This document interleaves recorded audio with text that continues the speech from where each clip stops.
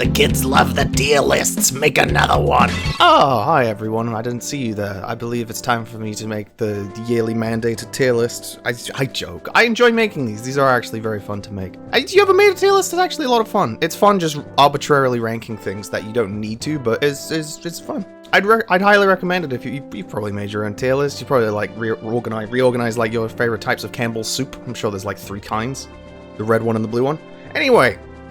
Today, we're going to be talking about Thrashia 776.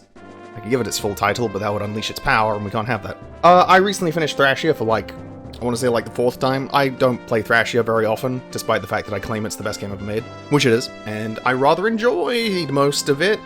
I maintain the opinion that Thrashia ages a lot better in your head than it does when you're actually playing it, because there are a lot of chapters and mechanics that I will fully, just completely not defend. Fog of War can go fuck itself, and Movement Stars were a mistake. But I still think it's a really fun game, so I thought, why not talk about it? And I was also thinking, making a Thrashia tier list, that sounds fun. And then I thought about actually ranking the units, and I'm like, that actually sounds really difficult, because Thrashia's balance is all over the fucking place. Now, before we begin, let's lay down the usuals. Here comes the ground rules. Number 1, we're going to be playing on normal mode. That means we're not going to be playing on Paragon mode, which is the only other available mode in Thrashia. There's no hard mode, there's no easy mode, there's just Paragon mode, which gives every single character Paragon. And if you already have Paragon, you get double Paragon! I believe. I haven't played Paragon mode in a while. It's a really fun, just hidden difficulty. It's not even really a difficulty, it's just a go apeshit mode. It's like a big bull pit. Except instead of being filled with piss, it's filled with movement stars. Which is basically the same thing. Anyway, we're going to be playing on normal mode, so hardest difficulty available. Number 2, there'll be no excessive grinding. When I mean no excessive grinding, I mean, well, let me super out of the way, or it doesn't affect your speed that much. I'm trying to think of something with Thrashia. I can't really think of anything. Maybe like the Sorcerers in 14X that just keep on teleporting into my fucking fighter's range for some reason. No clue why they do that. He seems rather dangerous. I wouldn't go next to a man with an axe. Number 3, warp skips are completely allowed. Now, I know warp skipping has been a bit of a contentious one with the community. Not really recently. I say recently. Remember, I only come into this realm once every year. But people have been like, warp skipping's dumb, man. Play the chapter. And I agree with it to a certain extent. I don't think you should be warp skipping every single chapter, but I also don't think you should just be eliminating warp skips entirely. I think that's dumb. When the game wants you to warp skip, you should warp skip. Fuck you, I'm not playing chapter 22 normally. Fuck that chapter. It's fucking hot dog shit otherwise. And, a lot of characters will be high on the tier list because they have the ability to warp. Plain and simple. Number 4, playing relatively quickly. You know the deal. We're not going to be it's basically the same rule as excessive grinding. We're not going to be standing still to just gain XP or, look at the stars or just photosynthesize or whatever. And the last rule, number 5, most important of all, this is for fun. I am doing this because I want to, not because I think, Thrashia needs a tier list, we need a new fucking higher power in the church. The Pope died yesterday. I'm dating this video. This is just for fun. 100%. Just try not to get heated just because you saw your favorite character in D tier or A tier or wherever you saw them. Anyway, I believe we have established all the ground rules and I have babbled for long enough, so I think we can begin. And what better way to start than with the old lord himself? It's Leif. Leif is a really, really interesting character to talk about.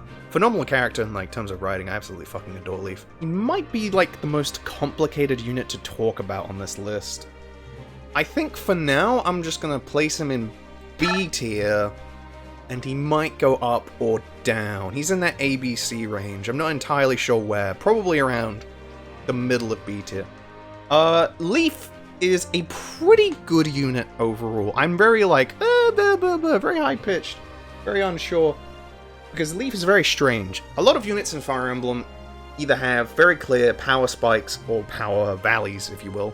Periods where they are strong and periods where they are weak. And Leif is no stranger to that. I'll take a very simple character, a character like Asvel. Asvel isn't very strong at the very start, but the moment he gets leveling up, he becomes an unstoppable fucking killing machine. But with Leif, his power spikes and valleys are both very, very, flippant, to say the least. Leif does not start out strong. At all. His base stats are rather unimpressive. 22 health, 4 strength, 2 skill. I mean, it's fitting for the story. For the most part, his stats, upon arriving in Chapter 1, are fucking abysmal. Now, you might assume that this means that he's a growth-based character, But I mean, yes, in the sense that he's level 1 and will be growing and gaining levels. But no, Leif's growths aren't particularly good. And this is where we get to all the complicated shit in Thrashia. For those unaware, I'd say bases and growths matter very little in this game for the most part. If you have bad growths, you're probably still completely usable. And for the most part, with bad bases, there's very few units in Thrashia that are actually cool, like straight up unusable. There are a lot of factors in Thrashia that can affect whether units could be considered good or not. The fact that Leif has pretty like atrocious bases, paired with like average growths for the game, isn't actually that important, believe it or not, for a variety of different reasons. Number 1, Leif has fan-fucking-tastic. It's not even fantastic, it's literally perfect. Leif is the only unit in the entire game who will have perfect availability. Now, when I say this, I also include fatigue as a mechanic. Fatigue is a mechanic that I won't explain fully because it's like somewhat complicated, but it effectively means you won't just be able to have the same one death squad rolling through every single map until you get to late game.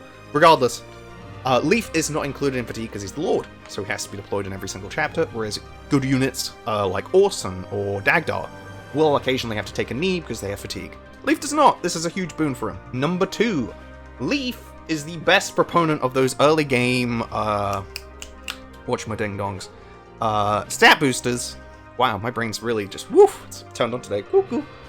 Leif is definitely the best, user of the early game stat boosters you get. It's like a Speedwing, a Draco Shield, a Seraph Robe, and maybe something else. Maybe like a Goddess Icon. Either way, from Chapter 1 to Chapter 3, those 4 chapters, 1, 2, 2 Guiding, and 3, he should be receiving all of those stat boosters. Now, I say this because it's like, stat boosters is always a little bit of a contentious subject, because it's like, well, you could be getting those to anyone. But it's not even really, in my opinion, it's like, nobody else really needs those stat boosters. Leif is the only unit in your army at that point that really benefits from those. Like, units that would basically double everything for the first 4 chapters. The extra defense doesn't really matter on anyone. You can maybe give it to, like, Osian or Halvan, but it's not really that big of a deal. By just having these increases to his stats, Leif becomes far more valuable in the early game. And this is probably his weakest part. Because while Leif has a very, very rocky start, once you get to the Manster arc and your, catalog of units completely shifts, and you lose really, really strong units, you get kind of a selection of so-so units, like Karin and Brighton and Machua, who are fine, but like compared to your earlier units aren't that strong. So at this point, you've heavily invested into Leif, and he will go from probably like a middle of the pack unit with your starting squad to absolutely your strongest combat unit in Manster, at least at the start, until you get Asvel, obviously. So that just gives him a useful niche right away. The Manster arc is absolutely excellent for Leif. He will be doing so much work. Will be just doing a lot of damage, taking a lot of hits, because Leif is surprisingly tanky. Over the course of the game, he generally goes through a bit of a dip, and like I said, it's peaks and valleys with his strength. There are periods of the game where he just isn't very useful, but then there are periods of the game where he is very useful. Once you get the Kingmaker from 12 Guiding, there's so many factors with Leif. The point is, Leif is a character of many ups and downs. He starts out weak, he gets strong from like chapter 3 onwards, I say, and then after that he dips and blah blah blah blah blah blah. I'd say around for like 60% of the game he's a good unit, and like 40% he's like so-so. So I think that balances around about to B tier. Now, what else is there to talk about? He has the Light Brand. Light Brand's an okay personal weapon. It's pretty good for just magic damage in the early game, because in Thrashia, the only way you're killing bosses is through magical weapons, which is always a treat. Like, the Kingmaker isn't a personal weapon to him, but it fucking may as well be, because everyone just gives him the Kingmaker. One, because it sounds correct on him, because it's fucking called the Kingmaker, of course you're gonna give it to the Lord. And 2, because it's just that good on him. Surprise, giving your Lord Charm or Charisma is really fucking good. It's half the reason Nanna's so good, is because of how good Charisma is. He never gains anything more than swords, but swords are, like, very, very good in this game. You might think, like, a lot of other Fire Emblems have Sword Lock as, like, ooh, nasty, this unit's stinky. Like a stigma around them. In this game, swords are perfectly good. There's plenty of ranged swords in this game, and they're actually very, very good. You get one in you get 2! Literally 2 in Chapter 1 with the Flame Sword and the Light Brand. Completely throwing off your expectations for the game. There are plenty of units that are sword locked in this game, and, like, they're completely good. Other than that, he has, what, 1 movement star, I think? How many movement stars does he have? He has 1. Okay, so he has a 5% chance to move again. Don't really need to worry about that. Movement stars, for the most part, aren't really something you should worry about. You shouldn't be relying on them, unless you have, like, 5. In which case, yeah, fuck it, go for it. He has a fucking Clown Fiesta as soon as someone has 5 movement stars. He has a PCC of 2, which is nice, but it doesn't really change that much. He's not going to be critting that much. His authority stars change throughout the game, which is excellent gameplay storytelling. Unironically, I sound sarcastic, but it's just the way I sound. But yeah, I think that's it for Leif. He's a really interesting lord. I'd say for the early game, he's a really good powerhouse unit, and then in the mid game, he kind of just turns into someone who's, like, still good, but more towards, like, the middle of the pack units. He'll be supporting a lot of your units as soon as he gets the Kingmaker, and won't really be seeing that much combat. And then I'd say he's like that until he promotes in Chapter 16, at which point, you'll probably want to, like, feed him a bunch of kills and such, just because, like, Leif's promotion isn't good, in the sense that the promo gains are, like, fucking nothing. It's, like, +1 to strength, skill, and speed or something. It's really fucking, like, nothing. But it effectively just resets his level and will let him gain a bunch of XP. And since stats cap at 20 in this game, it's very easy to just feed him a bunch of XP and get those stats nice and high. Especially with the use of scrolls to improve his growth rates, because growth rates don't matter in this game. General rule of thumb. Growth rates don't matter in this game because scrolls exist. If you really want a character to grow well, just dump your scrolls on them and they will probably grow well. And if they don't, that's some divine being telling you they didn't deserve to get good stats. Simple as. Either way, Leif. Pretty cool lord. Definitely one of the more interesting lords in the series. I like it when lords take a more supportive role, as opposed to just being a powerhouse. Like, in terms of gameplay, he's actually more similar to someone like Aaliyah in Engage, where Aaliyah just kind of becomes a support bot, which I kind of like. I prefer it when a lord is supposed to be, like, rallying his troops rather than just being the I kill everything button. Leif beat it. Very solid unit. Very, whatchamacallit, almost bipolar with his power spikes. But when he's good, and when he's bad, he's not that bad. Yeah, Leif, beat it. Who should we talk about next? Let's just go to Finn. Finn! The only character playable in both generations of FE4, not that I finished it, and probably never will. Fun fact, still haven't managed to finish it. Had another playthrough at it, got to Chapter 8. I gave up because I just couldn't fucking take it anymore. FE4 is fucking boring, and it will always be fucking boring. Take that, FE heads. FE4 heads. Finn is a very, very good unit in this game, and he's very, very easy to talk about. He's very, very simple. He's just pretty good. I'm going to place him at the top of B tier, maybe towards the bottom of A tier. We'll see. We'll move people if we need to, but for now, top of B tier above Leif. Unlike Leif, Finn is very, very simple. He starts out as probably your strongest non-promoted combat unit in your army. He starts at level 9 with very, like, reasonable base stats. I want to say he has, like, 11 speed, like 9 strength, good pool of health, reasonable hit chances. And most important of all, starts with the Brave Lance. And you may think, starting with a Brave weapon in Chapter 1 is fucking busted. And you would be right, player. Starting with one Brave weapon in Chapter 1 is fucking busted. So what if we started with 2 instead? Finn has access to the Brave Lance, which works exactly how you'd expect. It's very, very, very strong. Now, this Brave Lance is really, really effective at killing things, as you might expect.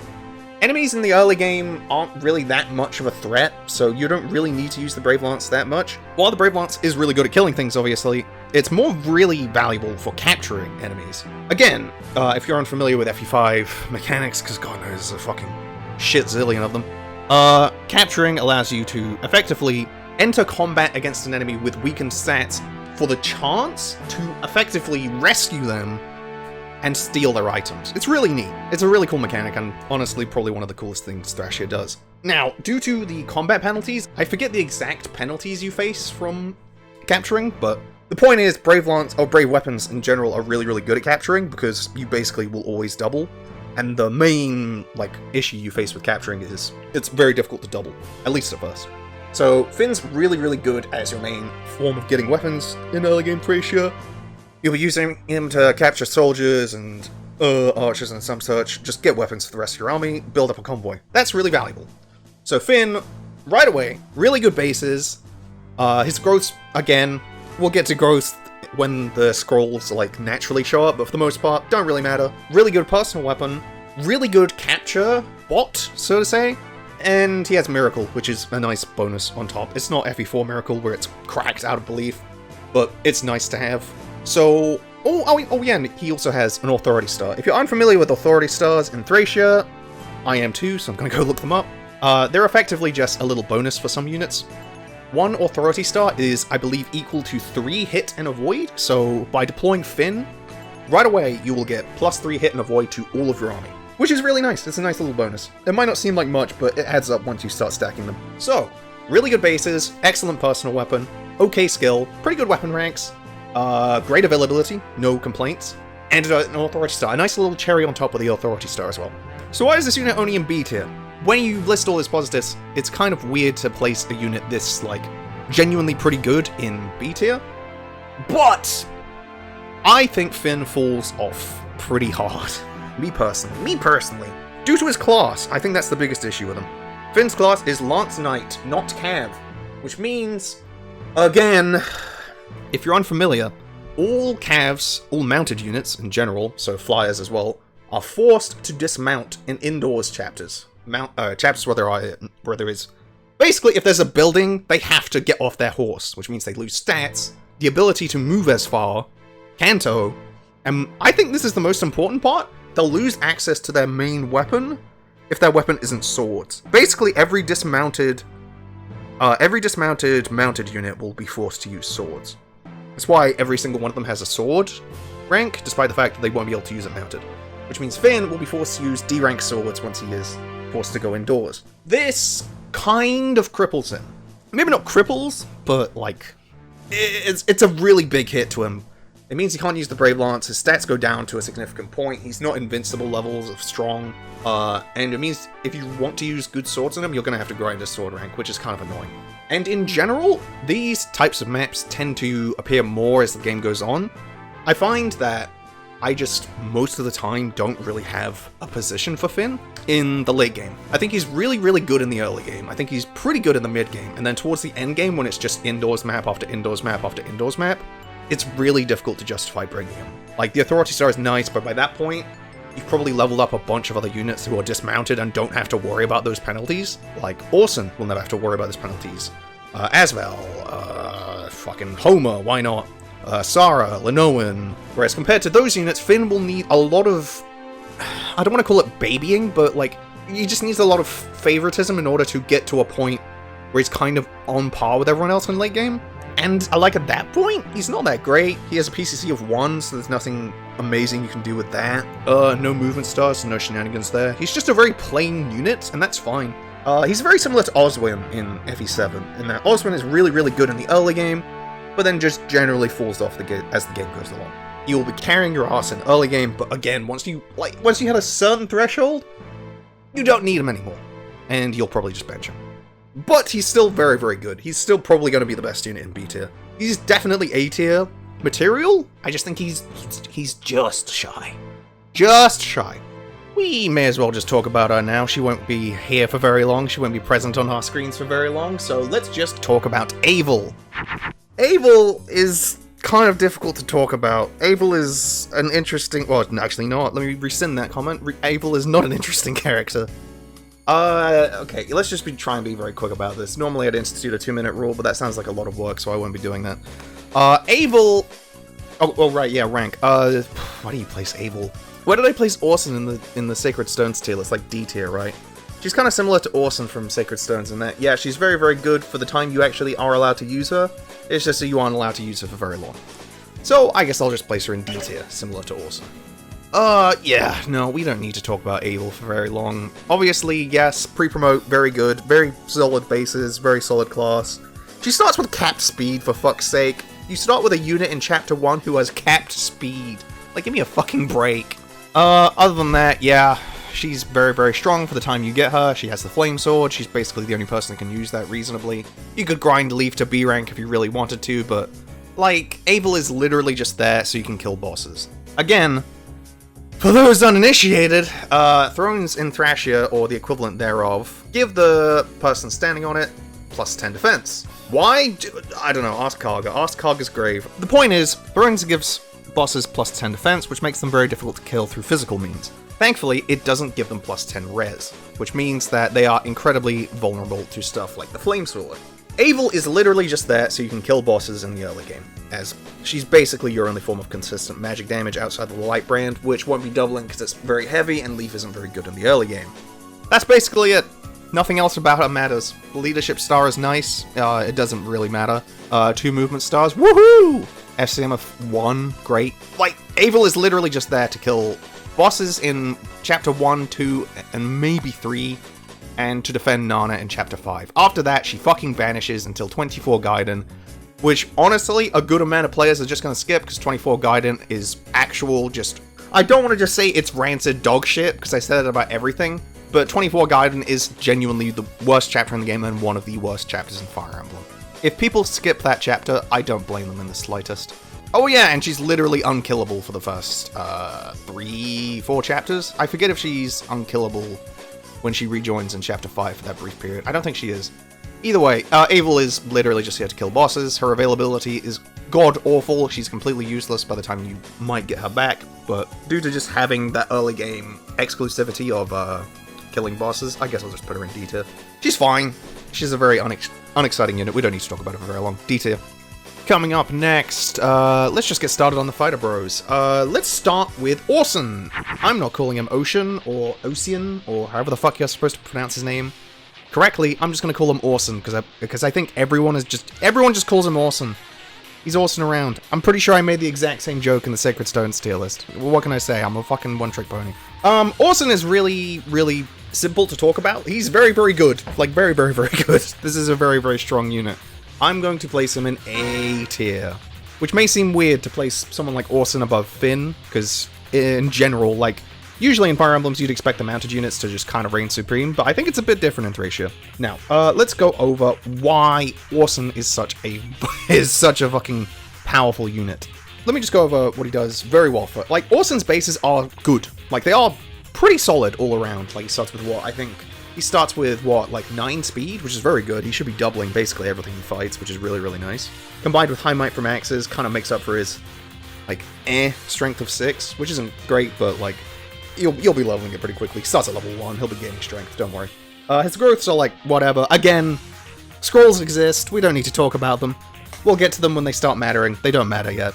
The interesting part about Osian is that, while his stats are definitely good, and his weapon type is good, and his class is good, his promotion is good, all that's good, the main reason Osian is so strong is a combination of 3 things that aren't stats. Number 1, Osian has Wrath. Wrath is very, very good in this game. So Wrath is, if your opponent attacks you and you counterattack, your counterattack will always crit, which is kind of disgusting, and makes for an incredibly potent counterattacker, and a really, really good enemy phase unit.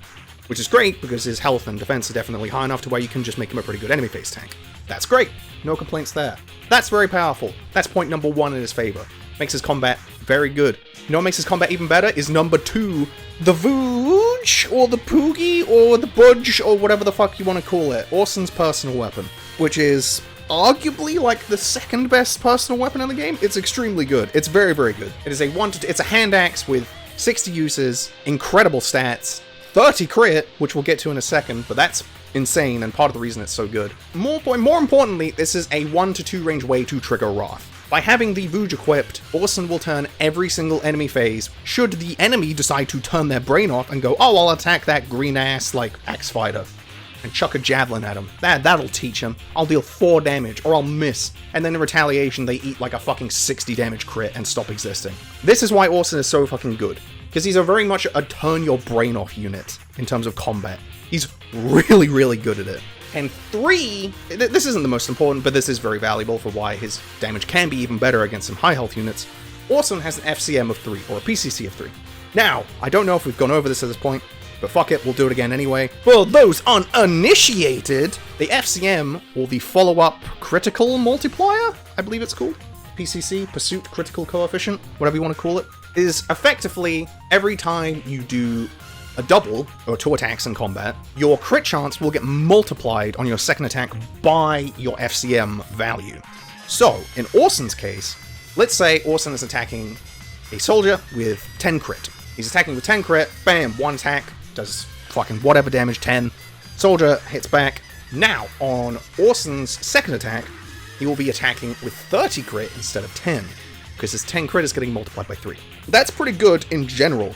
But when you combine it with the Vooj, or the budge, or the fudgy wudgy ooh wooey, it becomes insane, because the Vooj's 30 crit gets multiplied into 90. And this effectively means, if, for some reason, Osian doesn't kill his target with his first Wrath crit, his FCM will multiply his 30 crit into 90 crit, effectively guaranteeing that he's going to crit on his second attack as well, which makes Osian's combat, like, almost unparalleled. So yeah, I think I've gone over in, like, pretty much excruciating detail of why Osian is so good. The reason he's in the A tier is because his combat is, like, arguably the best in the game. Maybe, like, outside of, like, Asvel, or, like, a fully leveled Mareeta with Astra or something. He's kind of just the game's way of introducing you to the systems, and it's, like, almost in a poor way, because instead of being, like, this is what your unit could be, this is basically the strongest physical unit in the game. He's insane, he will kill everything. While the Vooj does have 60 uses, I'd say just use it. You can get another one on B route if you really want to, you don't really need it. You have the Herman if you really want it, like, save it. And, like, by the time he gets to hero, he won't need it anymore. Availability, very good. He doesn't have any movement stars or authority stars, it doesn't really matter. Wrath will single-handedly carry this unit, and his stats and growths are almost unimportant, because Wrath is actually just that fucking powerful. And high HP as well, which is nice, because it means he rarely gets fatigued. For other units who may take, like, 1 chapter to get fatigued, he'll usually take, like, 2 or 3, which is nice. Adds to his lasting power in chapters. Awesome, he's very, very good. Very, very good. And while he is infantry, he's still extremely good. He doesn't get hindered by indoors chapters at all. Probably, like, the best fighter bro in the series. Just absolute paragon of strength. A tier.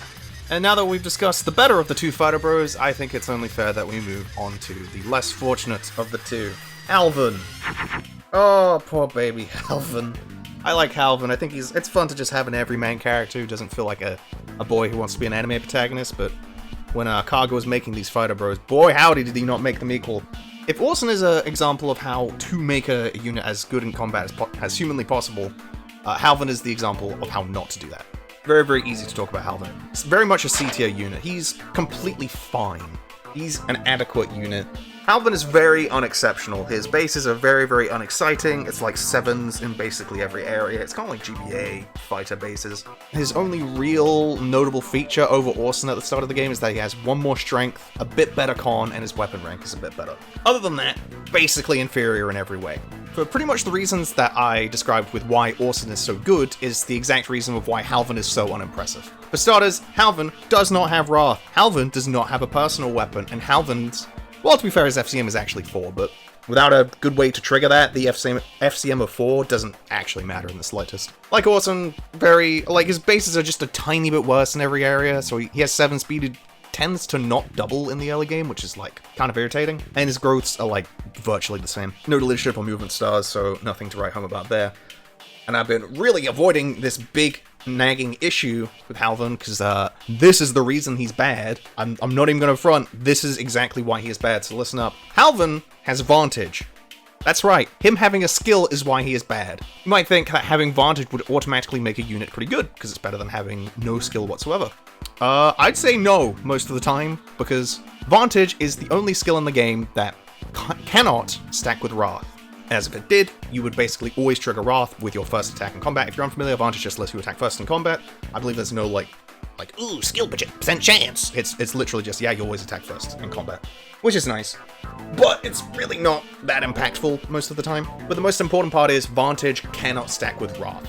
Which means when you get the Wrath manual from, like, chapter 8, Guidance, I want to say? When you say you get it from the Dagdar Guidance chapter, you can give a unit Wrath, which is a very, very powerful skill, as we discussed with Osian, with the unfortunate caveat of it straight up just cannot stack with Vantage users. And Vantage will always trigger first, so if you gave the Wrath scroll to Halvan, it would do nothing, because he would always trigger Vantage first. So in this way, you can't even make him into a bootleg Osian by just giving him Wrath. So Halvan will basically never reach the highs of Osian, even if you decide to train him, which you totally can. He's a completely fine unit.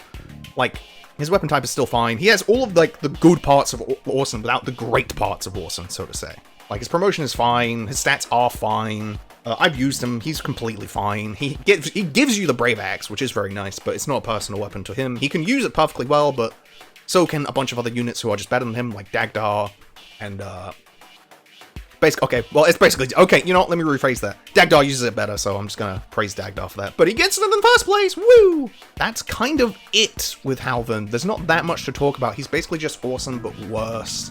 Like I said, with awesome, he doesn't really need stats to be good, because he has so many good, like, non-stat features to compensate for that. Whereas Halvan really doesn't. I'd say he actually does need stats to be good. Like, the Brave Axe is only going to get him so far, and you need to be trading that around for, like, capturing stuff, and there's a lot of units who can benefit from that. Yes, his FCM is 4, but, like, the problem is, you can't really use that. Orson has a really easy way to trigger his FCM of 3, with Vooj, giving him 90 crit for free. Well, how does Halvan do it? I want to say there's, like, 2 killer axes in the entire game, and they're not easy to get. Like, I know Penta-Axe General has one, but that's fucking chapter 23. At that point, it doesn't matter. Like, the game is over at that point. Certain, like, units have reached critical mass, and the game is rapidly approaching the end. So, having an FCM of 4 is nice, but it really just doesn't matter that much. There's so few ways to trigger crits with axes outside of stuff like the Vooj. I guess maybe, like, the Battle Axe you get from Dalsin? That's kind of it. It's kind of a stretch. I'm really, like, clutching at straws here to give Halvan a niche, when in reality, he's just kind of I have 10 good units, I'll bring some okay units. I'll bring Halvan. Sure, why not? He's, like, just tanky enough to where he can take a couple hits, he can maybe capture something with his reasonably good con, he isn't falling behind, like, he's a solid filler pick, but that's kind of it. He doesn't really offer anything super unique, like someone like Orson with his exceptional combat, or Finn with the exclusivity of the Brave Lance, or Eyvel's inability to die in the early chapters. He's just kind of there, which is fine. Again, nothing wrong with him, but it's just other units outshine him. Very much a middle-of-the-pack C-tier unit. There's a lot of those in Thracia where it's just like, you're completely fine, it's just that others do your job better. But that doesn't mean you're inherently bad. Halvan, C-tier. Who do we have next, Betty? Oh, it's a fan favorite! Actually, though, well, I don't know if he's a fan favorite, he's certainly one of my favorites. It's Dagdar! Who fucking doesn't like Dagdar? If you are a Dagdar hater and you're in this room, I please advise you to leave before I throw you out the window. Dagdar is pure, and I shouldn't have this Coke can in my hands. It's Pepsi, not Coke. Anyway, Dagdar. Dagdar is probably just plain and simple S tier, maybe like top of A tier. He's the worst, he's gonna be probably the worst character in S tier, but like the best character in A tier. We'll place him at the bottom of S for now, just for spice. S for spice. Dagdar is kind of a crazy unit, man. He's a real good head stomper, to put it bluntly. He's like Eyvel in that he's a pre-promote joining from Chapter 1. He will leave at the same time as Eyvel at the end of Chapter 3, but he will join much earlier than Eyvel. That's the main difference. If you're wondering why Eyvel is in D tier and Dagdar is in S, that's why. And also the fact that Dagdar just has a lot of things that Eyvel doesn't have. What does Dagdar do well right away? 1. His stats are fucking cracked.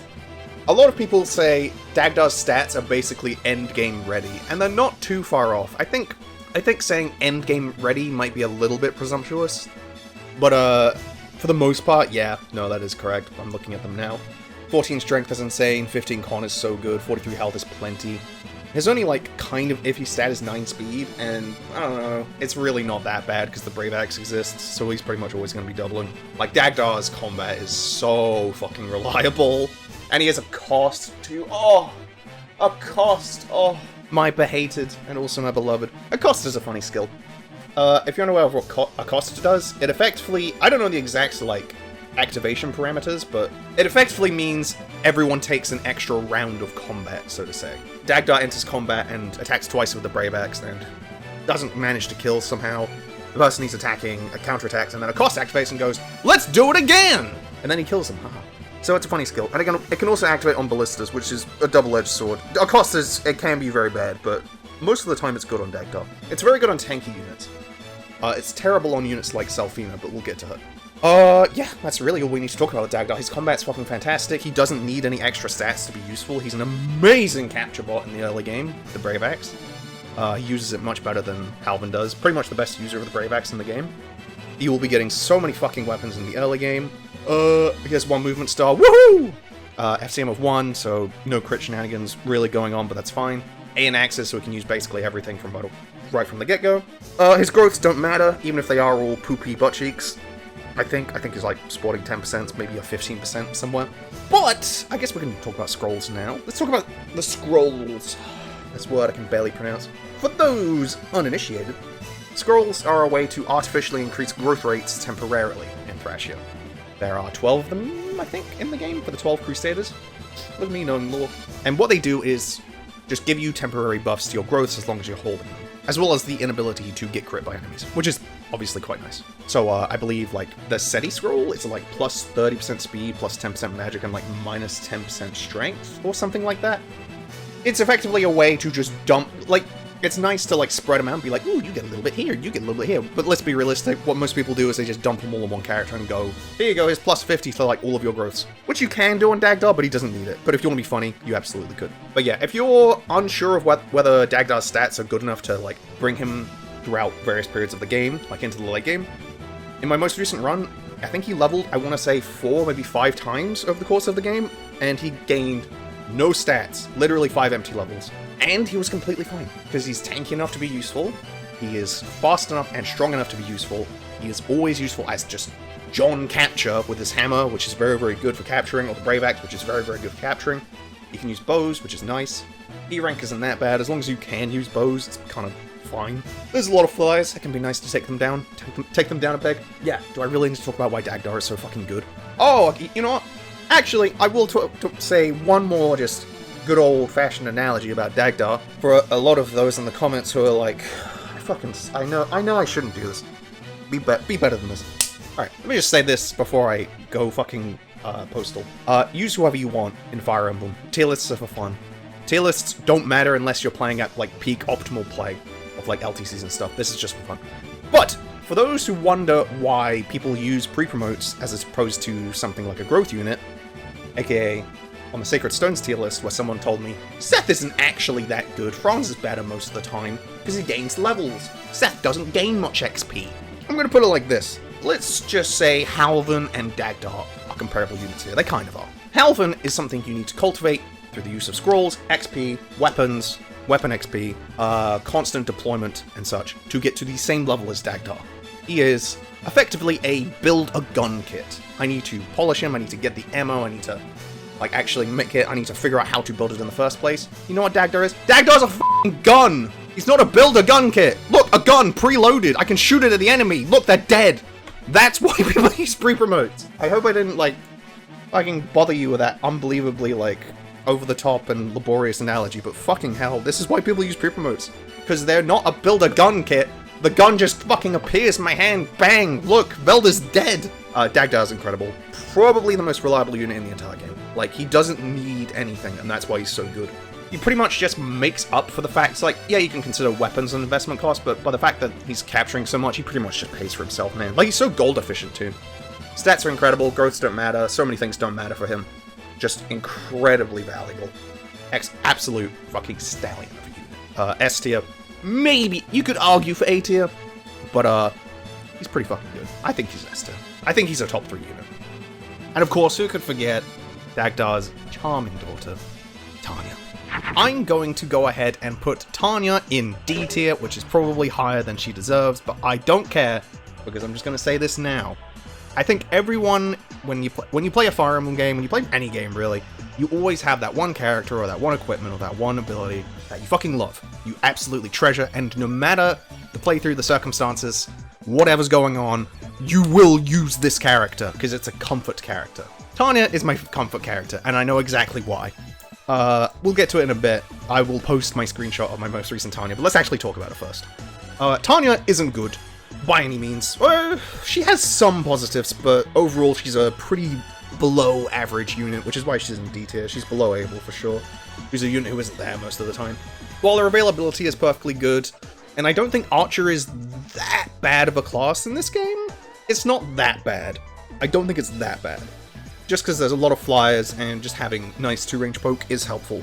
There's that, Archer isn't that bad. She does have nice supports. She has a mutual support with Osian, which is really, really helpful. Gives them both 10 crit, which is fucking great. Which basically, it's 30 crit for Osian, and it's 20 crit for her, because she has an FCM of 2, which is perfectly good. And supports Dagdar as well, which is a mutual, because apparently Tanya hates her dad. And her bases aren't that bad. They're not terrible. They're they're very flip-floppy. Base 10 speed for chapter 1 is actually really fucking good. I want to say other than Finn and Eyvel, that's actually the highest in your army. So 10 speed is great, but 3 strength really fucking isn't. Let's go into the bad parts of Tanya. 3 strength is not good. It's really bad. I believe that's lower than Leif, who is supposed to be weak, so that's rough.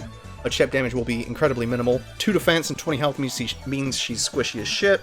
And 4 con means her admittedly high speed will get hindered by, I think, even the iron bow. I want to say the iron bow has 5 weight, so she will actually lose a point of speed, maybe 2. So that's not great. E rank and bows, like I said for Dagdar, isn't that bad, but I feel like if you're Tanya and you don't have another weapon type to select when it comes to the combat forecast, like Dagdar will just go, oh, I have Eden bows, I'll just use the Brave Axe, that's fine. Tanya doesn't have that option, she has to use bows. So in order to get to actual good bows like the Brave Bow and Silver Bows, which are actually relatively easy to get, Silver Bows especially, surprisingly high number of them, she's going to need to grind, which is annoying, because she starts at E rank. I think she starts a little bit closer to D rank than at base, but like, it's rough. Her strengths are very minimal, like she doesn't really have a whole lot going on.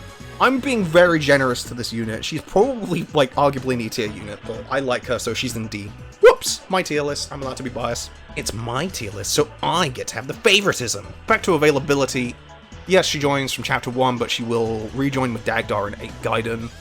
And that chapter can be a little bit dangerous. Wait, she's immortal in Chapter... She's immortal in 8 Gaiden? I didn't know this. For the first 15 turns, she actually can't die. I didn't know that. Oh, she joins with a Dorky. She's S tier. You fucking... There you go. Dorky's the actual best character in the game. Tanya's a very, very simple character. She's an archer with, like, mediocre bases. She does have, actually... I will touch on that. Her growths are actually very good for Thrasher. I believe she has a 70% speed growth, which for Thrasher is incredibly high. Like, Thrasher traditionally has, like, 30s to 40s, whereas Tanya has a 70% speed growth, 55 skill, 60 health, 60 luck. These are great growths. Like, you can dump some scrolls on her and make her, like, almost into an S level of growths. Either way, I'm all over the place with this character. She's a lot of fun to use, I love using her, but she's not very good. She does okay in the first couple of chapters, but if you don't train her in those first, like, 4 chapters, by the time she gets back, she will be so understated, and, like, she won't be able to do very much. Like, right away in Chapter 3, for instance, there's Armor Knights that she just doesn't do any damage to. Which is really problematic, because those chapters are very much designed to be easy. So if she's not doing anything there, that's a problem. Overall, Tanya. Good growths. Sniper and Archer isn't that bad in this game, because there are a lot of flyers, and chip damage is helpful for capturing and some such. You can dump scrolls on her to make her an absolute beast when it comes to leveling stats, but again, that is just luck-oriented. Her bases are very mediocre. Her availability can be a bit iffy. You need to invest in her early if you want to use her. And, yeah, that's kind of it. No skills to really talk about. Or, well, no skills to talk about whatsoever. And I believe now I will post the screenshot. Editor, Timmy, bring up the screenshot of my endgame Tanya. I will always use this unit, because in my first run of Thrasher, she got 3 movement levels. Fucking 3. And her movement growth is 2%. And in the most recent run, she got 2. So, for some reason, the games, the fucking Thrasher gods above, just want me to use this unit. And who am I to disagree? Anyway, Tanya, very simple D tier unit. Just below average. Not really worth your investment, but you can if you want. She's fun. A fun unit to use. Don't say anything bad about her. Is Marty the first joke unit in Fire Emblem? No, he's not. Arden existed before him. We're talking about Marty, in case that wasn't already obvious. Marty! Marty! He's the star of the show. Marty, it's a name you should know.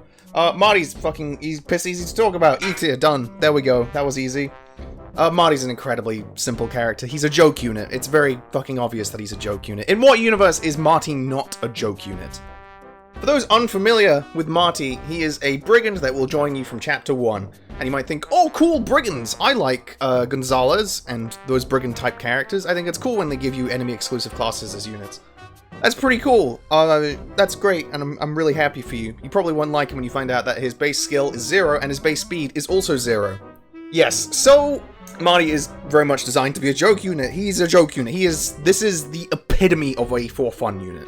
And he's very fun to use. I've used him before. He's a lot of fun to dump scrolls on and turn him into an okay beater. That's the thing. He'll never really grow into anything fantastic because his FCM is 1. His growths by default are hot, rancid trash. You know, let's brainstorm a new phrase here because I'm sick of saying rancid garbage. Just stinky doo-doo. There we go. Fucking, I'm a paragon of the thesaurus. Yeah, there's like nothing to talk about with Marty. He's bad. It's kind of as simple as that. He has similar availability to Dagdar and Tanya. He'll leave in Chapter 3. He'll rejoin in Chapter 8, so he'll join a little bit earlier, but it doesn't really matter. His bases are... It's kind of helpful to only have to look at really 2 stats, which is his strength and his con. 9 strength and 15 con for a level 1 unit is actually very good. Like, it is legitimately good. I will say this, he's an E tier, not F tier, because he does actually have some purpose in the early game. He's not completely useless. Like, he actually does help with capturing and just doing a big chunk of damage, because he hits hard in the early game. With a steel axe, he's doing, like, I think 20 to 24 damage to early game enemies, which is legitimately helpful. I'm not going to discount that at all.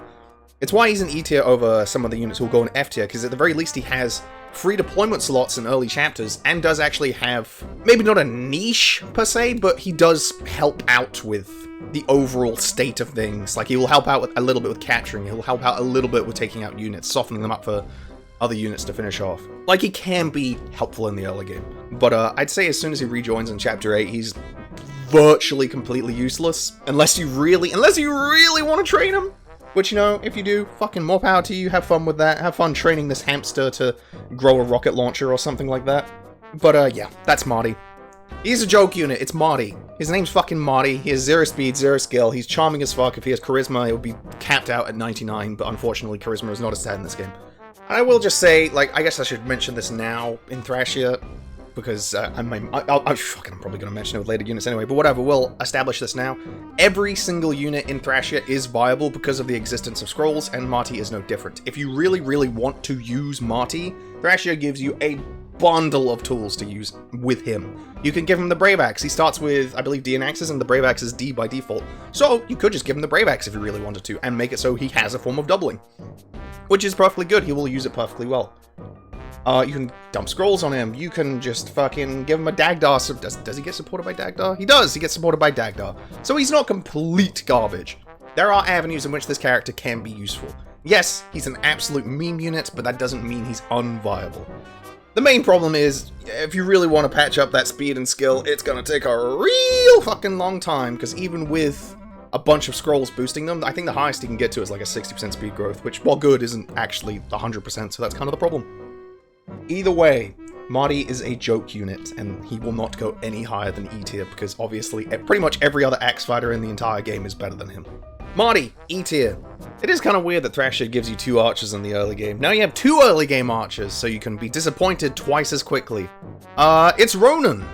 Everybody loves Ronan, everyone's favorite little memey boy. He's not really a meme unit. Ronan's just kind of a fucking weirdo. Ronan's a very bizarre unit. He's gonna go in D tier for sure. Pretty much for the exact same reasons as Tanya. Maybe not pretty much the exact same. But he's an archer and he's going in D tier. I'm not saying bow units can't go above D tier, but Ronan is absolutely a D tier boy. What does Ronan do well right from the get-go? Because a lot of people will look at this unit's growths and bases and be like, holy guacamole! That's one a better unit! And they're not entirely far, that's not entirely far off. Because Ronan is not very impressive for base. He has very similar bases to Tanya. His con's a bit better, his speed's a bit lower, so overall he evens out to about the same speed with, I think, like 1 point of strength higher. So overall, he's very, very similar to Tanya. The main difference to Tanya is that Ronan has a couple of advantages due to skills and his class being ever so slightly better. Let's do that class thing first, because it's a little weird. For some reason, male archers in Thrashia have 7 move, as opposed to female archers only having 6. No clue why. This doesn't ever become, important outside of this very instance right here. Yeah, there are no other dismounted archers in the entire game, so Ronan having 1 more move than, Tanya is just incredibly random, and I have no idea why it's like that. Either way, we'll always appreciate an extra point of move. Giving him that extra mobility to help with chip damage, or rescuing, or trading items around. It's very helpful. Obviously, 1 extra point of move is always going to be helpful. Number 2 on why he's ever so slightly better than Tanya at base. Ronan does have 3 movement stars. 3 movement stars ain't anything to scoff at. That's a 15% chance to just move again, which is actually quite nice. You'd be surprised how often you'd like the extra chip damage, especially helped by the fact that Ronan has Adept, which, while not the most consistent way to gain extra damage, is still a way to gain extra damage. Which is obviously going to be somewhat appreciated due to the fact that Ronan's base damage is going to be very, very weak with D rank in bow. Or actually, is he D rank in bows? With his E rank in bows, let me correct myself. Woo! Oh my god, Jesus, this unit really is kind of like, ugh. Maybe he is E tier, whatever. Ronan has a little bit of utility at base, which in my opinion makes him ever so slightly better than Tanya. Ever so slightly. He's below Eyvel for sure. The two are very, very similar. Do we get into the conversation of which one of these turtles could put up a better fight? I mean, if you asked me, I'd say Tanya's a little bit better, but, like, in actuality, Ronan is probably better. Yes, he's worse. Yes, he has a 15% strength growth and a 55% magic growth because the developers fucked up and switched them around for a joke and forgot to switch it back or something like that. Yes, his FCM is worse. Yeah, why am I saying he's better? He's probably just worse than Tanya. But at the very least, the two are, like, very, very similar at base, and that's kind of what matters. Like, they have very, very similar availability. Ronan will join 1 chapter later than Tanya in the early game, but when they both leave after chapter 3, Ronan will actually join 1 chapter earlier, so it evens out to basically the same availability. So, the two are very, very similar. They fulfill very, very similar purposes. Ronan is slightly better at utility, and Tanya's slightly better at killing things, and that's kind of really all you need to know. You'll probably bench him. He gets supported by Leif. I guess that's actually a point in his favor. He gets supported by Leif, whereas Tanya doesn't. But Tanya's support is also mutual, so it's actually a better support, whereas Ronan's is one way. I'm genuinely not sure which one of these turkeys is better. Honestly, if it came down to it, probably Ronan, literally just because he has an extra point of move. It's really not, like, that significant. You could use both of them. You could use none of them. Ronan, at the end of the day, is just an archer with pretty mediocre, I wouldn't even call them mediocre, I'd just say his bases are kind of bad, and his growths won't do much to fix it. Him having high magic doesn't matter. He will not be fighting mages. You know who will be fighting mages? People who one-shot mages, and Ronan will not be one-shotting things. In my opinion, when you don't have a deployment limit, you're basically going to use everyone the game gives you, but as soon as you get that deployment limit, Ronan is probably just going to be relegated to a filler unit. He doesn't really offer anything that unique. Having a lot of move is nice. Yeah, I'm kind of just like, I'm earing and airing on Ronan. He's not like a terrible unit, but he's certainly not very good. Having a 7-move archer is nice, but it's nice in the same way that, like, having an air freshener is nice. It's not something I really need. It's just kind of a nice addition. As soon as a deployment limit gets enforced, he's probably not going to see the army outside of being grayscale on the bench.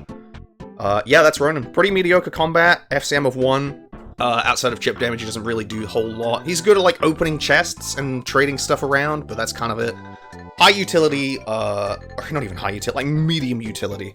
Ronan, yeah, you can do better. Pick a better unit. Okay, everyone, it's time to talk about the big staff-shaped elephant in the room. Because now we are talking about Safy. Safy is S tier. I'm pretty sure everyone knows this at this point. Safy is pretty much inarguably a top 3 unit. For very, very, very, very, very, very, very, well, 2 simple reasons. Let's just go into them. We don't need to talk about Safy for very long. Unlike Dagdar, who's like almost a jack of all trades, and his combat's pretty good, his survivability is great, capturing's really, really helpful, rescuing, just a bunch of really, really useful feats. Safy has basically none of that. Safy will never, ever see combat. Safy's combat record by the end of the game should literally be 0-0-0. Like, 100%. It should be 0-0-0. She will never see combat, she will constantly get fatigued, she's not very fast, her stats aren't impressive, although her, let's be real, her growths and stats don't matter. And none of this matters! Because Safy can use staves. And the fact that Safy can use staves automatically makes her one of the best units in the game. Which should tell you a lot about how good staves are in Thrashia, people. People often joke about how staves are the best weapon type in the game, and that's only a half joke. Staves are real fucking good in this game. If you can use them at a reasonable level, like Safy can, she starts with C rank, close to B rank, you will immediately be useful. The reason Safy will be an S tier as opposed to a lot of other units who start with a good staff rank, like Salem and Sara, Safy is literally just the first one you get, and that's why she's the highest. It's a really, really boring S tier pick, but she's literally the best staff user in the game because you get her the most. That's it. Her availability is the best, and that's why she's an S tier. It's very unexciting, but the fact... Oh yeah, and Herman is also her pref weapon, which means if you want to repair shit, you're gonna be using her, which, spoilers, you will be repairing shit. It will usually go like this. Warp, warp, warp, Herman, warp, warp, warp, Herman, warp, warp, warp, Herman, warp, warp, warp, Herman. Done. And maybe, like, the Graph Caliber or a pref weapon of your choice. It's spicy with it. Maybe don't repair a warp staff, even though the game gives you, like, fucking 20 of them. Bottom line is, Safy will join you. She will be grinding through heal uses and such until she gets to around B tier, and then she'll promote, she'll get to A tier, and at that point she can use warp, and the game is over. Because warp is global in this game, people! It's really easy to fucking fix the warp stuff. Just stop making it global. It's that easy. Why would you do this, Karga? It fucking annihilates the balance of the game. Stop doing it, please. As soon as Safy gets warp, she will be the sole warp user for a good chunk of the game until your other staff users catch up. Again, like Salem, Lenoan, Sarah. I guess Sleuth already starts at A tier, so he doesn't have to worry about that, but he joins much later. I really we don't need to talk about this unit. Usually in S tier, you'd be like, well, we need to talk about all the things they do well. But with Safy, it's just big capital letters, staves, C tier. She can use warp, rescue, berserk, only user of Herman, sleep, restore, everything you need. Because the game will chuck tons of bullshit your way, and you're going to need something to fight back. Safy is your best rock to throw at your opponent. Certain chapters without Safy are a fucking nightmare. Have you tried doing 12 Gaiden without Safy? That chapter sucks, man! Even with Safy, that chapter sucks. If you eliminate Warp from the game, I'd still place her, like, very high, because she is your earliest healer. Herman is really, really good. Even if you're not using it on staves, you're still using it on prep weapons, which is very, very valuable. She just gets to ignore a lot of things that would be bad about her if they mattered, you know? Like I said, how her stats and growths don't matter, and they don't at all. She could have 0 in every stat, and I wouldn't care, because, like, none of her stats matter. Magic does not equate to warp range in this game, although it does equate to res, which I haven't mentioned at this point. Will be important later, not important now. But yeah, her HP doesn't matter, her growths don't matter. I don't think she has any movement stars or anything, so unlike a lot of other healers, she will be very plain in that regard. Like, Tina is a fucking wacky woohoo, like, Barbie Funhouse of movement stars. It's a fucking treat every time you get to use that unit. But she also starts at E rank, so she's much worse. But we'll get to her. Anyway, yeah, Safy, extremely simple. She's the earliest staff user, she's the best staff user. She will teach you just how fucking good staves are in this game through the use of Warp, Herman, Rescue, and all the other good things. Use her! You're going to need to, whether you like it or not. Safy's kind of like a requirement. I don't think she's the best unit in the game. She's more like just there, man. Like, you just kind of need her for stuff. The fact that she has her own niche for such a big chunk of the game. Like, a lot of characters, spoilers, will be high on this list because they have a niche that is exclusive to them for such a large period of the game. Units like Asvel and Karin, we'll get to them. But anyway, Safy, S tier, staves are busted, Karga please patch. Oh, it's a unit I actually like coming up. Oh, it's Lithis, or Lithis as I'm going to be calling him, because translations are a cruel mistress. Anyway, Lithis. I really, really like Lithis. I think he's a super interesting unit. I think it's really, really cool what they did with Thieves and Thrasher. I'm going to put Lithis in B tier, towards the lower end, below Leif probably. But that's not to say he's a weaker unit just because he's below some other units. He is definitely strong in his own right, in a very, very peculiar way. Because we're talking about Lithis, I have to now bring up how thieves work in Thracia, because they're a little bit different to how they usually would. Now, they can still do normal thief things like open doors and chests and the like, and generally be incredibly flimsy and frail, but that's unimportant. The main thing that thieves can do that they can't do in other games, outside of Radiant Dawn, even in Radiant Dawn it's still a diminished version. Anyway, back to the point. Thieves can steal equipped weapons in this game, which is 1, fucking hysterical, and 2, actually very, very good. Now, let's go over exactly what Lithis can steal and how you can abuse this mechanic as much as, like, humanly possible. Lithis, at base, has 6 con. We'll get to the rest of his stats in a bit, but for the most part, they don't really matter that much. The most important stat with thieves is their con, because this is what that decides what they're, like, actually able to steal. So if an item weighs 6 or less, Lithis is able to steal it. These items can include fire and thunder tomes, as well as rapiers, which appear in a fucking glut during the Manster arc, which will give Lithis an incredible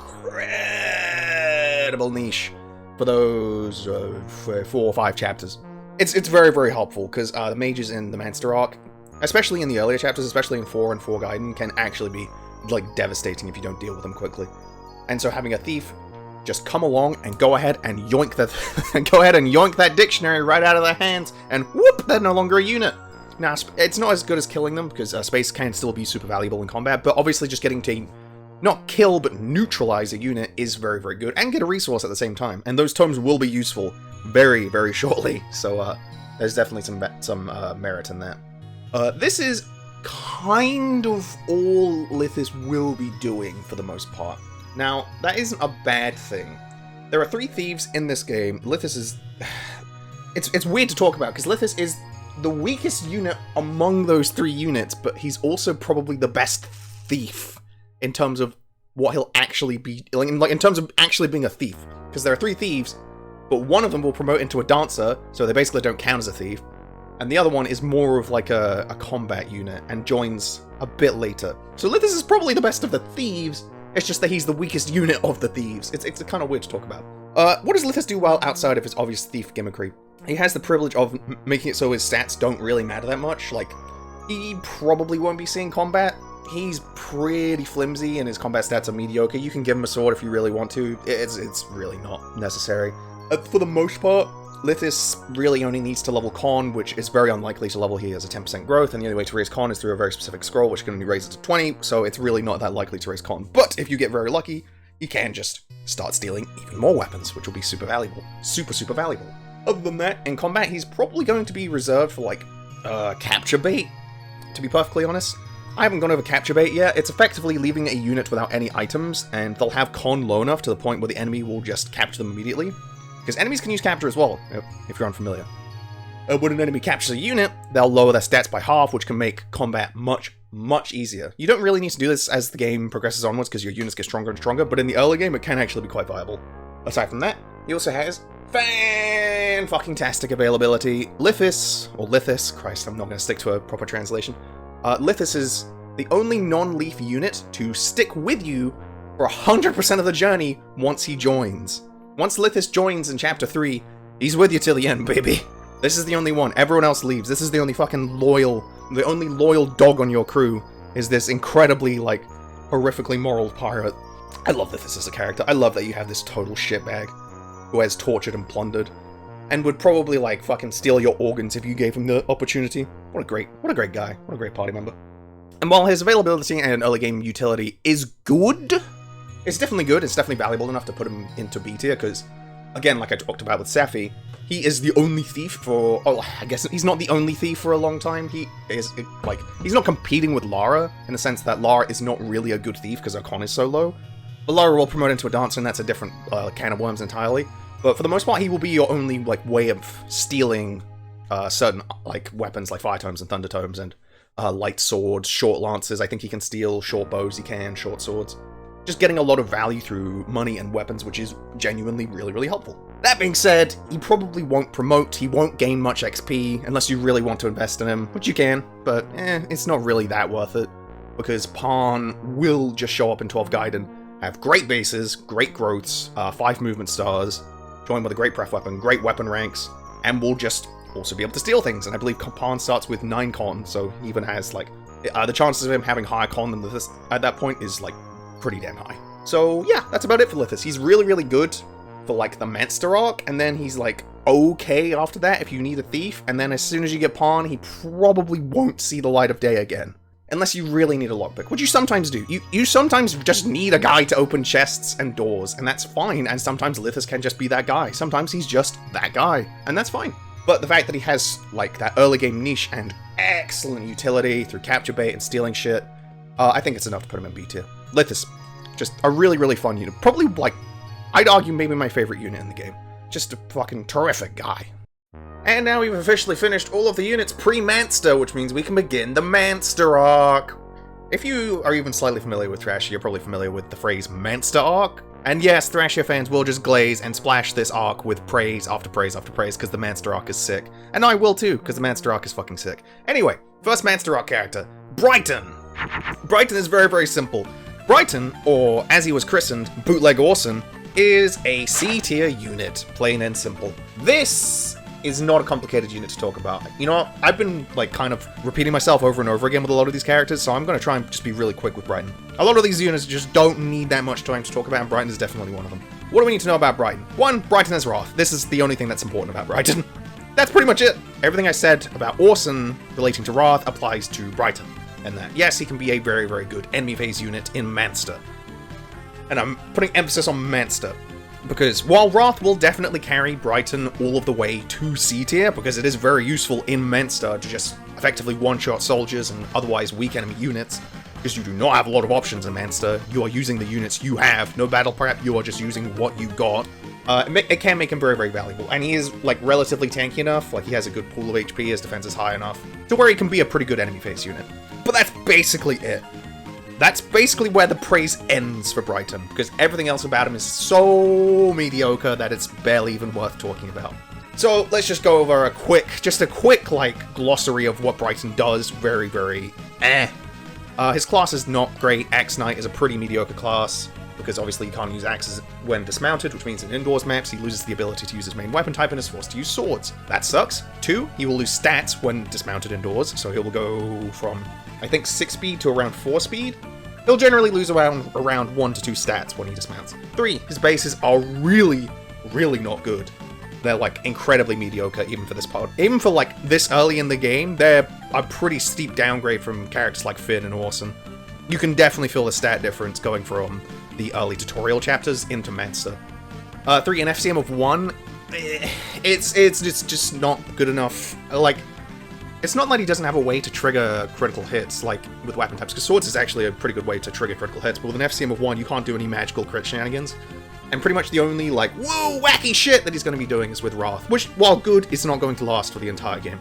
Wrath will stop one-shotting units at some point, and the moment it does, Brighton has served its purpose.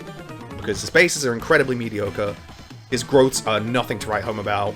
Again, I shouldn't need to say this for every character. Just, from now on, it's assumed you can use scrolls to baby any single character you want.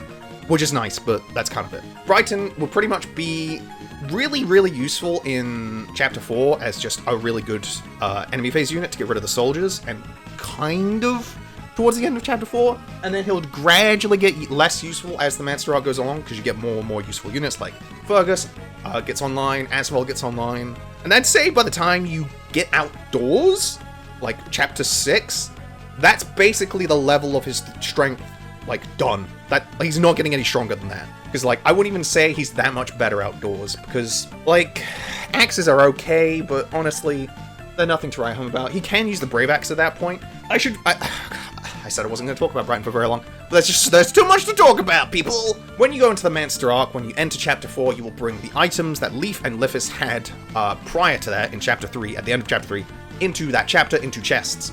Now, there's always a lot of debate about how many items you should bring into Manster. Personally, I think you should bring however many you want. I think a nice middle ground, I don't think you should bring, like, only, like, 2 items, or, like, you should bring everything! It's like, you should bring, like, a good amount of items. I think, like, you should bring the lockpick, the chest key, at least 1 scroll, I like the light brand, and then it's, like, kind of just what you want to bring. I like to bring the flame sword just so you can give it to Fergus once he gets some beast swords. I know some people like to bring the brave axe so they can give it to Dalsin. That's a good choice, because if you bring the Brave Axe into Manster, Brighton is actually a good user of that, because he's a mounted unit, you can use a Brave Axe, which is a way to compensate for his lack of speed and otherwise good stats. This is good, but overall, he's just not like that. He's very, very unimpressive, mediocre, kind of generic. All of, like, the buzzwords around, just bland. He's very, very milquetoast. But he will be useful in Manster purely just because he has Wrath and can be a good enemy phase unit. That's basically all you'll need to know. As soon as you get out of Manster, his stats will have fallen off, and unless he got really, really lucky with his levels, he's basically done. He's there for the Manster arc, he does his job, and then he goes on the bench. A nice, like, lower end of C tier unit, I'd say. And to accompany Bootleg Orson, it's Bootleg Halvan, it's Machua, or Macha if you want to pronounce it properly, but I use the old translation because I'm just that much of a gangster. Machua, much like Brighton, is a very, very simple unit. She is just kind of one of those units that you will be using because you don't have any other options. I'm going to place her in C tier, pretty much in the exact same place as Brighton. Is she even really a filler unit? She's really just someone you have and you will use because you don't have any other options. It's kind of as simple as that. What is there to really talk about with Machua that I haven't already said with Brighton? Like, yes, she has Vantage. That's nice. Vantage, as we've established with Halvan, Vantage is just worse than Wrath. I would much rather have Wrath on both of them than just Wrath on one of them, but, you know, we can't all be winners. Is there anything remarkable about Machua to really talk about? Like, she has okay bases? I'd say her bases are a bit better than Brighton's overall. Like, her bulk is a bit worse, but she has 11 speed, which means she should be doubling pretty much everything in, at the very least, Chapter 4. Most of the enemies in Manster aren't particularly fast, like enemy types, they're usually just soldiers and armor knights and archers and some such, so the fact that she should be doubling everything is very helpful. Helped by the fact that she does have an FCM of 3, which paired with a skill of 10 low enemy, it should give her like 20 crit on her second attack, even with something as simple as an Iron Sword. There's very few ways to trigger FCM in the early game outside of personal weapons like the Vuj and the Graf Caliber, so that isn't really going to matter. But if you choose to invest into Machua, an FCM of 3 is perfectly good, and swords are a good weapon type to trigger the FCM, as killing edges are perfectly available, because Shiva's coming up, and that killing edge ain't exclusive to him. Other than that, yeah, she's fine. She's fine. She's a very, like, unexciting unit to talk about. She's just very fine. She's very okay. This is probably, like, the middle of the list right here. This is probably, like, the most okay unit in the game. Her bases are okay. Her growths are perfectly fine. A 60% speed growth by default is quite nice. She should cap speed relatively easily.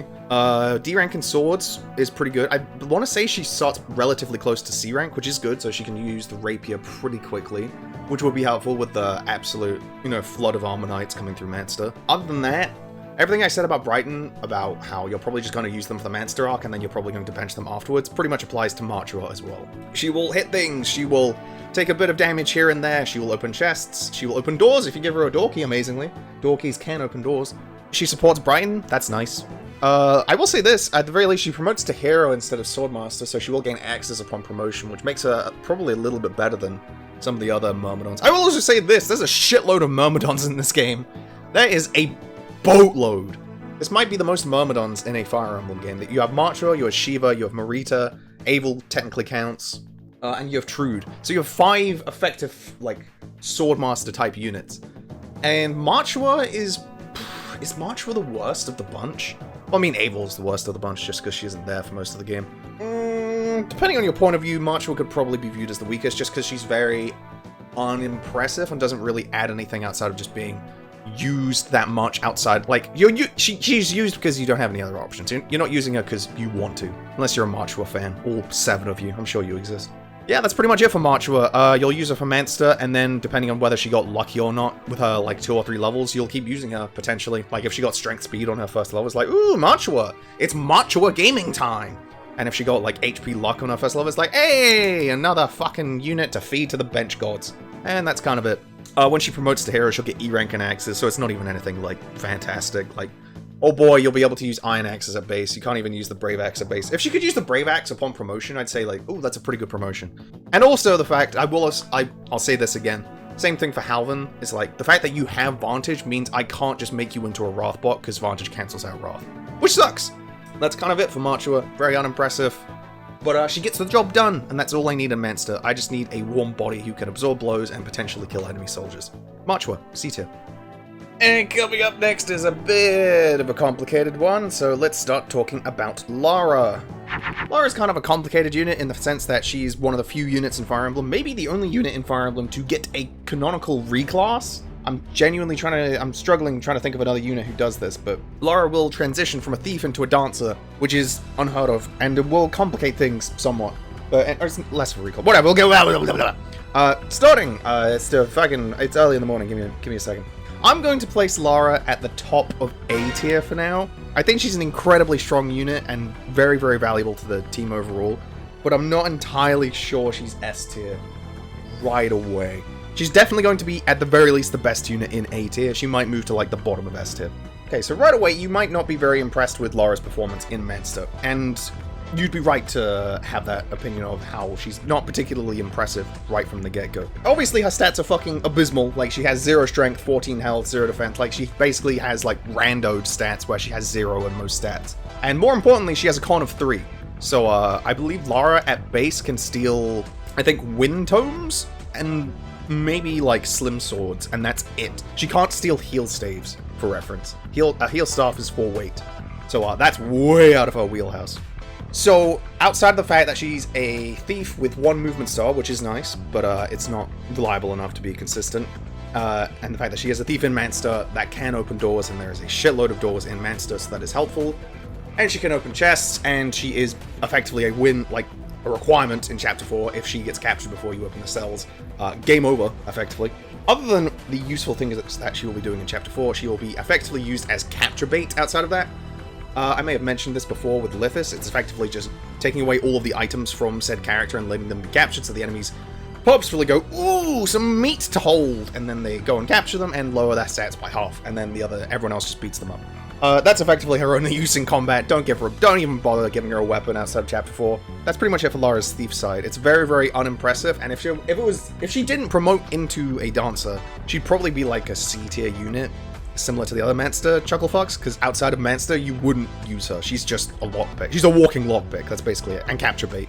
But, come Chapter 12, which is a fair amount of time away, so I think that takes, quality of the unit, that takes the quality of the unit into consideration. Chapter 12 Guiding, I should say, is pretty far away.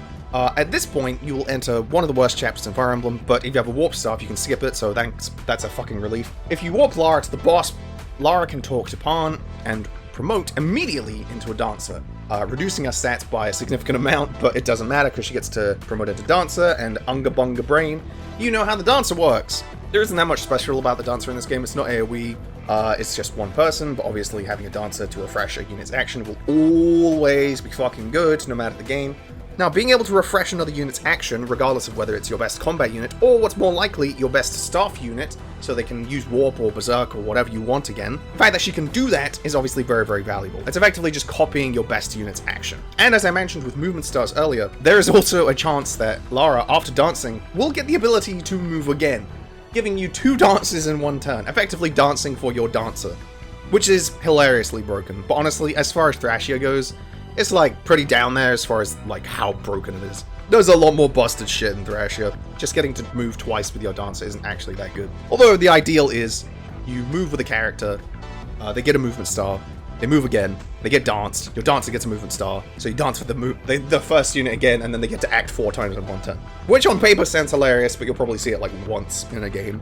But other than that, there's not too much to talk about with Lara. Yeah, she's a dancer. You know, everyone knows dancers are obviously fantastic units at this point. Dancing is an invaluable feat to have. And once Chapter 12 hits, or Chapter 12 Gaiden hits, she is incredibly valuable. She will be almost an auto-include on basically every single map. However, due to the fact that her HP is so low, you might not be able to bring her on every single map. Or you can manage her her fatigue fairly well, because you don't need to dance every turn. I'd say every 3rd chapter she probably needs to take a break so she can deal with fatigue, but honestly, as the game goes along, fatigue becomes less and less of an issue. If it was just her dancer performance, I'd say easy S tier unit. And if it was just her thief performance, I'd say easy C tier unit. So the fact that she is both units combined makes it a little more complicated, because her performance as a thief is genuinely quite poor. She's easily the worst thief in the game. She doesn't do anything outside of open doors and chests. And I'm not really counting capture bait as a viable thing, because you could do that with fucking anyone, man. It's just a case of, well, she's the shittest at combat, so go ahead, climb into the enemy's arms. I'm not really counting that as a significant bonus with Lara. It's more just a case of she will open doors and chests, and that's nice, but Lithis can also do that, and he has better con, and can have some semblance of combat, which is nice. Yeah, I'm gonna leave her in A tier for now. She is probably the best character in A tier. She will probably remain that way. I like having my S tier be a top 3 of the game, just for reference, and I don't think Lara's a top 3 unit. I think she's top 4. I think she's just shy of top 3. She a dancer. Dancers do the dance. That's kind of all there is to it. She's very good at it, but at the same time, her performance as a thief is kind of It kind of sours my opinion on her a bit, because it's so mediocre, and just makes her look worse as a whole. I'm not saying she's a bad unit by any means. Much like the Radiant Dawn tier list, how I had Tanya as the best unit in A tier, and she was just outside of S tier. Lara is in a similar spot, where she's obviously an incredibly strong unit, but I think she just misses S tier. Just ever so slightly. Just like how Finn, I think, ever so slightly misses A tier. Anyway, Lara. And if you'll turn your attention to the cell on the right containing our Lord Prince Leif, you'll find 2 randos as well. The first of which being Fergus. Fergus is kind of an interesting unit. I'm going to place him in A tier. Now, that might seem a little weird for me to place Finn in B tier, while Fergus gets to remain in the high echelon of, like, low A tier, but it'll make sense as we go along. Fergus is a cool unit. I really enjoy using him. He's probably one of the most, like, fun units to use in the game, in my opinion. And we'll get to why in a sec, but let's just go over his basic strengths first. Fergus is a sword knight, which, as I've explained already, being locked into swords in Thrashia is not, like, a death sentence, to say the least. While he never gains access to another weapon type, swords have 3 options for ranged weapons in the form of the elemental swords, the wind sword, the flame sword, and thunder sword. All of which are perfectly good weapons, actually very good weapons in fact. And more importantly, Fergus, because he's a sword knight, means he will not lose access to his main weapon type when he is dismounted indoors. Which is huge. That's actually a really, really big boon for him. It's the main reason I think he's better than Finn.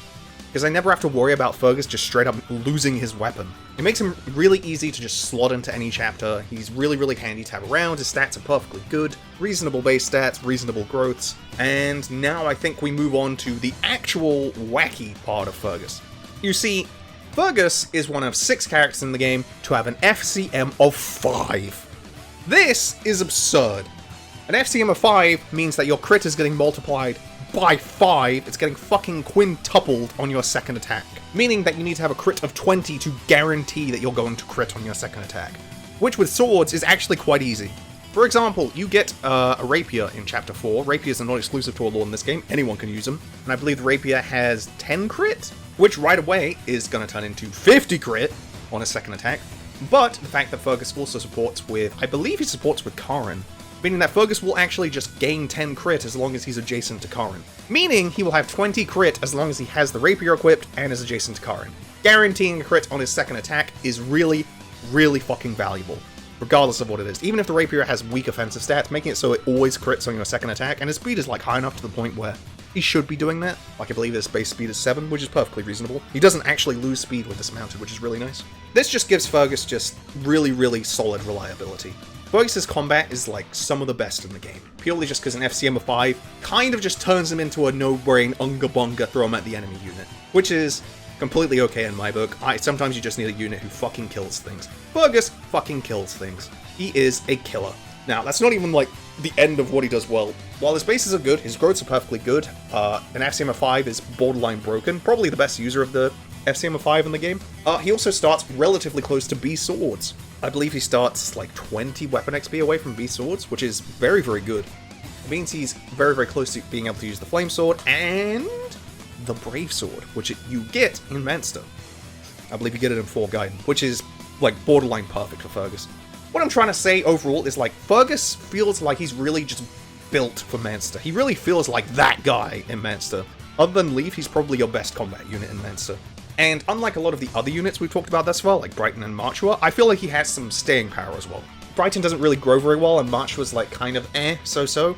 Fergus generally feels like a good candidate to just give a couple scrolls to improve his growth to the point where he'll be gaining like 4 stats on average with a level, and then he can grow into a sword knight, and the moment he gets outdoors, he's effectively the same unit, but just with Canto and more move, which is not a bad thing in any way. Like, Fergus is just very, very straightforward. He's a very, very good combat unit. He's kind of like Osian on a horse. He's Horsen.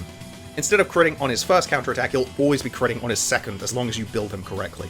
Like, you could give him a killing edge if you want to, but that will give him 150 crit, which is slightly overkill. So a rapier will just do just fine. He will gain a personal weapon in the form of the Bayo sword, but that appears so late that I kind of just forget about it. Don't worry about it. It's really not that important. The main thing is, Fergus has a really good performance in Manster, and it's one of the few units from Manster to actually maintain his good performance afterwards. Yeah, Fergus, just really, really solid. He's like a character who has probably like Bs, maybe like almost As and everything. He's just a very, very solid unit. And if you'll turn your attention to the other bozo sitting in cell number 1, it's Karin! Karin is a little bit of a weird unit to talk about, because, in a way, she's kind of the opposite of a lot of characters we've been seeing so far. I'm gonna place Karin in A tier, which may seem very, very strange to a lot of people who just look at units just completely straightforward, and they'll look at their stats and their growths and think, this unit's good, or this unit's bad. If you look at Karin's performance based purely on her stats, you would not think this is an A tier unit, but I'll explain it very quickly. Karin, let's just go over what Karin does poorly first, because that is the main issue that a lot of people will have with Karin. Karin's immediate, like, performance in Chapter 4, and generally for the whole Manster arc, is very poor. It's not good. Karin's bases outside of speed are very, very low. Base 4 strength is not enough to do any meaningful damage. Her con is low to the point where she will get slowed down by, I think, everything except for the short sword. Although her speed is generally high enough to the point where she should be doubling everything.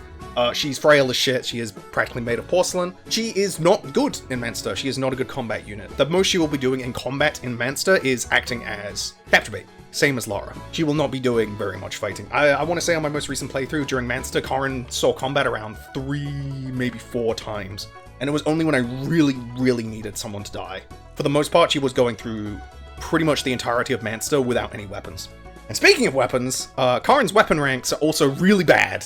In a game where weapon ranks are rather important, I believe Karin starts with D in swords and E in lances. Which is a little strange, considering obviously lances are her main weapon type when she is mounted as a Pegasus Knight. So I want to say she's like one of the few characters who has her secondary weapon rank of swords actually higher than her primary. Which doesn't really change anything. I think this is actually more of a hindrance than a help. She will be mounted. Like, as soon as you get out of Manster, there's pretty much no chapter in which you will bring Karin, like, dismounted. You will pretty much never bring Karin into an indoors map. She is useful because she is a flyer. And this is where Karin is really, really good. And good in maybe a little bit of a boring way. As I have mentioned in previous tier lists, flyers are pretty much universally good across Fire Emblem, and this game is no different. Even in Thrashia, a game that is famous for its Ballistae, the majority of like mid to end game maps have at least a couple of Ballistae, and they will absolutely shred flyers. And Karin's like flimsy defense, I want to say she gets like one shot 3 times over by a single ballista. So you might be wondering, well, why is Karin good in a game where fucking there's constant anti-air artillery watching the skies, protecting the Thrashian skies from these disgusting invaders? Karin is your only flyer for, I'm just gonna quickly count the chapters in my head. The next one you get is in 14, so if you count regular chapters, that's a 10 chapter exclusivity, but if you count guidance, it's more like 13, 14, and this is a long time. That's a really, really fucking long time to be your only flyer. Not just one of your flyers, your only flyer. You have exactly 0 other flyers for Chapter 4 to Chapter 14. And once you get to 14, you get Deen and Ada, you get 2 more, and her exclusivity is gone. She basically never sees play again. But until you get to Chapter 14, Karin will be your only form of flyer utility. And there are definitely tons of maps where this helps. Right away, Chapter 6 is really helpful to have a flyer, just rescue your weaker units across walls. Chapter 9, really helpful to get the house, and again, just rescuing units across mountains and such. I want to say in Chapter 10, she's one of the few ways you can get to the rescue house. Like, Karin just has so much utility in chapters prior to 14, which is why she's towards the lower end of A tier, because her combat is, like, virtually non-existent. But her utility is so helpful. It is just always helpful to have a flyer, even if she isn't really doing any, like, performing any combat. At the very least, she isn't taking any resources, which could be viewed as a helpful thing. She's also has a mutual support with Fergus, a character who will be seeing a lot of combat, so the fact that she has that exclusivity is also really helpful. Karin's really, really straightforward, as I've said. The fact that she is your only flyer means that she is it's kind of like Safy in that Safy is that high because she will be your only warper for such a long time. With Karin, she is your only flyer for so long that I feel like I kind of have to put her in A tier, purely just because it would feel weird if I didn't. I'll just say this, if you got like another flyer, if like Deen or Ada or like fucking Benjamin, the flyer from Wisconsin, also joined your army from like Chapter 8 or like Chapter 9, like Chapter 8 or 9ish, just basically a bit earlier, I'd slap her probably down in B tier. But the fact that she has absolute exclusivity to a class that just ignores mechanics is enough to place her in A tier. Again, may seem like a weird placement, but if you've played Thrashia, you can probably understand just how valuable a character like Karin can be. A weird pick, perhaps, but A tier nonetheless. Okay, let's talk about Dalsin. Dalsin is not a particularly interesting, or he's kind of interesting. He's got some quirks, but overall he's a pretty standard unit to talk about. I'm gonna place Dalsin in... is he C or D tier? I'm gonna place him in D tier for now. He's like Finn, where he might move up to C tier at some point, but for now I'm probably just gonna place him between Eyvel and the Archer Bozos. But let's get into Dalsin real quick. Dalsin is the final unit you'll recruit in Chapter 4, in the final room with all the Armor Knights and the Mages. Probably the toughest part of Chapter 4, if I'm being perfectly honest. It can be pretty difficult, regardless of how many playthroughs you're on, so having him help there is genuinely beneficial. Dalsin's kind of a weird unit, because he doesn't really have any niche. Like, I really like to talk about niches with characters, how Safy is your only real warp user, and Lithis is your only real stealing thief, and Karin is your only flyer, and some such. Whereas Dalsin's really only, like, potential niche for the Manster arc is just being your highest con unit. And I believe he starts with a reasonably good con of, like, 14? Maybe 15? It's very high. It's definitely the highest in your army thus far, and he'll be able to capture most, if not all, of your units. And his bases are fine. They're okay. They're not particularly great. Like, I'd say outside of con, defense, and strength, and maybe HP, his bases are rather lackluster. Obviously, I'm not expecting an Armor Knight to have particularly high skill and speed, but even 2 speed that's rough. You're getting doubled by some units. Particularly, you're getting doubled by, I believe enemy stat ranges allow for, like, the occasional mage to double Dalsin, which can be devastating, because obviously his magic is 0, and he will just get absolutely shredded. His growths are pretty standard. I believe he's just oriented towards strength, skill, and con, which is all good. I'd rather have an Armor Knight play to their strengths, rather than just become weirdly fast for no reason. Other than that, pretty standard. No movement stars, no authority stars, FCM of 1, so no, like, wacky shenanigans with Dalsin. The only wacky shenanigans you can really do with Dalsin is stuff that you bring into Manster, aka stuff like the Brave Axe. If you bring the Brave Axe into Manster, if you decide to bring it into Manster via Leif or Lithis' inventory, you can turn Dalsin into a very good combat unit, because he will gain the benefit of attacking twice with a reasonably high strength of 9, and make his capture potential even better, which is really nice, because obviously you need all the weapons you can get in Manster, and sometimes Lithis stealing a million fire tomes just isn't good enough. So there is that. That is good, but it can make... one, it's another item you have to bring it to Manster, so it can make Chapter 4 a bit trickier. 2, like, you're going to be using the Brave Axe pretty heavily, and while I would say the Brave Axe out of all of, like, the Brave items probably falls off the hardest, like, you don't really need the Brave Axe the further you get in, but still, it is still a lot of uses that you have to take into account. And it's still, like, something you have to give him. And he's not, that's not exclusive to him. He uses it well in Manster, but after that, it's pretty much just, And once you get outside, once you get to Chapter 6, I'd say all of Dalsin's potential, like, decent bulk and good capture potential and reasonably good, like, chip damage for other units to finish him off, I'd say all that's just gone. And that is annoying. Now, Dalsin does have the unique feature of being one of 2 units to be able to use Lancers indoors. Once he promotes to General, he will be able to use all 4 physical weapon types indoors, which is really nice. Unfortunately, they all start at E rank, so it doesn't really fucking matter, and we will be moving on. Yeah, outside of reasonably okay bases, a good starting weapon rank of B, fine growths, like, he's just very below average in most areas. And obviously, yes, he's an Armor Knight, so he will fall behind. Yes, he can be rescued by mounted units, but it's kind of awkward and it will slow them down because of how rescuing works in this game. And Dalsin is also one of those, like, this isn't really something that I'd hold against him, but he is actually one of those few units who might get to 20 con, and once you get to 20 con, you straight up just can't be rescued, which hinders his mobility even more, which is rather cumbersome. And I will say this, a little point of reference. If you do decide to train Dalsin, you will have to keep him away from, like, the flurry of hammers that, like, parade around in mid-game. I remember specifically in Chapter 14, like, when you get swarmed by Armor Knights in the city, for some reason, those Armor Knights must be self-loathing, because, like, half of them carry hammers, which makes Dalsin a terrible tank for that part of the game. So, I don't know, very strange. It's very annoying to have so much effective weaponry against one of the 2 Armor Knights in the game. Arguably one of the 1 Armor Knights in the game, because Xavier generally isn't supposed to be recruited. We'll get to him. That's kind of it for Dalsin. Not really that much to talk about. He's another one of those, you'll use him in Manster because you don't really have any other options type units, and then you'll probably just bench him, and you'll move on with your life. Dalsin, D tier. And now that we've made it through the slurry of Chapter 4 units, we finally get to move on to the only unit that actually fucking matters. It's Asvel! I've been glazing Asvel this entire time. It shouldn't be a shock that he's going in S tier. He's almost definitely the strongest combat unit in the entire game, and I'd be shocked if anyone tried to dispute that position.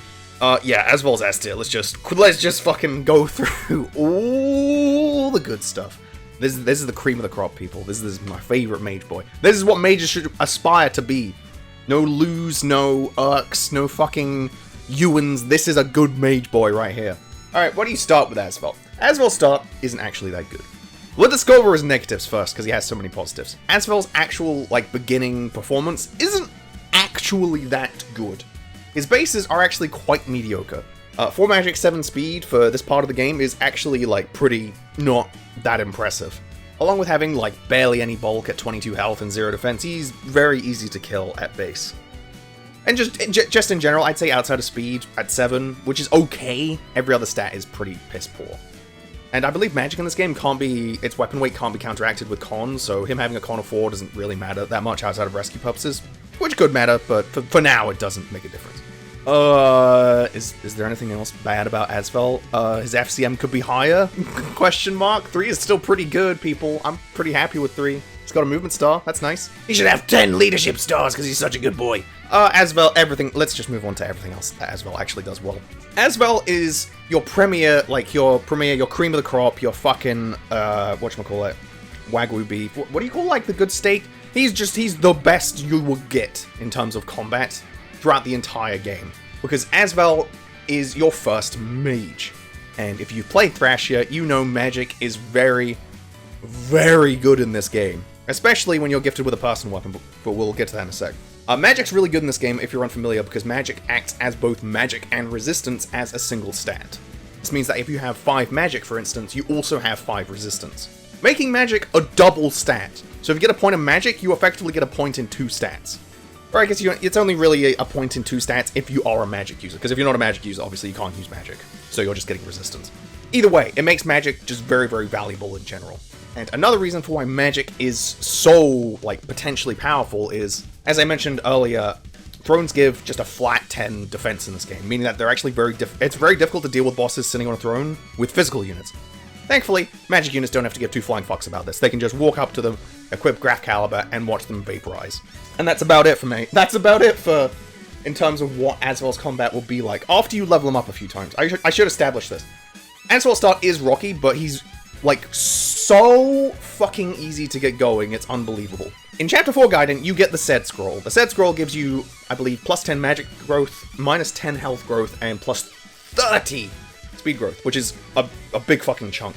More importantly for Asvel, his speed growth is 75%, so if you give him the Sed Scroll, his speed growth becomes 105%, meaning he is guaranteed to get speed on his level. Potentially even 2 points if you get stupid lucky, which I have in the boss. This means Asvel will level up incredibly well, gaining speed basically every single level, and he starts at level 1, so he's going to be gaining XP extremely quickly. And he's not going to, like, want for weapons either, because you've been stealing Thunder and Fire times from all the mages, like, littered throughout Manster at this point. And Asvel is also blessed with having the promotion to Sage, which you should be promoting him basically as soon as he gets to 10, because Sage promo gains are so fucking busted, it's actually unreal. I'm gonna go look at them just because I want to go look at them again. It's like basking in the glow of the Holy Grail. Sage will gain plus 5 magic, skill, and plus 6 speed, along with plus 4 defense, plus 1 con, and plus 1 move, and gaining Adept if you didn't have it already. That's so insane, man. In a game where all your stats cap at 20, gaining plus 5 magic and plus 6 speed upon promotion is insane. That's a quarter of your max stats just fucking done. Don't need to worry about it anymore. The fucking checks in the mail. When I say a lot of units are investment units, I maintain my opinion that every single unit can be an investment unit if you want to. It's just how much you need to invest in order to make them good. With Asvel, it's virtually nothing. You need to give him like 2, maybe 3 levels, and he's basically done. That's it. Once he promotes, he is fucking fine. And he's fucking fine because he will always have a useful position in the army due to the fact that Asvel has his personal weapon of the Graph Caliber. I don't know if I've mentioned the Graph Caliber at this point, but the Graph Caliber is the strongest personal weapon in the entire game. Let me rephrase that. Graph Caliber is the strongest, like, combat personal weapon in the entire game. Bar none. The Graph Caliber is one of the, I'd say maybe the only personal weapon that is one I would actually fucking nerf if I was given the opportunity. Because the Graph Caliber just straight up, like, makes combat a joke. The Graph Caliber, I believe, has 11 might, which for a tome is very high, 100 hit, making it insanely accurate, and 40 fucking crit. Along with an FCM of 3, meaning that if you're doubling with the Graph Caliber, you go to 120 crit. Yeah, the Graph Caliber is fucking disgusting. Also has 40 uses, which for a tome is a lot. It might not sound like much at first compared to a lot of the other personal weapons, but it's a tome, so it has to face durability penalties for whatever reason. But yeah, the Graph Caliber will just turn bosses into a pool of sludge It melts through everything. It's the only personal weapon I consider repairing outside of a warp staff. And he gets a support with Leif in case you need 10 more crit, which is really nice. Having a support with Leif is just really, really handy. He specializes in wind magic. Like, wind is the best anima type in this game, because wind tomes, for some reason, just weigh nothing and do 1,000,000 damage. If you train him enough, you can get into the blizzard tome, which is just a sleep staff that also does damage and also has 2 more uses for some reason. Like, there was some clear wind bias at Insys when they were making mages that day. And he also gets staves upon promotion, so you can even turn him into a heal bot. I think he starts with D rank, so if you really want to grind him, you could grind him up to warp if you wanted to, and then he has insane utility along with the best combat in the game. Like, there's just, he's the best user of, like, resources in the early game outside of Leif. Like, you get a second Seraph Robe in Manster, just slap that on Asvel. It gives him just enough bulk to survive a lot of fights. And an Asvel with a lot of health takes longer to fatigue as well, so you can use him even more. Like, he just does so much and requires so little. That's why he's undoubtedly the second best character in the game. He'd be the first best if Safy wasn't your only warper for so long. But like Safy, Asvel is your only mage for so long, and he's also the strongest because he's the only one that gets a personal weapon, outside of Sed, but he's way in the future, we'll get to him. Yeah, no, I don't need to talk about Asvel anymore. He's absolutely fucking incredible. Insane combat, good utility once he promotes, insane promotion, insane personal weapon, FCM of 3, support with Leif. Requires virtually no investment in order to get going, fast as fuck, can honestly be a dodge tank in a game where dodge tanking is somewhat unreliable, but like, you can get his avoid high enough to the point where he can dodge tank. One of the few units that actually can do that. Yeah, everything about this unit is absolutely phenomenal. 10 out of 10, S+. I would unironically put him in S+, if Safy didn't exist. That's the situation we're in.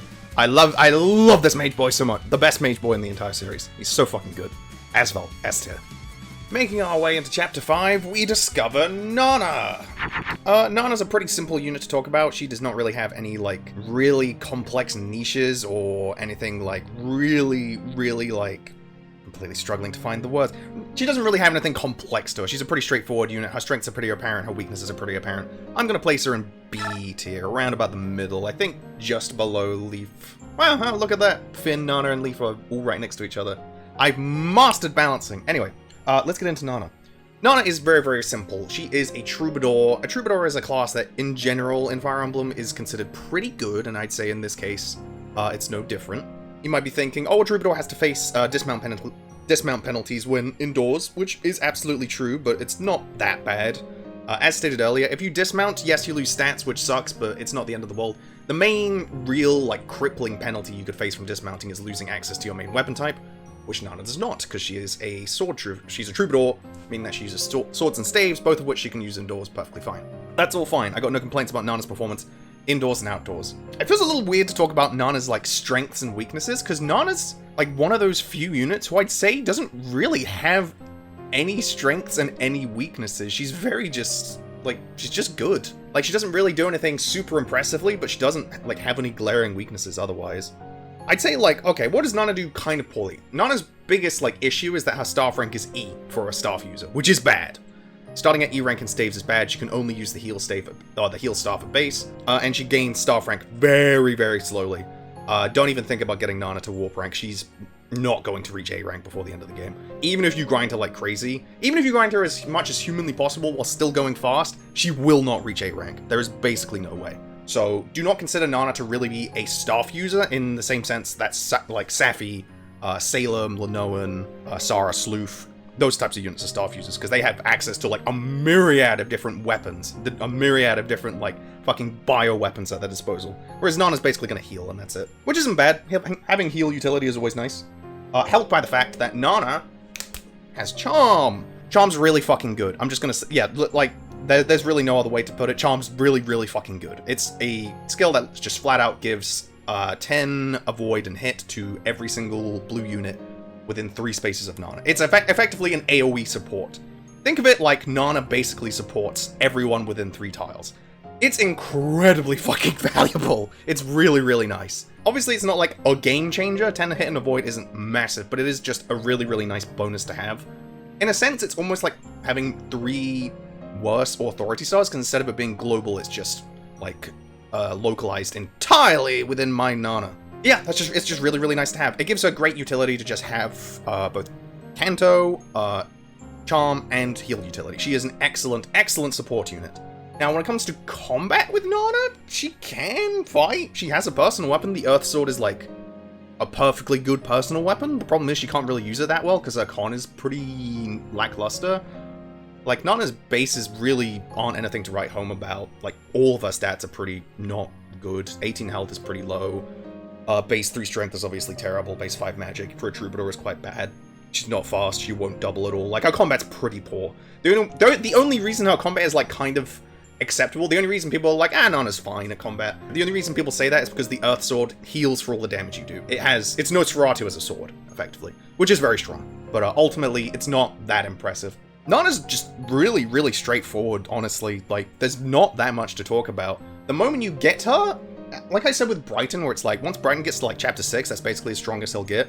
I'd say Nanna, unless you really, like, really want to heavily invest into her, she's not going to get that much stronger. And that's not really a bad thing, per se.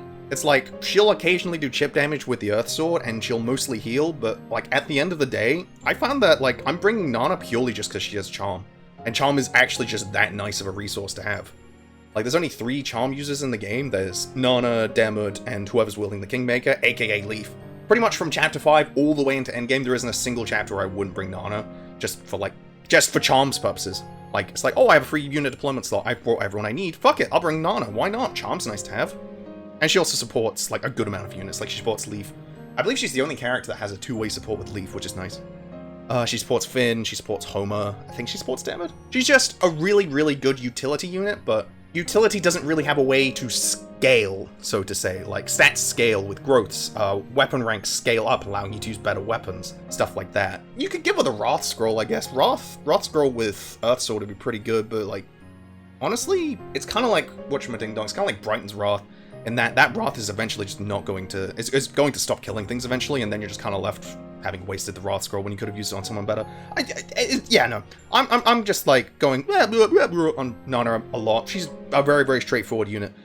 The reality is, she can heal, she can fight, she can sing, but she probably won't do any of that. She'll probably just sit, like, in the medium end of your backline, and just support all the units and give them plus 10 hit and avoid. Maybe 20 if their name is Leif, Finn, or Homer. And that's kind of it. Nanna, she's a really, really good support unit, but I feel like support can only go so far. Like, a lot of the units in A tier have abilities that just win you the game, so to say, whereas support can't really win you the game, it just kind of makes you win harder. Which, while nice to have, isn't that much of a game changer. She's still strong, she's still, like, a really good unit to have. She doesn't get crippled by indoors maps at all. It is nice to have a healer with Charm. She's not so frail that she will just melt at the first sign of combat, like, she can hold her own a little bit. She's just very decent in all the areas that aren't utility, and in utility, she's really, really good. Yeah, she's a really strong unit, but she doesn't, like, improve so much that I'm like, whoa, A-tier unit. I'd say a really, like, nice, solid B-tier unit. Nanna. And it's the unit that you probably forgot about. It's Hicks. Hicks... I'm not cutting that. That laugh's staying in. That's the perfect introduction to Hicks. Hicks is incredibly simple. Hicks is probably the most forgettable unit in the entire game, but I love him. I love him to pieces. Hicks is not exciting in any way. He's a D-tier unit for sure. He's not very good. He's not very exciting. He doesn't really do a whole lot unique. He's very much the epitome of a D-tier unit. He's still perfectly usable. And you want to know why? You want to know why, viewer at home? It's fucking Bethany, bring out the screenshot of my most recent Hicks that I used in my most recent run. This boy was a monster because I just gave him the Paragon Scroll and he went absolutely apeshit. There's a Paragon Scroll in this game. I probably should mention that at some point. We'll get into that in a second. Let's do it by Hicks. Anyway, Hicks is a really, really simple unit. If you've seen Brighton, you've seen Hicks. Hicks is just Brighton, but a bit worse overall, I'd say. Like, the only things he really does more impressively than Brighton is having higher con, which is nice. Obviously, it is obviously good to have a high con unit. For capturing and rescue shenanigans, I believe they both start with C rank and X's. I also love how Brighton has turned into the Toronio of this tier list. I'm mentioning him in like every 5 fucking minutes. Hicks is just, he's super simple. There is not a whole lot to talk about with this unit. His FCM is 2, which I believe is higher than Brighton, but it's offset by the fact that he doesn't have Wrath, so he won't be getting those free crits every now and then. His stats are incredibly similar. I want to say he's like slightly bulkier. I know his growths are better. His growths are definitely better. You can just dump a bunch of scrolls on him and watch him like gain 4 or 5 stat levels on average, which is really good. But unfortunately, he still faces so so many issues. One being the fact that his class is Axonite, meaning he can't use axes indoors, which fucking blows, so why would you ever use him over someone like Osian or Dagdar, or even Halvan? I'd say Halvan's better. 2, he has no skills to talk about. 3, like, his sword rank starts at E, which is actually worse than Brighton, so if you do plan on using him indoors, he's going to be stuck using the Iron Sword forever. I believe he starts at base E as well. He doesn't even start with any hidden weapon XP, so that's that. He starts with a poleaxe, that's nice. I believe there's a good amount of mounted units to the point where the poleaxe is actually valuable. I want to say it's also like the only poleaxe in the entire game. So use it wisely, Traveler. But yeah, there's so little to talk about. I'm looking at the timer on my recording and it's like, I'm already fucking done talking about Hicks, dude. There's like nothing to talk about with this unit. He's as vanilla as they come. Like, Brighton's at least like a Raspberry Ripple of a unit. This boy is fucking vanilla. He is very much a case of, you won't use Hicks outside of the just 2 chapters. You'll use him in 6 and 7 for a bit, and that's like it. He probably won't do much in 6. He might do a bit in 7. There's a couple of mounted units. He's just very much a case of, he's fine. He's out of all of like the generic like G.I. Joe units you can get in Thrasher, he's probably one of the better ones just because he is mounted, and his bases aren't that bad. Having good con is nice. His growths are actually perfectly fine. Having a good con growth is completely fine. It's fine if a mounted unit gets to 20 con, because they can't get rescued anyway, so that's actually okay. Yeah, no, he's just fine. You will use him occasionally for Chapter 6 and Chapter 7. You will probably bench him up after that, unless you're an insane person like me, in which case you dump the Paragon Scroll on him, watch him cap every stat, and you don't bring him into the endgame because you forgot to train his sword rank. That's Hicks! Moving on. We haven't talked about a Navarre in a while, so let's go ahead and talk about Shiva. Shiva's an incredibly simple unit. Like a lot of the cast in Thrasher can basically be separated into like 2 separate categories. It's just like, these ones will take a while to talk about. And then there's units like Hicks and Shiva. It's like, I only really need like 3 or 4 minutes. Shiva is very much a middle of the pack unit. I'm going to place him in C tier. There's no real qualms about that. And because I placed him in C tier, you have likely noticed that Finn has moved up to A tier, because part of my brain was screaming at me to put him into A tier. After recording footage for this video, I promptly discovered that yes, Finn is obviously an incredibly strong unit and he deserves to be an A tier. What the fuck are you doing, Turkey? Put him in A tier. So you don't have to scream at your screen for the rest of this tier list. There you go, he's an A tier, above Karin.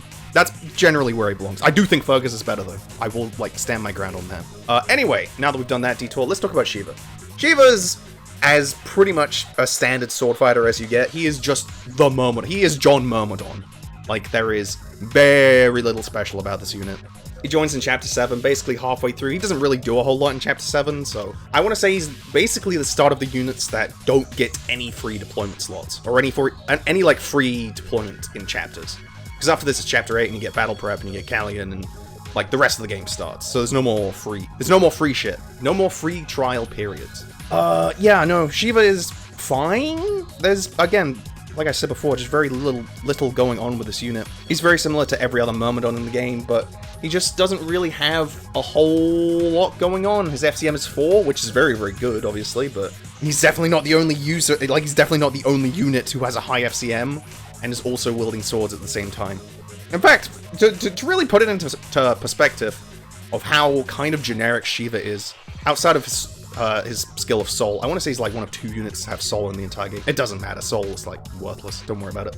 But yeah, to put it into perspective, Shiva and Machua, 2 very similar units already in terms of what they like bring to the army, and their lack of personal weapons and some such. They start with the exact same bulk of 24 health and 4 defense. So they will even feel very similar to use. I want to say they start at the same level as well. So yeah, Shiva is not particularly original. He's already plagiarizing your other units. Or I guess he shows up first, so technically Machua is plagiarizing him. Whatever, anyway. Shiva is perfectly fine. He's a perfectly, like, decent unit. His bases are perfectly fine, outside of his kind of iffy bulk of 4 defense and 24 health, as mentioned earlier. His strength is fine, he doubles a good amount of stuff. Starts with the Killing Edge, good weapon rank of B and swords, which does set him apart from someone like Machua at this point. And his growths are also perfectly good, 45% strength, 50% skill, like, even without scrolls, he should be getting pretty good levels. I guess, like, the main prevailing thing I can talk about with Shiva, as opposed to a lot of other units, is that Shiva isn't unique. Whereas a lot of the other characters in this game are unique. Like, there's a reason someone like Osian is in A tier. It's because he has a personal weapon, and the personal weapon is so fucking good, and Wrath is so fucking good. Like, it just sets him apart from everyone else. Like, Thrasher is a game of giants. You can't just be a pretty good unit. Like, if you take a unit like Shiva or Halvan and stick them into another Fire Emblem game, they'd probably be a lot better, because they are, like, good, competent units. But it's Thrashia, so I don't want competent, I want game-breaking. I want someone who can warp every single chapter, or someone who can dance, get a movement star, and then dance again. Or someone like Asvel, who just fucking murders everything. Simply being guy with sword, who, admittedly, is pretty good. Like, good stats, the ability to use the Killing Edge very well, and good growths, like, a perfectly, like, reasonable unit, probably stronger than a lot of Navars in the series, it just isn't good enough. Like, he can make a pretty good filler unit, but he's never, like, winning the game, so to say. Shiva is pretty much just a unit that needs favoritism to stand out from the rest of the army, because if you just level him, like, normally compared to the rest of your army, he will turn out to be a reasonably strong unit. The problem is, he just won't do anything particularly interesting or, like, unique, or, like, his combat won't be so good that he's up there with Osian and Dagdar and Asvel. He has no utility whatsoever. He can dodge tank okay, but not particularly well. He can't regular tank at all, because his bulk is awful.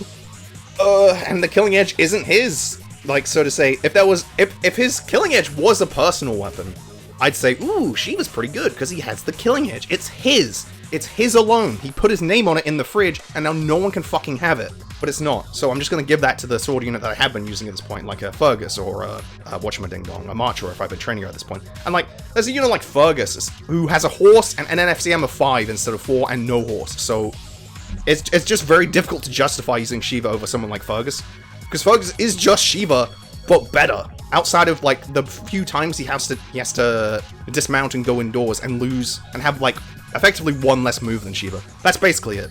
Shiva's kind of like Sword Halvan, in that he's a good unit, but good isn't good enough, so to say. You need to be fan-fucking-tastic in Thrashia to really stand out in the army. But that doesn't mean he's bad, by any means. If you want to use Shiva, go ahead. He's perfectly viable. He's very, very okay. Coming up next, who do we have? Oh, it's that guy. It's Callion! Or Carry-On, if you want to change his pronunciation. I'm not entirely sure what the official translation is, but I'm going to call him Callion, because Callion actually sounds like a name rather than something horrific like Carry On. Anyway, Callion. Callion's a very, very unfortunate unit. He's a very, very unfortunate soul. I'm going to go ahead and place him in D tier. He's not a particularly complex unit. He has a couple of quirks to him, but overall he's pretty simple to talk about. He's just kind of not great, and that's really the long short of it.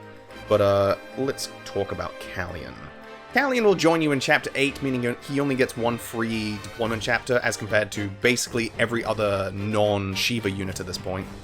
Like, every other non-Shiva unit at this point will have had at least 2 free chapters, which means Callion, unfortunately, is not blessed with just a free trial period, which can kind of blow. And unfortunately for him, he'll also join incredibly underleveled. A level 1 cav at this point is let's be real, it's kind of taking the piss. You have probably like a level 8 Fergus at this point, maybe a level 10 Finn. A level 1 Cav is pretty, like, below the belt. He should be a bit better than this.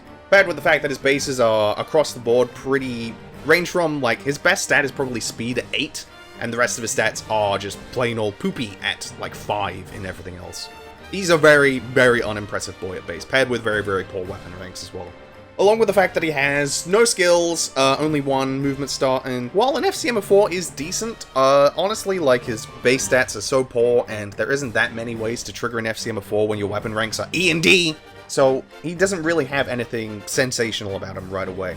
In fact, the only thing that really makes Callion stand out is the fact... there's 2 things that makes Callion stand out. 1, his growths are, like, above average across the board. He does have pretty good growths for Thrashia, which, as I've established, isn't that good. Like, it's not that important, because obviously he can just boost anyone's growths with scrolls.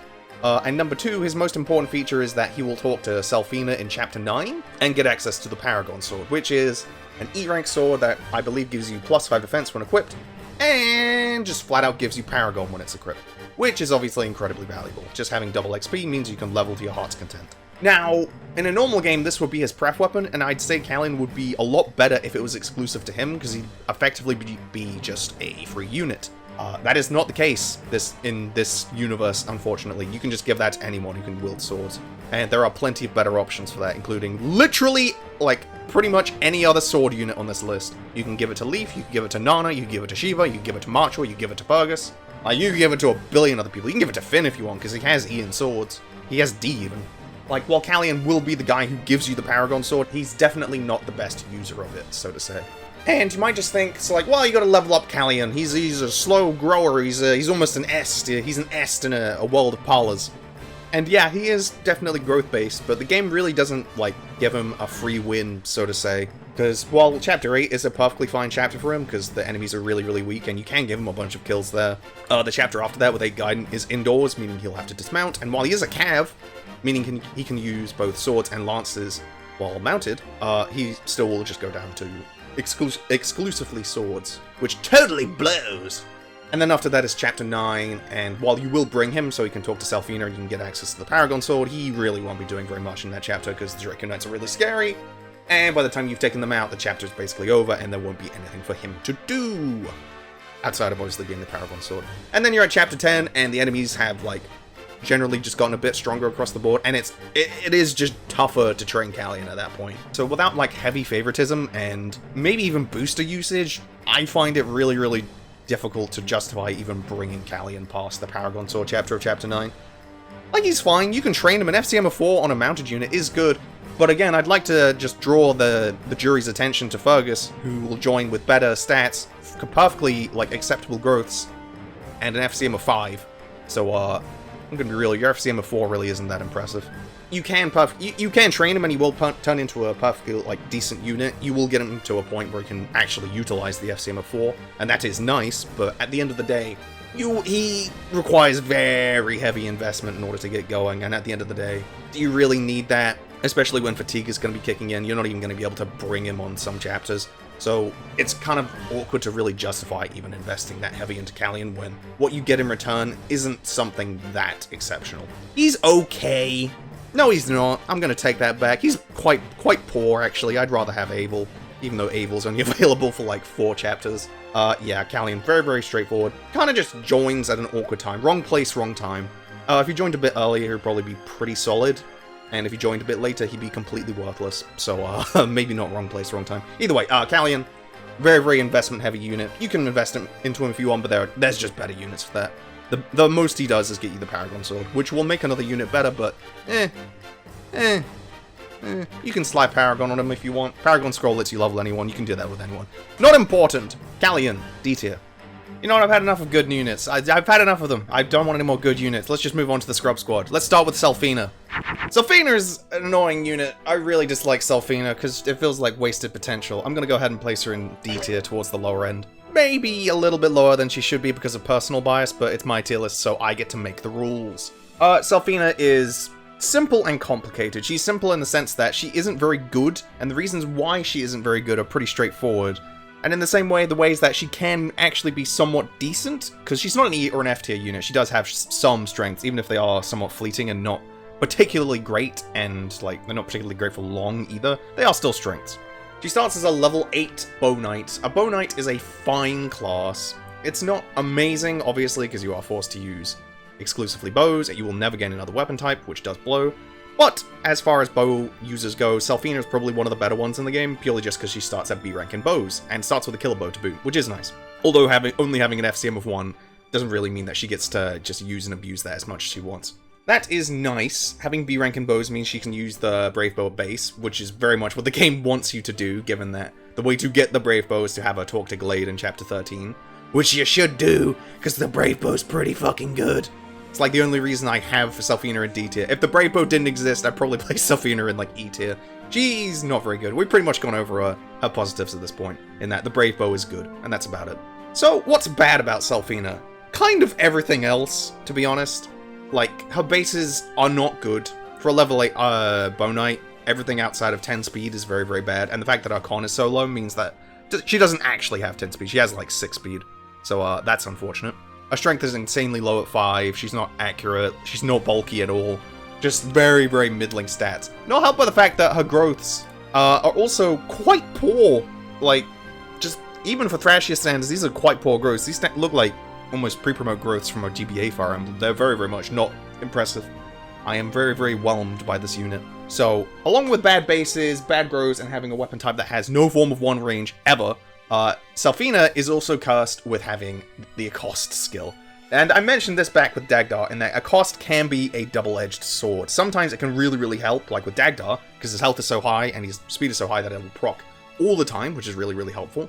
And he's so tanky that he can afford to take extra hits from enemies. With Selphina, a cost is a liability. It makes her into a ticking time bomb. I've had many, many occasions where a cost has gotten her killed, because, while, like, her HP is low enough to the point where it won't trigger all the time, it's still somewhat high enough to the point where if you leave, like, a low health enemy nearby Selphina, obviously it's a mistake to do that in the first place, and maybe she deserves to die. But the fact that she has a cost means that she is incredibly likely to get potentially doubled by ballistas. I'm not sure what the, like, overall health total of ballistas are in general. It's generally pretty low, but I want to say, like, the occasional ballista will have higher health than Selphina, or, like, lower health than Selphina, which means a cost will trigger, and the ballista will get to fire 2 shots. And most likely one-shot her because she's made of paper. Which is really frustrating, to have a skill that actively makes your character worse. It's like Vantage, but Vantage is just a case of, oh, I don't get to, like, lick the Wrath lollipop. Whereas a cost is, oh, there's a fucking pipe bomb in my mailbox and there's nothing I can do. There is no way to avoid that, and it is very, very rough to have a unit who is so potentially, not volatile, but just very, very potentially easy to kill just out of nowhere. It's really, really easy to forget. That's like, oh, there's Ballista on this map, but like Selphina doesn't die to one shot, and you completely forget that she has a cost. Ballista initiates combat, and Selphina bites the dust. It's really frustrating. It's the main reason I just don't like her very much. But yeah, that's kind of it with Selphina. Outside of good weapon rank and potentially good combat with the Brave Bow, she just doesn't grow very well. Her bases are very, very unimpressive. She does support a lot of units, like she supports the entire Scrub Squad. I believe she supports Glade and maybe Callion, excuse me, say it properly. Which is nice, but there's just better support units, and there's support units who aren't liable to just explode if a ballista so much as looks at them. She's a very frustrating unit to use, because it feels like she should be a lot better than she actually is. There's definitely an argument to be made that, yeah, her stats and growths don't actually matter, because the Brave Bow is actually just that good, and she could just be using the Brave Bow basically every single round of combat to eliminate a unit on every single turn. Which is potentially very, very good. Also with the Accost skill, meaning that she can potentially just, like, quadruple people for free. Which is, again, yeah, potentially ludicrous. I don't know, the Brave Bow will run out at some point. Obviously, Brave weapons deplete faster if you just use them constantly, because you're using 2 users every time, most of the time. And the fact that she only has an FCM of 1, it's like, ooh, there's better bow users for that, like Tanya has 2. Even Robert has 3. We'll be talking about Robert. I'll be fucking fighting for my boy. Not that much, but, like, more than the average person. Anyway, I'm getting off topic. Yes, Selphina is basically just a Brave Bow on legs. If you get another bow user with B rank and bows, Selphina will hit the bench so fucking hard that Forrest Gump will wonder why there's earthquakes. There, I said it. Anyway, Selphina, D tier, just very, very unimpressive. And I've said it for a lot of D tier units, there's just better units. I'm not feeling too hard at the time of this recording, so I'm just gonna go over Kein and Alva as one unit, and I don't think anyone's gonna, like, be angry at me with it. I don't think anyone's gonna be, like, super upset at me for doing that. So let's talk about Kein and Alva real quick before I pass out in my chair. Kein and Alva are F tier. No fucking shocker there. I'm gonna just, let's just call them fucking K and A for short. K and A are probably, not even probably, they are absolutely the 2 worst units in the game. They are the only 2 F tier units in the entire game. They are the only units who, while they're not completely unusable, I wouldn't, like, declare any single unit in Thrashia to be totally unusable. Every single character is, like, completely viable because of the existence of scrolls and some such. But these 2 are the least justifiable for favoritism, so to say. While I went over with a lot of D tier units, and even E tier units, like Marty, it's like, oh, they have some positives, they have some areas where it's not like expertise, but they can at least chip in and help out. These 2 do nothing. These 2 actually just do nothing. They get 1 free chapter in which they will promptly run away into the mansion and will never be seen again. They don't do anything. Their weapon ranks are awful, their bases are awful, their growths aren't actually that bad.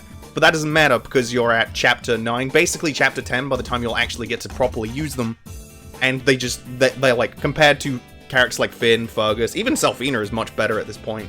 Even Callion will be much better if you decided to use them at this point. Like, these 2 have basically no reason to exist outside of just being backup for Selphina. They're effectively the equivalent of the generic blue units you get in Chapter 13 that help defend Glade's Manor, or Glade's Castle, whatever you want to call it. Like, they exist so that Glade has a slightly easier time of defending. In the same way that Kein and Alva, and to a lesser extent Robert, exist so that Selphina has an easier time defending the mansion. That's basically it. They have no skills, their weapon ranks are awful, they have middling availability, they have nothing special about them, no movement stars, no leadership stars, FCM of 1 across the board, and yeah, no, pretty much everything is a negative here. They're pretty much the only 2 units in the entire game who are straight up just bad. There is nothing positive about them. I don't really want to go over it in like excruciating detail, because unlike a lot of other terrible units in Fire Emblem, like Fiona or Meg or Wendy in FE6, grr, I hate Armor Knights. These 2 are so generic and like really stereotypically unimpressive, and they're so close to being like fine that they're not even like worth the time of day. Like, Wendy is comically bad, Sophia is comically bad, Fiona is comically bad. These 2 aren't comically bad, they're just bad, and they're boring bad. They're not a comically, like, funny, terrible movie. It's just dull to watch them. I've used them before, they're fine, but like, you don't get anything exceptional if you do train them. What do you get? You get what's effectively just a generic faceless fucking cavalier. Not even a cav, a Duke Knight, oh boy. They can use lances, terrific. Just what I need. It's kind of depressing that these 2 are the Christmas calves as well, because not even probably, absolutely the worst Christmas calves in the entire series. Absolutely staining your legacy here, boys. Come on, put up a better effort than that. Kein, and Alva, F tier. Moving on, they don't deserve any more time. And our final unit of the Scrub Squad is Robert! I kind of like Robert. I have a soft spot for this goober. I'm going to place him in E tier. It may sound kind of weird to say, like, ooh, I kind of like this unit. He kind of special. He a good boy. Just listen to his heart. And then just like, yeah, E tier. Because normally, I think most people would place him in F tier, but I think this boy has a little bit of potential inside him. He's got a little bit of that oomph inside. He's got a little that ba-ba-boom going through his bow. It's not much. He's definitely not a strong unit. He's definitely currently the 4th worst unit in the game, and he's much worse than Selphina. But I don't think he's worthless.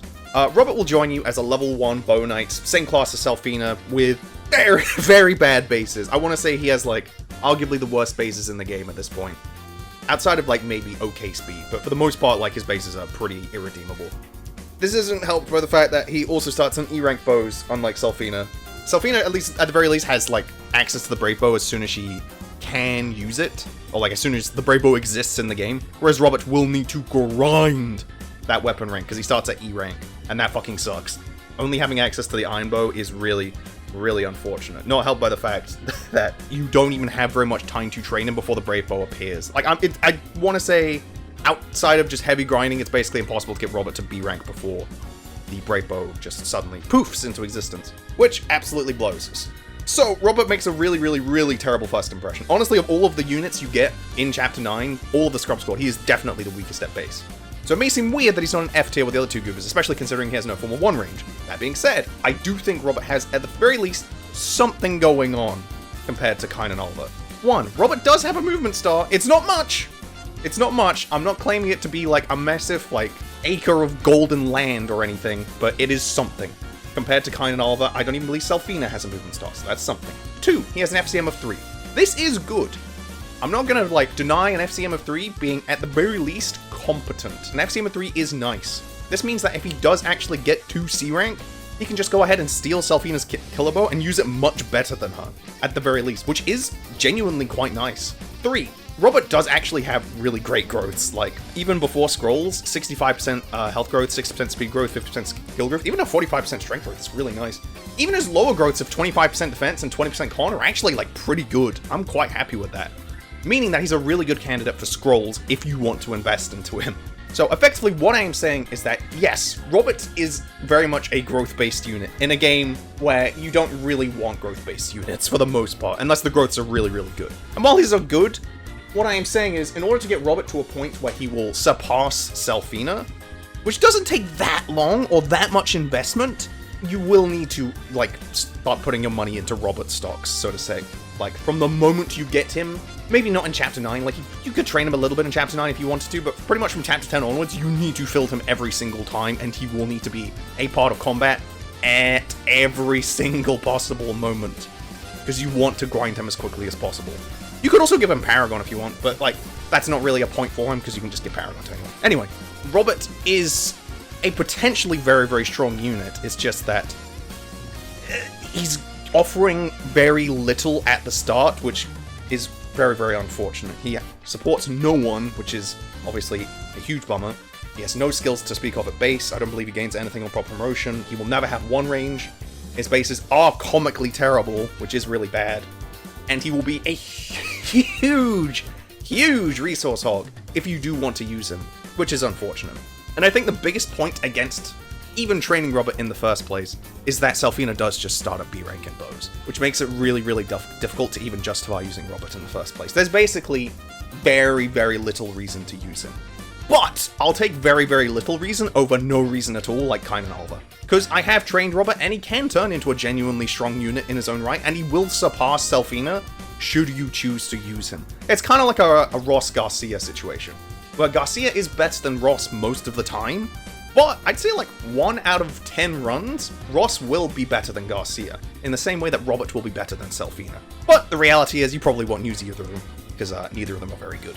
That being said, I will fight for my boy Robert, because if he can get to Killer Bow and Brave Bow usage, he can genuinely become a player-face monster. And he also doesn't have a cost, which is a big point in his favor, so I don't have to fucking worry about a cost randomly eliminating my units every now and then. But yeah, that's Robert. He's not like a complicated unit to talk about. He's a resource hog, requires insanely heavy investment in order to get him going, and if you do choose to get him going, what you get in return isn't actually something that good. Like, for instance, a good unit like Fergus or Osian require very little investment, and what you get is much better than Robert. Robert requires like a 9 out of 10 to invest, and you get like a 5 out of 10 unit in return. Fergus and Osian require like a 3, and you get a 9 out of 10 unit in return. So, to put it into that perspective, Robert is rather poor. But I like him, so he's going in E tier, and that's the end of that. He's a good child, nobody make fun of him. He's kind of trash. Either way, Robert, E tier. It feels like it's been a really long time since we've been able to like talk about a unit who isn't just either like at best mediocre and at worst just horrendous garbage. So, with great pleasure, let's go ahead and talk about Fred. It's Fred! Freddy. I like Fred. Fred's a cool dude. Fred's a really simple unit to talk about. We will not be here for very long. Which I feel like I say about for every unit, and then we're there for like 8 to 10 minutes. Either way, Fred's kind of a B tier unit. I'm gonna place him in B tier, towards the bottom end. Fred's one of those units that could go either at the bottom of B tier or the top of C tier, and this is again probably just personal bias, but I think he's a cool guy. I'm gonna place him at the bottom of B tier. Really, just nothing complicated to talk about with Fred. Actually, rather refreshingly, Fred is really straightforward to talk about. Fred is just a unit with a good class, good bases, okay growth that don't really matter, good weapon ranks, pretty good availability. Like, he's just a bunch of thumbs up. He's just a bunch of hey, nice work. He's just a bunch of silver stars. Maybe not gold stars. He's not like firing on all cylinders, but he is just a very solid unit all around. Fred's bases across the board are really just nice. They're in that really nice niche where they're not low to the point where it's like, ooh, like 6 strength. Oh, that's not hitting very hard. Like 10 strength, 11 skill, 10 speed, 9 defense. All just really nice numbers to have. And they're all in that niche where I'd say they're not falling off anytime soon, but you can definitely see them falling off like in the distance, so to say. Like Fred will not last for the entire game, which is one of his weaknesses, but for now, as soon as you get him from chapter 11, he will, chapter 11 Guide, I say, he will be putting in work pretty much as soon as you get him, due to his great weapon ranks. Like I've said with a lot of characters, just having good weapon ranks means you can utilize so many just busted weapons in Thrashia. In fact, Fred even comes with a good weapon with the Lightning Sword, so that's really nice. He will use it rather well. The Lightning Sword is the weakest of the magic swords, but it's still pretty good. He can use the Flame Sword just as well. Starts with a magic of 4, so with the Flame Sword he's boosted up to 9, which means he can actually do really good magic damage from afar. Hey, sounds good to me. That's kind of it with Fred. Like, he's just a really nice, not to say filler in a like derogatory manner, but like, I'm trying to think of a comparison unit. Like Ducel in FE8. I talked about Ducel or Dweezil or however you're supposed to pronounce that mystery name. I talked about him in FE8, how he's a really nice just slot into your army unit, where his stats are at this really nice point. He's just a really good whatchamadingdong. What would you call this unit? Like, you can just slot them in, like a free piece, like a blank piece in Scrabble. I'm a fucking dork. I love that that's the comparison I used.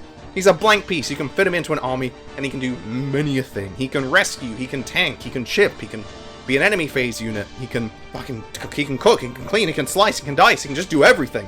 But he can't do it so well that he overshadows other units. And the fact that he has good weapon ranks means he can use this like, oh, I don't have a really good flame sword user in this chapter. I know, I'll bring Fred. Like, Fred can just slot in really nicely. That's what I mean with Fred. He's a really nice, just filler unit. In brackets, complimentary. Other than that, Fred is just very, very simple. He has no movement stars, no authority stars, although he does feel like the kind of unit who should have an authority star, but whatever. FCM of 1 means he's not doing anything fancy, and he will eventually fall off. Like, even if you choose to use him in the majority of chapters, his growths aren't so good that he'll probably keep up with everyone else, although you could just dump scrolls on him if you wanted to. Give him Paragon, fuck it, why not? But yeah, he will probably start being overshadowed by a lot of your other units after a certain point, but he's still, like, very solid. I got no complaints about Fred whatsoever. Maybe a bit of a boring unit, but you know what? This is a boring unit that I can appreciate. This is like if Alva and Kein were actually contributing something to the army. Fred is just a really, really solid all-rounder unit. I talk about all-rounder units a lot. How they can be really just awful for your army because they don't accomplish anything. Just units with E's and everything. Whereas Fred is a unit with C's and like B's and everything. He's very, very just, yeah, like Fred. I like this guy, he's good. Very much the Ducel or like a Zealot.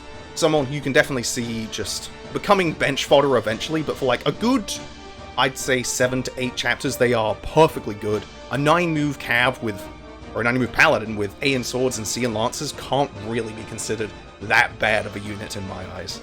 Maybe bottom of B is a little bit high for him, but at the very, like, the lowest he'd go is top of C. He's definitely better than all the characters in C currently. Yeah, Fred, B tier, really solid unit. And next up is Olwen! Would you believe me if I told you that the character I've been dreading talking about the most is in fact Olwen?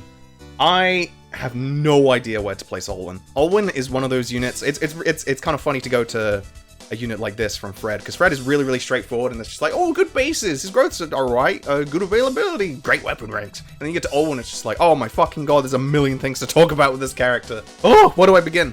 Olwen, okay, let's just rank her first. I'm gonna place her at the bottom of B tier with Fred. For now, she might move down, she might move up. Because genuinely, this is one of those characters where there is so much you can talk about with Olwen. Okay, where do you start with Olwen? Olwen's a level 2 Mage Knight joining from Chapter 11 Guide, although she doesn't really do very much in Chapter 11 Guide, and so she'll really join in Chapter 12. With very not good bases. This is one of the weakest parts about Olwen, right off the bat, is that her bases aren't very good. Like, 10 magic is pretty good, but unless she's mounted, I find that her stats are just very unimpressive. She's very, very fragile with 24... I feel like half the characters in the game have 24 health. 24 health, 4 defense is incredibly fragile. She is not going to be able to last in combat for very long before getting fatigued, which sucks. 10 speed is enough to double the occasional thing, but 10 speed is kind of a lie when you actually get a look at what she'll be wielding half the time, with the actual important part about Olwen, the Dire Thunder! I really wish the Dire Thunder didn't exist, because it would make talking about Olwen so much fucking easier. The Dire Thunder is Olwen's personal weapon. It's a 60-use Brave Thunder tome, effectively. It's very, very strong. The Dire Thunder is incredibly strong. This is pretty much the only reason why people consider Olwen as, like, a valuable unit. Olwen will pretty much, most of the time, just absolutely obliterate whatever she's fighting with the Dire Thunder. But the Dire Thunder is very heavy, which means it's actually quite difficult to quadruple with it. That might not be a problem on paper, because most of the time you don't need 4 Dire Thunder units, or 4 Dire Thunder uses to kill anything, which by itself is fine. But the problem is, the fact that it weighs so much means that Olwen has no enemy phase to speak of, because due to her low durability, and the fact that the Dire Thunder weighs her down so much, if an enemy manages to start combat with her, chances are she's going to get doubled and just die. She is incredibly easy to kill, which is rough. Now, there are ways to mitigate this. You get a Vantage Scroll from Chapter 12 by stealing it from the boss, which is really, really helpful.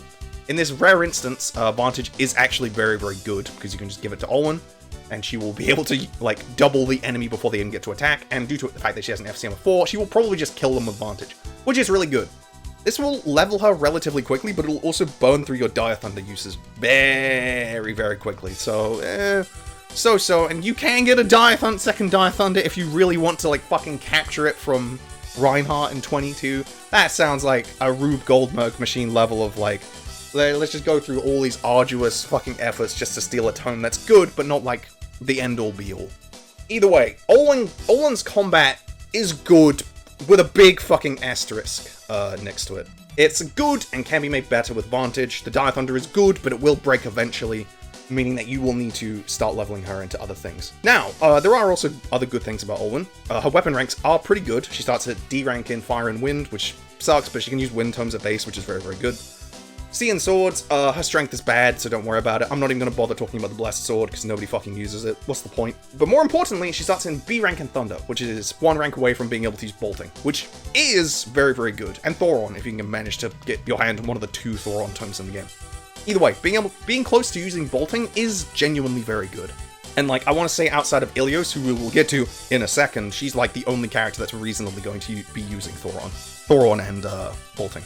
Paired with the fact that she has Canter, like, Olwen is a good unit, but she just has a lot of flaws. She will require investment. You can't just use her at base and expect her to do stuff, because, like, even at base, if you, like, decided to bring a base Olwen into, say, like, chapter 17, I'm willing to bet Dire Thunder without a crit wouldn't even fucking kill. So she will require some investment if you really want her to get off the ground, and when she's dismounted, her stats take a huge hit. She'll go down to, I believe, 5 move, which is crippling. That's like -3 move. That's horrendous. She will just become very, very feeble indoors. And when there's a good chunk of like indoors maps, it's just like, becomes a little bit hard to justify bringing Olwen into the late game when it's just constant castle map after castle map after castle map after basement map. But yeah, okay. Now that we've talked about Olwen, I guess we should do a quick talk about Ilios. We're going to talk about Ilios, obviously, but I will just briefly mention this before we talk about Ilios. A lot of people have that argument of like, well, you don't want to train Olwen because Ilios is better, and he's on the better route with A route, so just kill Olwen now. Or vice versa. No, you must protect Olwen because Olwen is better and Ilios big stinky. And I guess I'll throw my hat into the ring with this. Ilios and Olwen are incredibly similar units. They're very, very similar. They're probably going to be right next to each other on the tier list. One is better for his durability and higher weapon ranks and the fact that he can use bolting at base, but he joins later, so, you know, and he requires that you kill a unit to get him. So he's not that valuable, and he can't use the Dire Thunder either. So, like, Ilios is better bases-wise, but investment-wise, Olwen is probably better. Ilios is basically just there to be like, hey, have you trained Olwen at this point? No? Fucking kill her and just get me instead. Hey! But yeah, Olwen, she's just a very complex unit. This is definitely a unit you could talk about for 20 minutes, but I don't really want to go over her for that much longer. 1 movement star, FCM of 4 is great, meaning she should be critting with the Dire Thunder pretty frequently. I'm just really fucking great. She's like Selphina, but her combat's way better and she doesn't have a cost. There we go, I found another way to shit on Selphina when she's not even in the same room. I have succeeded. I just feel, she's a mage that doesn't get staves either, which is kind of rough. Like, she's purely combat, she can't really be utility. Like, she can rescue people, but if you do so, you better get that unit off of her fucking pronto, otherwise she's going to just evaporate if a ballista so much as stares in her general direction. Yeah, as I said, good unit, asterisk. You will need to invest into her, not that much. Like, I've talked about investment units, how, like, ooh, Robert can be good if you invest, like, tons in him. Like, with Olwen, you need to invest a little bit into her. You should, like, if you want to use her, you should bring her, like, every other map or so. And the Dire Thunder is very powerful, but you need to position her in a way that she will not get targeted on enemy phase, unless you use the Vantage Cheese, in which case you gotta keep an eye on the Dire Thunder. Because if you burn through the Dire Thunder, like, our combat gets drastically worse. Drastic go down. A lot of options with Olwen. She's basically just got a lot of if this, then that. She's got like the fucking Gambit system from FF12. If Olwen in this situation, then do this. If Olwen in this situation, then do that. She's good, but you gotta keep an eye on her. She's a hard unit to use. She's kind of like Selphina. She is just a little bit more difficult to use than your average unit. So if you want to turn your brain off and not think about all of the bad parts about Olwen, just kill her and get Ilios instead. Olwen, B tier, moving on. And next up is Mareeta. Mareeta is a pretty simple unit to understand right from the get-go. She's gonna go in C tier, probably towards the top. I think Shiva's a little bit better personally.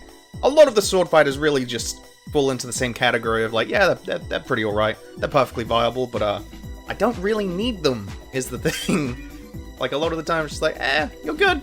I already have like 7 to 10 different killers in my army. Anyway, let's talk about Mareeta.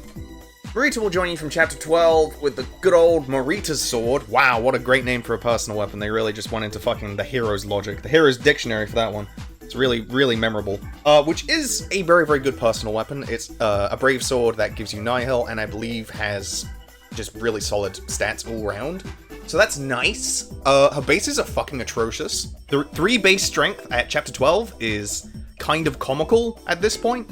Like, compared to the other sword fighters at this point of Machua, who has, like, reasonable bulk, and Shiva, who has pretty good offense, Mareeta isn't really offering you anything right off the bat outside of a kind of busted personal weapon. But it's not so busted that it makes her, like, oh, I need her in the army now. Like, it's still just a one-range sword. And at the end of the day, yeah, it kill thing real good, but I have a bunch of other things that kill thing real good.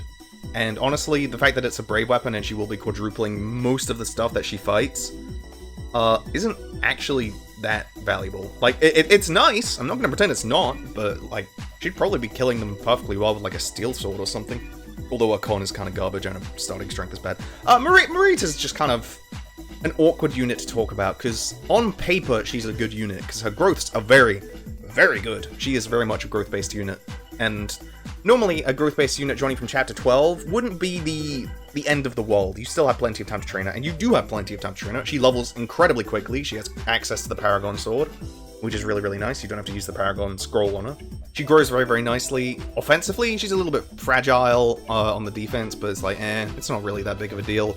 Movement Star is nice. FCM of 5 is fucking fantastic, as we've already established at this point. I believe she even has, like, a reasonable magic growth to, like, use magic swords quite well. And this isn't that important, but she will be the only unit in... Or actually, no. Okay, she will be one of 2 units in the entire game to gain access to Astra. Which basically reads, if this activates, Karin will be receiving a new visitor tonight. Again, a lot of, like, Mareeta's, like, positives that a lot of people will look to is just, it's kind of overkill. Like, the Mareeta sword is overkill, Astra is overkill, Luna is nice, it's also overkill most of the time. Like, her combat is pretty good, but that's all she does, really, which is kind of it. She has Eyvel with the Mareeta sword, which can be nice on occasion, but, like, most enemies don't have skills. I guess the Berserkers in late game have Wrath, so she can fight them safely. Generals have Pervice occasionally. I don't know. With Mareeta, I'm not too keen on her. I've never been too keen on Mareeta. Out of all the sword fighters, I feel like I use her the least, despite her having the most potential. Like, Shiva at least does something right off the bat, and that his combat is nice. I don't know. Maybe I'm like hyping up Shiva a bit much. But, like, Machua does stuff in the Manster arc, so you can see her having worth. Eyvel does stuff before the Manster arc. Like, Mareeta doesn't really do anything outside of Chapter 12 unless you want to invest in her, which obviously you totally can. And you will use her to do certain things, like, obviously, you'll use her to recruit Galzus, because, you know, it's Galzus and I want my boy! I want that guy in my army. I want King Death in my army. Like, I don't know. A lot of Mareeta is just, she doesn't really offer anything super valuable, because she is just combat. She is no utility, because, she can rescue probably, like, a really low con unit, but she'll slow herself down like crazy. She's not durable in any way, so, like, the only way she's going to be an enemy phase unit is through dodge tanking, which she can do, but as soon as, like, consistent lance units appear, that's probably going to become less and less of a possibility. Like, long story short, Mareeta is just like Shiva, like Olwen. It's just, this is an investment unit, but unlike a lot of other investment units where I could see you getting something super valuable in the long run, like a bolting user with Olwen, where it's like, wow, no one else can use bolting. That's really valuable for Olwen. That's why she's in B tier. Whereas Mareeta, like, what she gets is Astra, which is, instead of having, like, let's just compare that. Olwen gets bolting, and once she upgrades to A rank in tomes, once you've invested into her. She gets a 3 to 10 range tome that pretty much only she can use, exclusive to her. Very, very valuable. Very unique asset in combat. What does Mareeta get once she gets Astra? Mareeta goes from killing the unit already to killing the unit already. Like, it doesn't really change anything. Mareeta will grow, and she will continue to, like, start killing more units and become more, like, independent, but at the end of the day, she doesn't really, like, wow me. And eventually, once her personal weapon breaks, because fucking God knows it will break, she will just be effectively the same thing as Shiva, or the same thing as a trained Machua, or the same thing as a trained Troude, like she is just in that big Myrmidon mush, where she doesn't really stand out. Yeah, that kind of sums up Mareeta. She's just a unit that I don't really need at this point. If you don't bring good utility, like staffs, or siege tomes, or useful skills like Charm, or Paragon, or, like, stuff like that, good enemy phase units with, like, Wrath and some such, like, then I don't really need you. She's a fine unit, much like Shiva, but I personally don't really see the purpose in fielding her outside of favoritism, which is fine. If you want to use Mareeta, go right ahead. She's pretty okay. She kill thing pretty good. It's just the other unit kill thing better. Why use many word when one word do trick? Mareeta, C tier. And with Mareeta out of the way, we can move on to the Dandelions, starting with Salem. I like Salem. Who doesn't like Salem? This is one of those units where I think everyone just kind of has an appreciation for Salem. First Dark Mage in the series, or first playable Dark Mage in the series. Even if he isn't really, like, renowned for his Dark Magic, he is still a pretty good unit overall. I'm going to place him, I think, towards the lower end of A tier. For a lot of, kind of a lot of, like, very simple reasons. Yeah, a lot of very simple reasons. Salem is a dark mage. Right away, this doesn't matter. Like, it doesn't really matter. The dark part of his dark mage title doesn't really matter. Yes, he can use the Jormungand tome perfectly well, but the Jormungand tome is rather shitty, so I wouldn't recommend using it. The most important part about, the second most important part about Salem is the fact that he can use every other type of magic excluding light at base. Meaning he can use wind, thunder, and fire at base. And he starts with D rank and everything, which means he can use wind tomes at base. If you have access to wind tomes, take the Jormungand out of his inventory, put it in the convoy, and never look at it again. Just give him a wind tome. I find that Salem's combat is actually really, really, like, good enough. It's kind of a weird thing to state, but I talked about how with Mareeta, a lot of her, like, combat is just flat-out overkill. Like, oh, she's doing she's like 20 times 4. Whoa, that guy got fucking sent to the Shadow Realm. Meanwhile, Salem is like, I have just enough speed to double this guy, and I'm doing just enough damage. And it's like, hey, great. Just in, like, really efficient stat-wise. Like, his bases aren't amazing at all. They're actually quite poor. Like, 7 speed, 8 magic really isn't that good, but it feels like it's, like, just enough to be really, like, handy in combat. Not like a Juggernaut or a Goliath in combat, but it's like, hey, I really need to kill this Armor Knight. They have 0 magic, and they're really slow, so I'll just use Salem, because he does just enough damage, and he doubles. Hey, A+. And now that we've talked about Salem's combat, we can move on to the actual important part about Salem, which is the fact that he can use staves at base. Salem's combat is like an afterthought. It's nice, but you don't really need to think about it. The only really, like, actual important part about Salem is the fact that he starts at C in staves, which is fucking great. Really, really good. I don't believe he starts with any hidden weapon XP, so he is at flat base C, which is lower than Safy, but by the time you get Salem, he is almost certainly going to be your second highest staff rank user, with the only, like, potential candidates to be higher being a promoted Asvel or Nanna, both of which will probably be at around D. So Salem is next in line to become a warp bot! Whoopee! I love being a staff bot. I love having my unit identity taken away because warp is fucking broken in this game. To be fair, most staves are broken. He even joins with one. He joins with a sleep staff. He joins with one of your myriad of, like, completely busted war crime staffs. But yeah, no, Salem is very, very straightforward. He's a staff bot, and he's a good staff bot. He will heal, he will sleep, he will restore. Starting at C rank is really nice, so we can just spam physics staves for XP. You'll use them occasionally for combat. Having a spare wind tome or a thunder tome user is really, really nice. His bases are kind of whatever. His growths are kind of like whatever. His promotion is also kind of whatever. I believe he only gains staff XP when he promotes, which does make it very valuable. I want to say that's how he gets to A rank. You'll, like, staff grind him to B, and then you'll just promote him to get him to A. And then, congratulations, welcome to the Warp family. Enjoy your stay. That's kind of it! Not a whole lot to talk about with Salem. Salem is very, very, just, like, straight and narrow. Very much, like, bonk the nail on the head. Like, he will be a combat guy when you absolutely need him to be. Probably, like, once or twice every chapter, or like every chapter you use him, and then other than that, he's just going to be staff grinding until he gets to A, and then he will just become death. The reason he's in A, again, is kind of boring like Safy, in that and instead of being the first staff unit you get, he's basically the second. Instead of being the first warp bot, he's the second warp bot. Which, while dull, is ultimately why he's an A tier. He's very good at, like, I wouldn't even say he's very good at what he does, he's just pretty good at what he does. And, like, unlike Safy, who is completely utility, like, Safy is just utility incarnate, where Salem is mostly utility with the occasional bout of combat, which is nice to have. It's nice to have some options with this character. But yeah, Salem, just a very all-round, pretty solid character, even if his stats and, like, lack of movement stars and FCM aren't really anything to write home about. He does just enough in combat to be useful, and when he can get to high-ranked staffs like Berserk and Warp and Rescue, he will become absolutely invaluable. Salem, A tier. And I hope you didn't get too attached to Lithis, because his replacement is here. It's Parne. Or Parne, if you're using the official translation, which I will not be using, because I'm an OG. Parne is Parne's kind of a funny unit. The Dandelions in general are pretty funny units. Like, you have Salem, who's mostly just a staff bot. Like, the dark magic part doesn't matter. Then you have Tina, who is, like, a fucking laughing devil of a unit. I fucking love Tina. And then you have Troude, who's, like, arguably the most forgettable unit in the entire series. And of course, to top it all off, you have Parne. Parne is a weird unit. He's very good asterisk. No, not even really asterisk. He is just very good. I'm gonna place him in B tier, I think. Like, towards the higher end, probably above Lithis. Parne is just... It's a very strange unit to talk about, because he's just, like... He's very good all round. Let me just talk about his strengths first, then we'll get into why he isn't higher later, I guess. Starts with very, like, reasonable bases. Starts with a good class of, I think Thief Fighters, I think it's called, or Rogue, like the equivalent thereof. He's a promoted Thief. 14 speed is nice. FCM of 5 is fantastic when you can trigger it. He's a little frail, but, like, ultimately it's not that important. He can dodge tank reasonably well. B in swords is also, like, quite nice.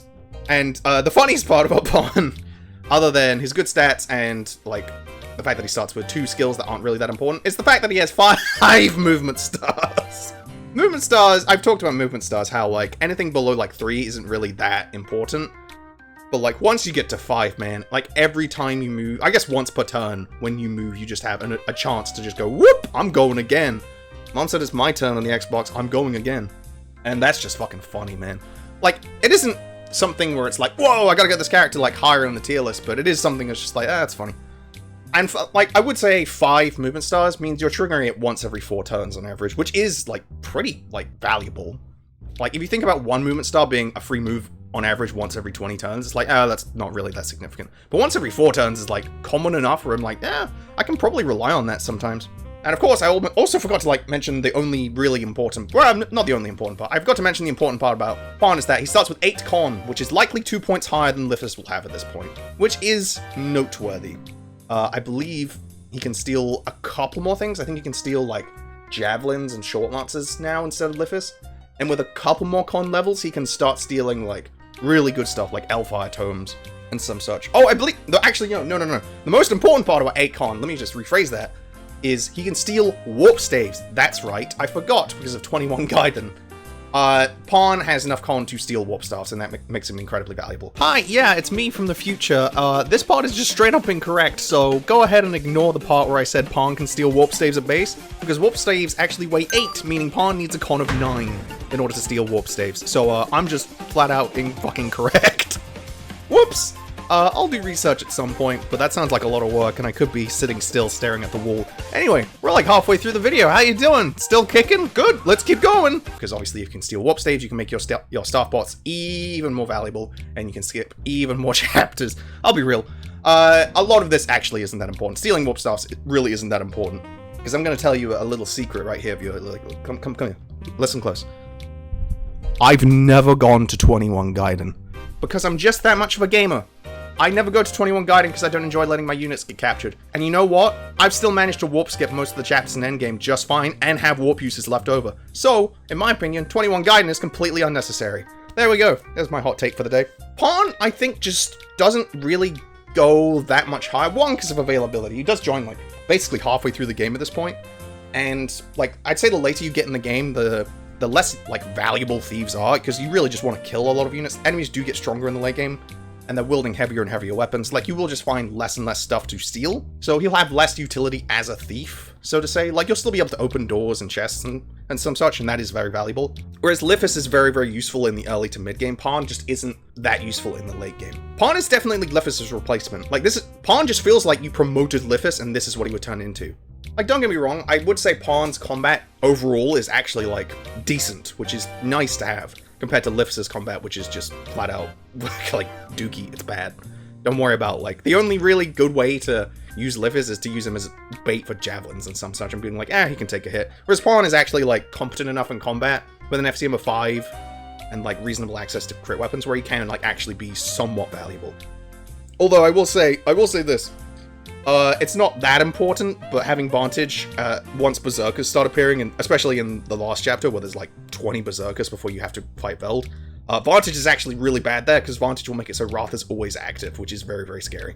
So, little knock against him, but ultimately not that important. But yeah, I think Parne just doesn't go higher, as I've stated, because Thief utility really just doesn't translate into late game. I'd say once you reach, like, a certain chapter, you're basically good for resources, as long as you've been, like, a massive kleptomaniac in early game, which I certainly am. Like, you generally don't need to steal as much stuff, because you have so many personal weapons, and like good tomes, and you will just be warp skipping some chapters, so Parne doesn't even get any value there. His con isn't so high that it can be a really good capture bot for some things. Like, he is very good. He's like a good filler unit, like I said with Fred. There's a lot of chapters where I do need someone to just open doors, so having access to someone who can use a lockpick is very valuable, but sometimes I will just bring Parne to be like, oh, I need someone to use like a flame sword here. Or I need someone to like use the Kingmaker here who isn't Leif for some reason. I haven't even talked about the Kingmaker. He joins with the Kingmaker. The Kingmaker isn't a pref weapon. It's just a very good sword that gives you charm. It's effectively a brave sword with a little bit of crit on it that gives you charm. Parne uses it well. I'm not going to pretend he doesn't, because it's a very good weapon, but in that way, everyone uses it well. So I'm not going to really count that as a point for him. Most people just give it to Leif, just because Leif does use it incredibly well. Having charm on Leif is very, very valuable. And it gives, like, Leif, a character who's, in every single chapter, something to do, which is be a charm bot and occasionally just murder something with the Kingmaker. Whereas Parne is not going to be coming every chapter. You get the idea. Leif is coming in every chapter, so give him something to do. Give the poor boy something to do. He's bored. He's in the waiting room. Yeah, I think that's it for Parne. He's like he's a weirdo character because of the movement stars and like the wacky skills and the fact that he is a thief fighter in a game where you can just steal weapons and make enemies useless. But I feel like he joins at a point where you don't really like need a lot of the wacky thief stuff anymore. And while he is definitely still a very solid unit, I definitely still consider him in the top half of units. He is very solid in combat. And, like, does still have thief utility of, like, opening doors and chests, which is good. He doesn't really have the same niche that Lithis does throughout Manster, and, like, a little bit after Manster. Still a very, very good unit, though. And, like, in my opinion, one of the most fun units to use, because FCM of 5 and 5 movement stars is fucking hysterical. Yeah, Parne, B tier. Do I even really need to give her an introduction? Ladies and gentlemen, Tina! Oh, Tina. If Tina isn't your favorite unit in Thrashia, then what are you even fucking doing, man? Tina's such a delight to talk about. Tina's going in A tier. No questions asked. Tina is absolutely hysterical, and ultimately, like, very, very strong as well. That's the funniest part about Tina. Is, like, while being an incredibly fun unit to use, she is also, like, insanely strong in her own right because of her personal weapons, which we'll get into very shortly. But let's go over what Tina does poorly first. Tina will join you in the same chapter as Parne, 12 Guidant, with, like, outrageously terrible bases. Like, 3 magic, 1 skill. I haven't talked about the fact that staves can miss in this game. I believe staves just have an innate 50 hit, but every single point of skill will give you an additional 5 hit. So once you have a skill stat of 10, you can just eliminate that entirely. Not with Tina, though. Tina has 1 skill, meaning that she has a 55% hit chance to hit staves at base. And with a growth of 25%, unless you stick the Yodo scroll on her, she's probably not going to be gaining skill anytime soon. So while Tina does have very, very poor bases, it don't matter at all, because she's a priest, and priest stats ultimately don't matter. In fact, for her growth rates, I'm only going to show her magic, skill, and movement growth, because Tina has a 5% movement growth. Is it that important? No, but it is the highest in the game, and it's fucking funny, so I'm going to put it on the screen. How many movement growths do I get on average with Tina? 0 most of the time, because movement growths aren't, like, high enough. Like, the difference between a 5 and, like, a 2% movement growth isn't actually that high, but high number, so funny. Along with having no combat and fatiguing very, very easily, Tina might seem very, like, unimpressive at first, also joined by the fact that she is E rank and staves, while you have a lot of other staff units that at this point will be reaching CB, and Safy will probably be at A. Tina might seem super unimpressive at base. And then you look at her personal weapons, the Thief Staff and the Unlocked Staff, and you think, oh god, what the hell were they smoking? The Thief Staff allows you to, as the name would suggest, steal things from a distance. How much of a distance? Globally. The Thief Staff will let you steal anything, will let you basically steal any item from an enemy's inventory so long as Tina has higher magic than them. Now, with a base magic of 3, this doesn't seem that good, but you do get a lot of magic rings, or the equivalent of spirit dusts, throughout the game. And there is the Ensorcel Staff. Fucking hell, I'm not saying that again. The Ward Staff. And Ward in this game is extra good, because Ward, as I mentioned earlier, magic functions both as res and magic. Meaning that the Ward Staff, instead of giving you just 7 res, it's also giving you 7 magic. Meaning that Tina will go up to 10 magic at base, allowing her to steal from the majority of units. Basically, what I'm trying to say is that Tina has an insanely specific niche, which is to steal all of the dangerous shit from the enemies that they would otherwise be, like, crippling you with. If the enemy has a Berserk Staff that you otherwise can't get rid of, like, oh, I don't have Restore Staff, or all my other staff units are fatigued, oh, I'll bring Tina in and she'll just steal it. Yeah, it's mine now. Oh, I got a fucking movement star from my 5 movement stars as well. You know what? I'll steal your fucking lunch money as well. Having the ability to just neutralize, like, a siege threat is insane. You can steal a ballista if you want. You shouldn't, because you can't use it, but, like, it's still very, very valuable. Tina is effectively a siege. Not even a siege, just a global threat. Like, if there is an enemy on the map, they're in her range. It's not like a ballista or bolting where it's like 3 to 10 range. Thief is fucking global, man. If she can see you, you're dead. You're gonna be homeless within the hour. But yeah, basically, Tina is an A tier because only she can do this. Like, they're her personal weapons. Nobody else can use them. She will be incredibly valuable in the late game with the unlock staff, which allows you to unlock chests globally. Because there are some chests that are super out of the way, like the build ring in Chapter 18. I find it's really awkward to get otherwise, so just using Tina to unlock that is really nice. And the Thief Staff will just be stealing status staves or like weapons from bosses. Like it's how you warp skip Chapter 22 is you steal the boss's, I believe, tornado or something, which makes him switch to a blizzard and then you can capture him and blah blah blah blah blah blah. Like she's just invaluable. Like she almost will, like you can use her to heal, but I feel like most of the time you're just gonna bring Tina in. You're gonna like deploy Tina, slap a bunch of magic boosters on her, steal what you need, and then she's done. Like, that's all she really needs to do.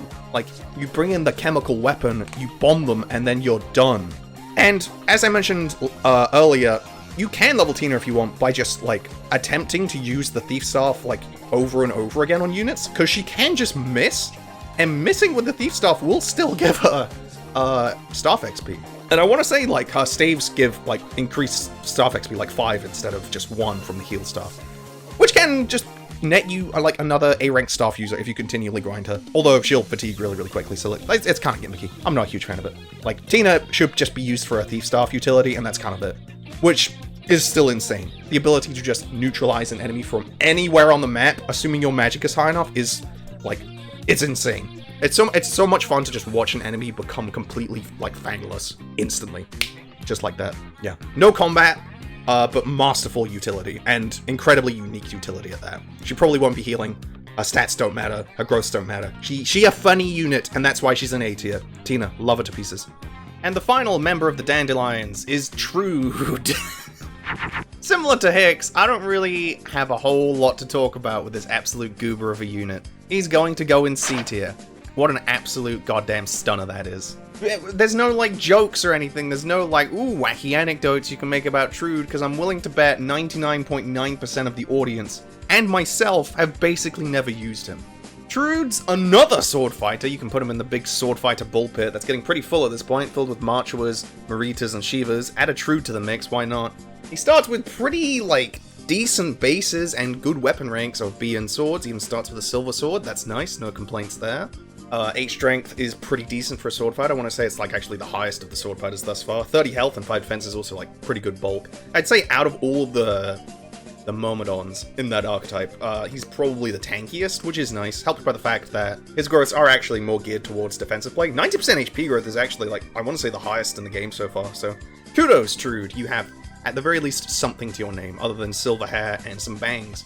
30% defense growth is also quite nice.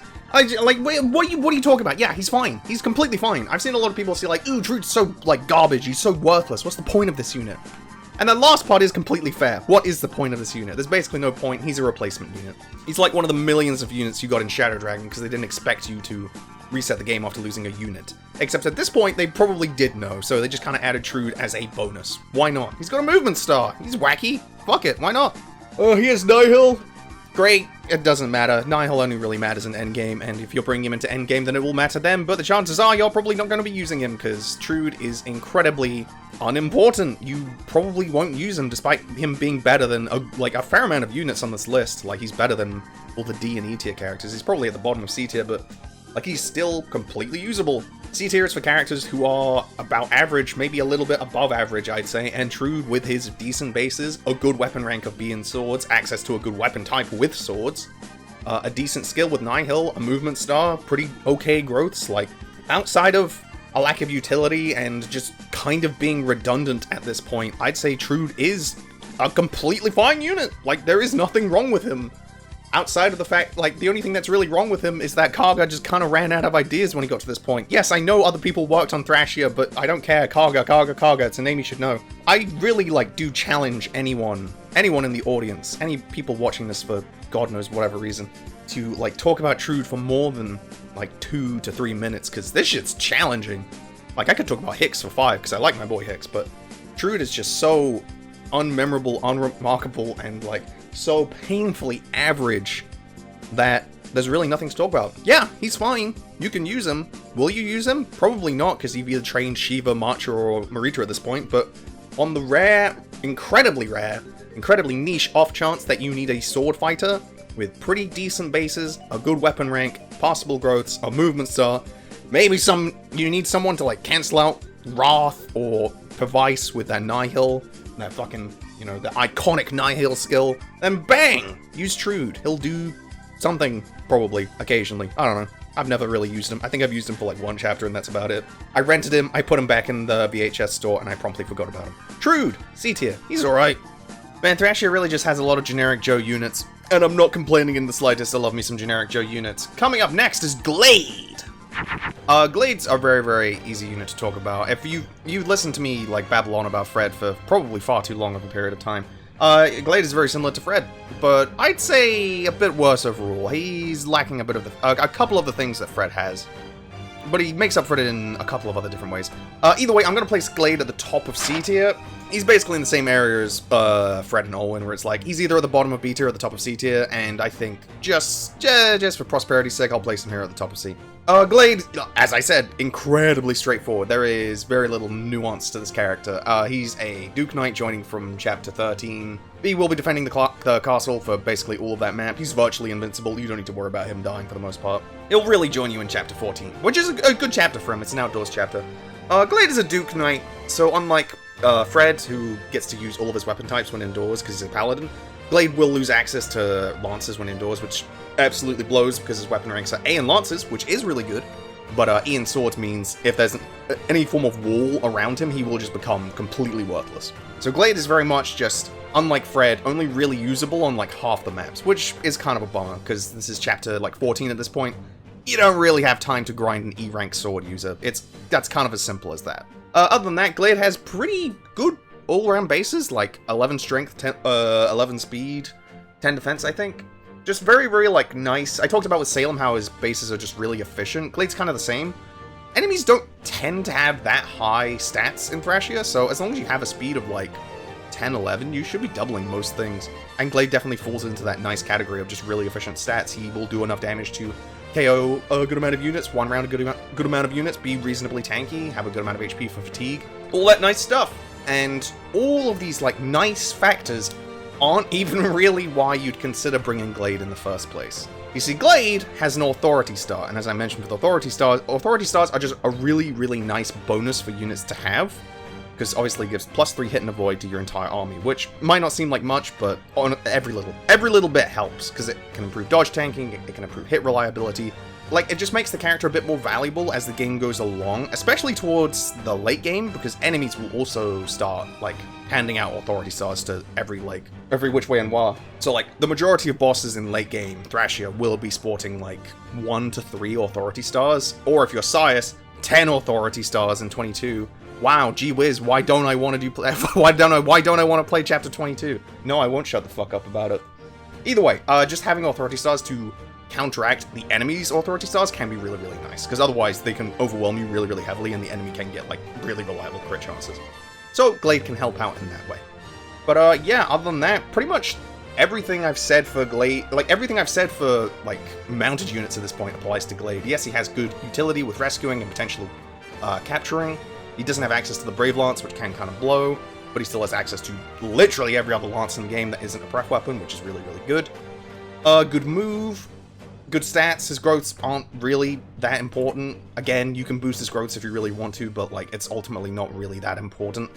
He joins in maybe a little bit late for my liking. We're like over halfway through the game at this point, so, like, in order for you to be, like, a genuinely exceptional unit for Thrashia, like, past, like, the mid-game point, you need to do something really, really good.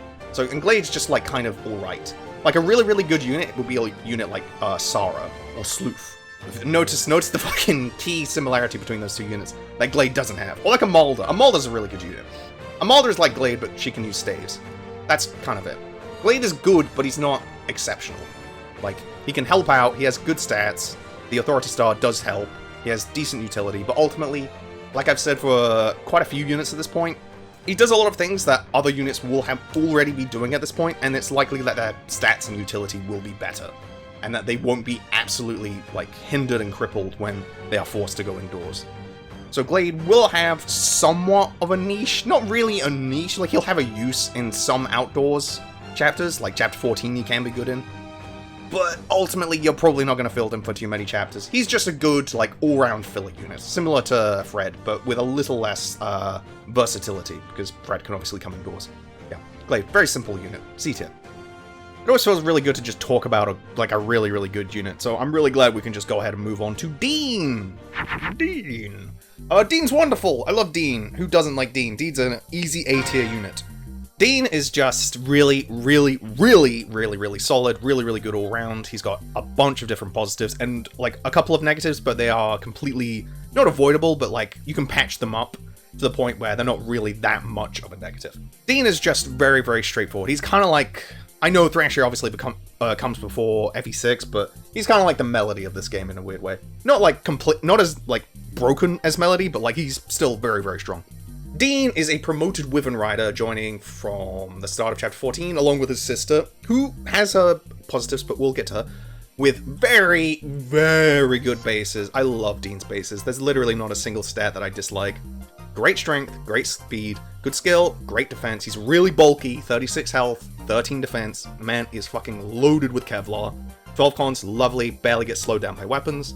FCM of 3 is excellent. This means you can use the Killer Lance at base and have 90 crit on his second attack, virtually killing, like, everything he fights, maybe outside of Barons, and that's really, really helpful.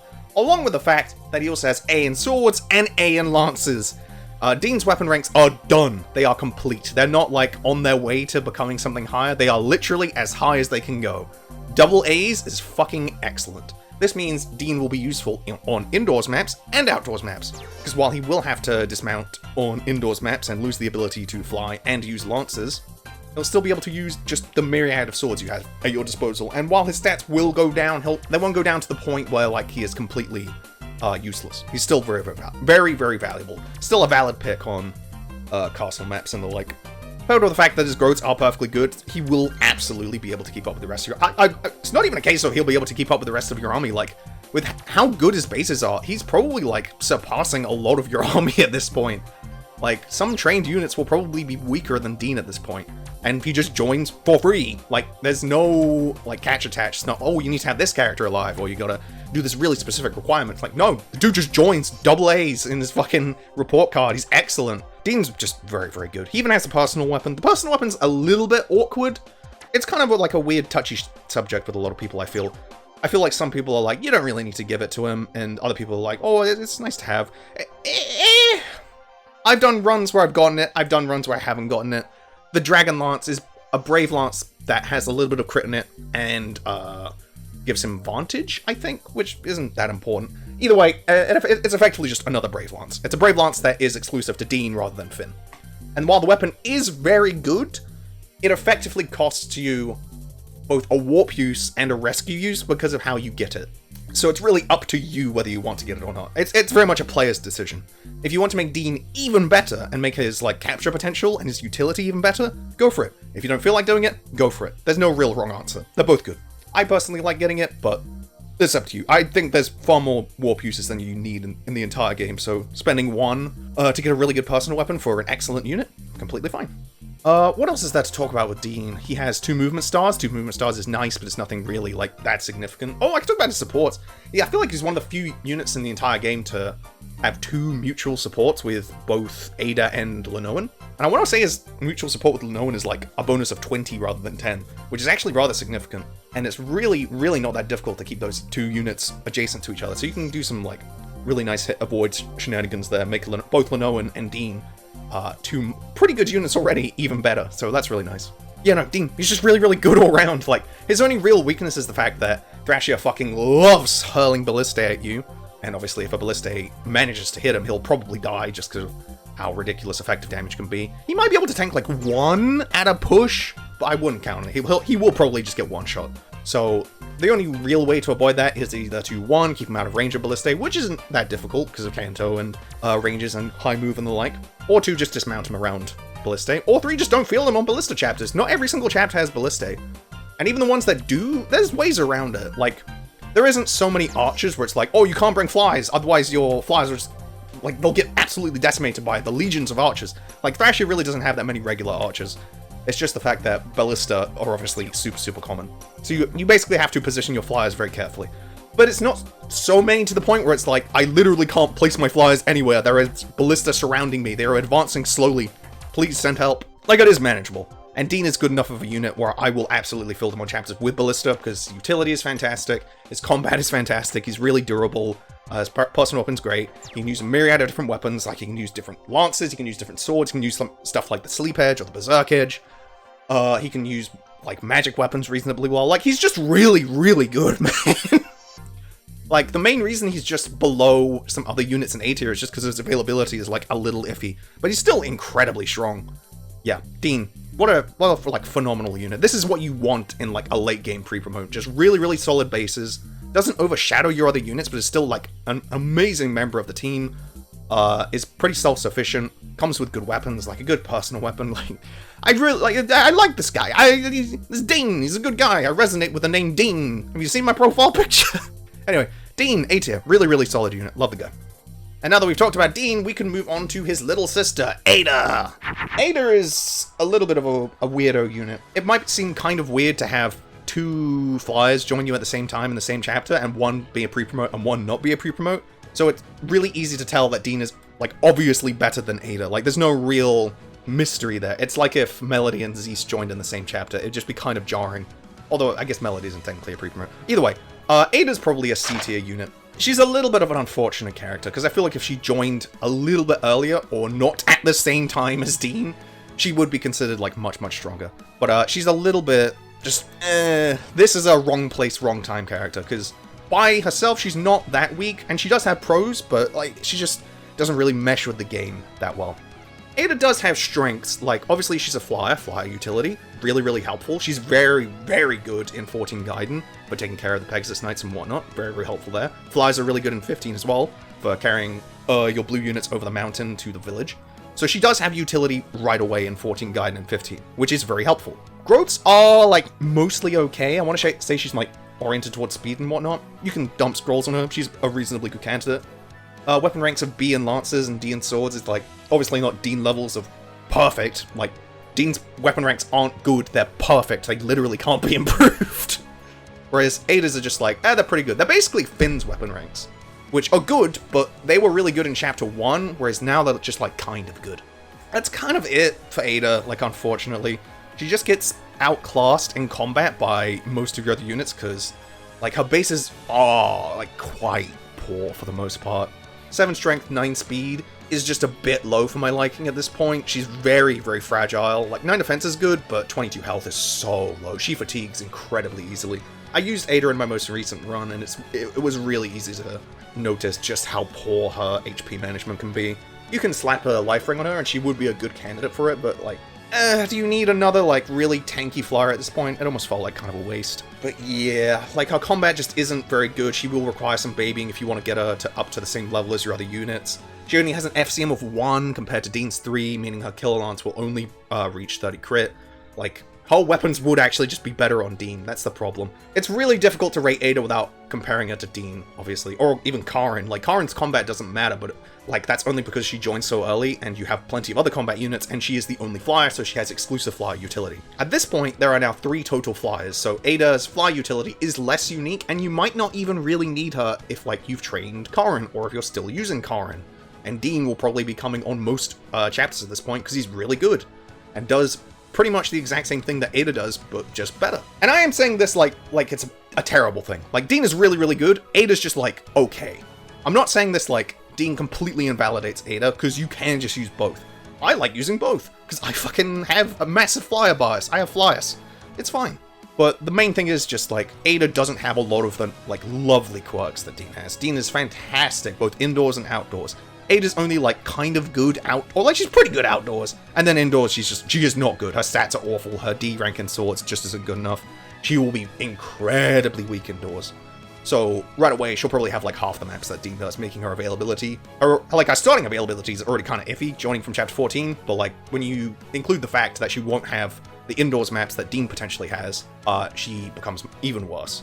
She has no access to a personal weapon, she doesn't get a support with Lenoa. It's like, I know, I'm not even really talking about Ada at this point, I'm really just comparing it to the fact that she doesn't have so many of, like, the blessings that Deen has. Fewer supports, lower FCM, worst weapon ranks, not promoted. She will also require a Master Seal if you want to, like, properly utilize her. Her growths don't actually cover her issues, which is her con and her otherwise iffy bulk. Her bases are kind of iffy, and with all of these weaknesses, I still think she's, like, a reasonably strong unit. Well, not, like, reasonably strong, like, okay. She is okay. She is viable due to the fact that the next 2 chapters after this are fantastic for her. Like, even if you use her just for 14 Gaiden and 15, she will be very, very helpful in those chapters, and I think that's worthy of note. Like, there's a lot of goobers in C tier. Like, Machua and Brighton are pretty much only good for Manster, and only, like, really early Manster, but I still rated them in C tier because they have that niche. In the same way that Ada is really good in Chapter 14 and 15, or, like, 14 Gaiden and 15, like, she will have that niche that only 2 other units can have. So, I think she is worthy of note. Yeah, Ada, she's a little bit of a weirdo, like, you might view her as redundant. It's like, I don't need another flyer, but, like, there's still only 3 flyers in the game. You can definitely use all 3. And, like, her combat isn't so bad to the point where it's like, oh, she's unusable. Like, she can still kill the occasional thing. Obviously, same weaknesses as Deen. Gotta be careful around ballista, bows, and wind magic and the like, but you just gotta be careful with it. You just gotta treat her like a lady. I'm sure she'll appreciate that. I'm sure that's what her character was truly about. Ada, very, like, overall, but she has flyer utility, is very useful in a couple of chapters. And at the end of the day, I am flyer biased, so she's going to go where she goes. And to top off our flyer brigade, the final unit you get in Chapter 14 is none other than Homer. Or as I like to call him, the quirked up white boy. Not just a quirked up white boy, the quirked up white boy. Busting it down, potentially sexual style, but he is unfortunately not goated with the source. Alright, now that gibberish is out of the way, I'm going to place Homer in B tier, because he's an incredibly simple unit to talk about.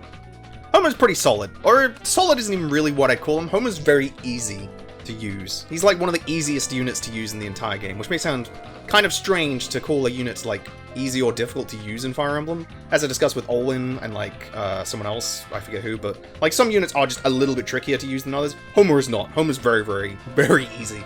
Homer is a very, very simple mage boy. I guess he's a bard boy. He's a mage effectively, but he's able to use light magic at base instead of having to promote to sage.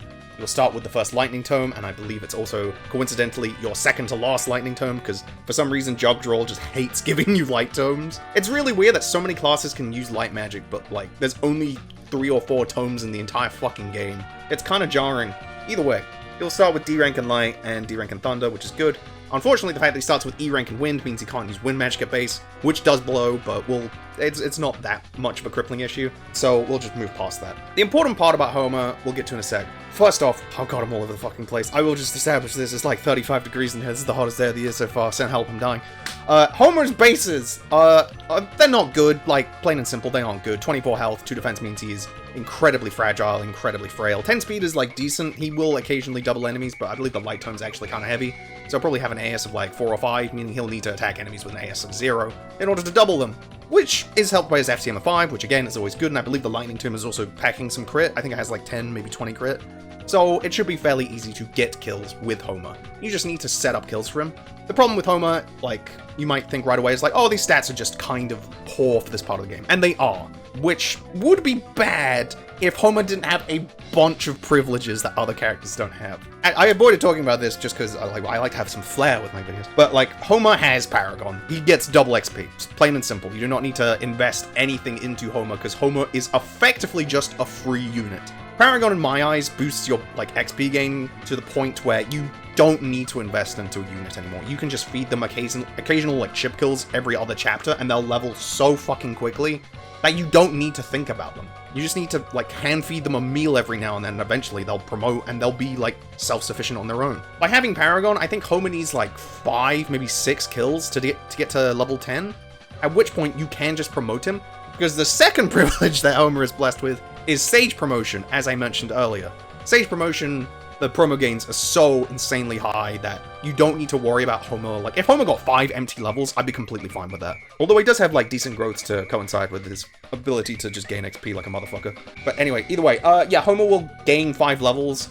He'll promote to Sage, he'll gain access to staves, all of his weapon ranks will go up. I believe he'll go up to D rank and Wind, meaning he can use Wind Tomes, so he'll be able to use, I think, C rank and Thunder, which is nice. He can use the non-existent L Thunder Tome, now that I think about it. That is weird, right? There's no L Thunder Tome in the game, but there is L Fire. I guess there's no L Wind either. Either way, Homer is just, he's like a paint-by-numbers character. Whereas a lot of other characters, you will need to, like, invest boosters or think about the positioning and whatnot. You will need to think about Homer's positioning, like, because he is incredibly fragile. You can't just leave him out on their own. Like, with Asvel in the mid to late game, you can just leave him on his own because he can dodge tank and still be reasonably tanky. Homer is, like, super, super fragile. He's a paper plate of a character. You can't do that. You basically need to baby him a tiny amount, but as soon as he promotes, he is good to go. He'll get staff utility, D rank and staves. Weapon ranks will go up, he'll be incredibly self-sufficient. He'll still gain a ton of XP, so he'll level up even quicker once he gets to Sage, and he will just become a very, very valuable unit on his own. I think the only, like, real issue Homer has is that, one, he joins a bit late, so his availability is iffy, and he joins at a point where it's like, do I want to train another unit at this point? I've kind of established my death squad. So it's really just a question of, do you need another magical unit? And out of all, like, the growth units you're going to be getting from now until the end of the game, Homer is probably the best one, purely just because he has Paragon. There's another unit, we'll get to her, but she also has Paragon, and she's like the next best candidate. Just the fact that he has access to magic, which is really, really good in Thrasher, it's like the best 1-2 range option in the game. Paragon means he levels super, super quickly, his growths are decent, his bases aren't horrible to the point where I think he's just bad. He needs a little bit of investment to go, like, a long way. He's kind of like Linoan, but Linoan gets access to a better class and has, like, better states. Either way, Homer's start can be, like, very, very poor, but unlike a lot of other characters' starts, where it's like you need to invest really, really heavily into them in order to get them off the ground, this is a case of you need to just put a little bit of gas in his tank and he'll fucking start flying like crazy. It's just a case of whether you want to or not. Much like a lot of other sword fighters or some such characters, it's just like, do I need this character? And the answer is yes, because filling up that XP bar feels good. Homer, really fun unit to use.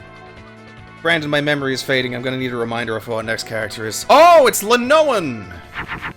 We was just talking about Linoan when we were talking about Homer. Everyone's favorite purple-head twink. I fucking cut that. I'm not using the word twink again. That's staying in. I can already tell that's staying in. Linoan! Linoan, as I kind of stated with Homer, is a little bit of a similar unit to Homer. I'm going to place her in B tier along with Homer. I think she's a bit better just because she generally just starts a bit stronger, but she does also have her fair share of weaknesses too. Yeah, Linoan is just also, she's kind of a simple unit. She's,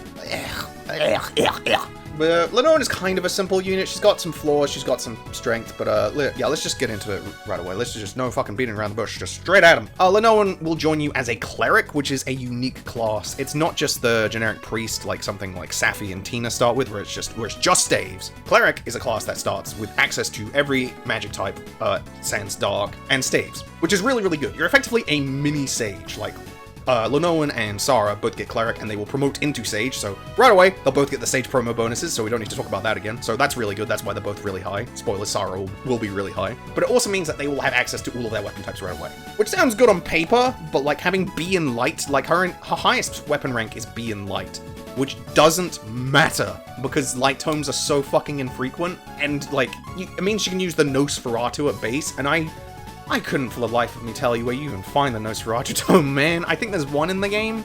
I want to say you find it from a village by visiting it, like in chapter 21, specifically with Linoan or something. It's not that important. She's going to be using Fire and Thunder tomes. She starts with E rank and Wind, so she can't use Wind tomes at base, which does suck because her bases aren't that great. She's very, very frail. 16 health, 0 defense. Have you noticed a trend with these mages? My god, they need to fucking drink their milk so they can strengthen their bones! Again, it's like fucking 40 degrees in here, you'll have to give me a break. Either way, Linoan's combat is fine at base. Unlike Homer, she doesn't have Paragon, so she will level a little bit slower. But, unlike Homer, she will also start with C rank and staves, and C rank and staves is very good. She will also join with a myriad of staves in her inventory. Torch, Heal, Ward, and I believe she also starts with a Restore staff. So two really good staves with a Restore and the Ward, which is really, really nice. A good addition to your army, even if you choose to not use it. She has a good support with Deen. I believe she's also supported with Leif, which is really, really nice. I think her growths are also, like, kind of cracked, if I remember. I might be misremembering. I might be thinking of Sarah's. Hold on, let me check. Okay, yeah, I am misremembering. Her growths are good. Then there's no real complaints across the board. They're mostly, like, 50s, which for Thrashia standards are actually quite high. But I was thinking of Sarah, who is, like, a joke unit, but not in the same way that, like, Marty's a joke. A joke in, like, I'm going to send a pipe bomb to your house level of joke, and that it's not funny, people are in danger. But, yeah, Lenoan. What do you talk about Lenoan? She's just kind of a staff bot? Kind of? She just falls into that awkward area, because she's not like Safy, where Safy is just a staff bot, or Tina, where Tina is just a thief and unlock bot. Whereas Lenoan's kind of wants to be an all-rounder, but she doesn't really excel at it. Like, she's decent at it. I got no complaints about her combat. Other than the fact that she is very frail, and you can't really leave her on enemy phase. But, like, FCM of 5 means she can use the Thunder Tome and, like, crit reasonably reliably, which is nice. But you will need to, like, constantly keep at least a couple, one or two bulky units around her to prevent her from being just absolutely demolished on enemy phase, which is annoying. I want to say the biggest knock against Lenoan compared to a character like Sarah or Homer, two very, very strong units, is that Lenoan can't promote until 21, which is really, like, that's late.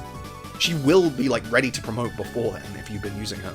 Which she probably should, just because obviously Staves are the best weapon type in Thrashia. So the fact that she is forced to wait until 21 and she can't just promote through the use of a Master Seal like a lot of the other goobers in your army just kind of hinders her growth a bit, because she will just reach a certain point where it's like, okay, I've kind of done all I can do. I'd really like to gain the staff XP from promoting and get to A rank, because getting from C to A without a promotion will take a really fucking long time. So that's like a really big hurdle in her way to success. But other than that, like, she is still very strong. Like, her bases, again, don't really matter that much. Like, because of how frail enemies are in terms of magic and res, she will probably just be murdering everything she fights. C rank and Staves is still, like, a good level.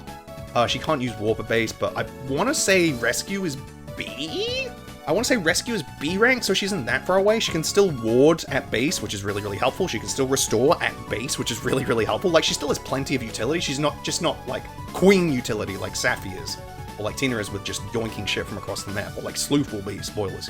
And I believe Sarah starts with B rank, so Sarah will be a bit better as well. Like, out of all of the magic units in Thrashia, Lenoan certainly is one of them. She is still very good. I got no, like, complaints about her other than the late promotion and maybe, like, a little bit of an iffy weapon rank. That's kind of it. Like, her combat is good with an FCM of 5. She will grow very, very nicely. She has reasonably good availability, maybe not the best, but like whatever. She fatigue a little bit easily, it's not that big of a deal. It's just that late promotion, man. It just holds her back. Like, being able to promote Sarah once she gets 10 really, really helps her because she gets to A rank and Staves. Being able to do that with Asvel makes him much better because he can just get to Sage and become like a juggernaut really, really quickly. Same with Homer. Sage promo bonuses are really good. They're like 6 levels worth of stats. I'd rather just promote right away. Stop keeping me trapped on this base class. Yeah, I think it's kind of just as simple as that with Lenoan. She has pretty good performance, and she'd probably be in A tier, maybe even higher. Well, definitely not S tier, but like she'd probably be A tier if she was allowed to promote before Chapter 21. That's really the main thing holding her back. Lenoan, very solid unit overall, but she's got her fair share of weaknesses. B tier. I always talk about how much I love just having generic Joe fighter in my Fire Emblem games. I'm so sick of retainers, man. Just give me some generic people. So to really just lead the charge for generic people, here comes Ralph! I love Ralph. Who doesn't like Ralph? He's just... You can't get more generic than this guy. Fucking 30-year-old, like, medium build, medium height, white guy with, like, a really boring brown haircut. This is my guy. This is the only dude I can relate to. Human fighter, here we go. Ralph is maybe the most simple unit in the entire game, although his, like, uses have been pretty, like, niche over the course of, the discovery of the game. I'm gonna place him in B tier, probably towards the lower end. Ralph is really, really, really simple. He is just a fucking hero that joins you from Chapter 15 with really, really nice solid bases. His growths don't matter in the slightest. I wouldn't be surprised if he got empty levels every single time. Alongside those really good bases are very, very good weapon ranks. A rank in swords means he can use every single sword right off the bat. And he has C rank in axes, which might seem slightly low, but he also has hidden weapon XP, which means he's actually really close to B. Meaning that he'll have access to basically every single axe under the sun. Excluding, I think, the Master Axe, which is, I believe, A rank? It might be A rank? I'm not going to check. That's far too much effort. Either way, Ralph is just one of those units. He's like a traditional pre-promote. He's just very, very good right out of the box. You bought the can that said good pre-promote. Bang, you got a good pre-promote. Very good utility, very good bolt. Like, he's just a really good versatile unit to fit into your army. He's like an excellent filler unit. He just does his job really, really well. FCM of 1 isn't amazing, obviously. He has nothing, like, fantastical about him. Would you really want a unit like this to have anything fantastical about them? He's a fucking guy called Ralph. That's his character. He fucking goes to Walmart. He buys, like, his favorite, like, TV dinner. He goes home. He talks to his wife and his 2 kids. He's having a great time. He's Ralph. Yeah, no. Ralph has basically nothing special to talk about other than the fact that he's just a very, very versatile unit that you can pretty much always slot into your army, regardless of whether the map is indoors or outdoors. His growths don't matter. He's very, very good for recruiting Xavier. As people have found out, he's just a very, very good user of the Sleep Edge because he has A rank and swords right away, so you don't need to train anyone up to use the Sleep Edge to sleep all of the soldiers that you need to, like, do before you're able to even talk to Xavier in the first place. So Ralph can be a very, very useful part of that plan. Yeah, there really isn't that much to talk about. This is like a Hicks and a Troude situation. Although I'd say Ralph is just a lot better just because his bases are so solid. Like, Ralph's bases are just really solid, man. Like, what are they? Let me take a look. 12 strength, 14 speed? Wow, this dude's fast. 14 speed's enough to double, like, almost everything in the game. Enemies in Thrashia aren't fast, so, like, 14 speed is legitimately enough to double with the majority of enemies. Maybe outside of, like, endgame enemies, like, they get pretty quick towards the end. Either way, like, these bases are enough to carry him. He's kind of like Dagdar, but if Dagdar had, like, much worse availability. Yeah, that's kind of it. He's Dagdar, but his availability is a bit worse. He's a little less bulky. He doesn't have any supports, which is a little bit annoying, but it's not the end of the world.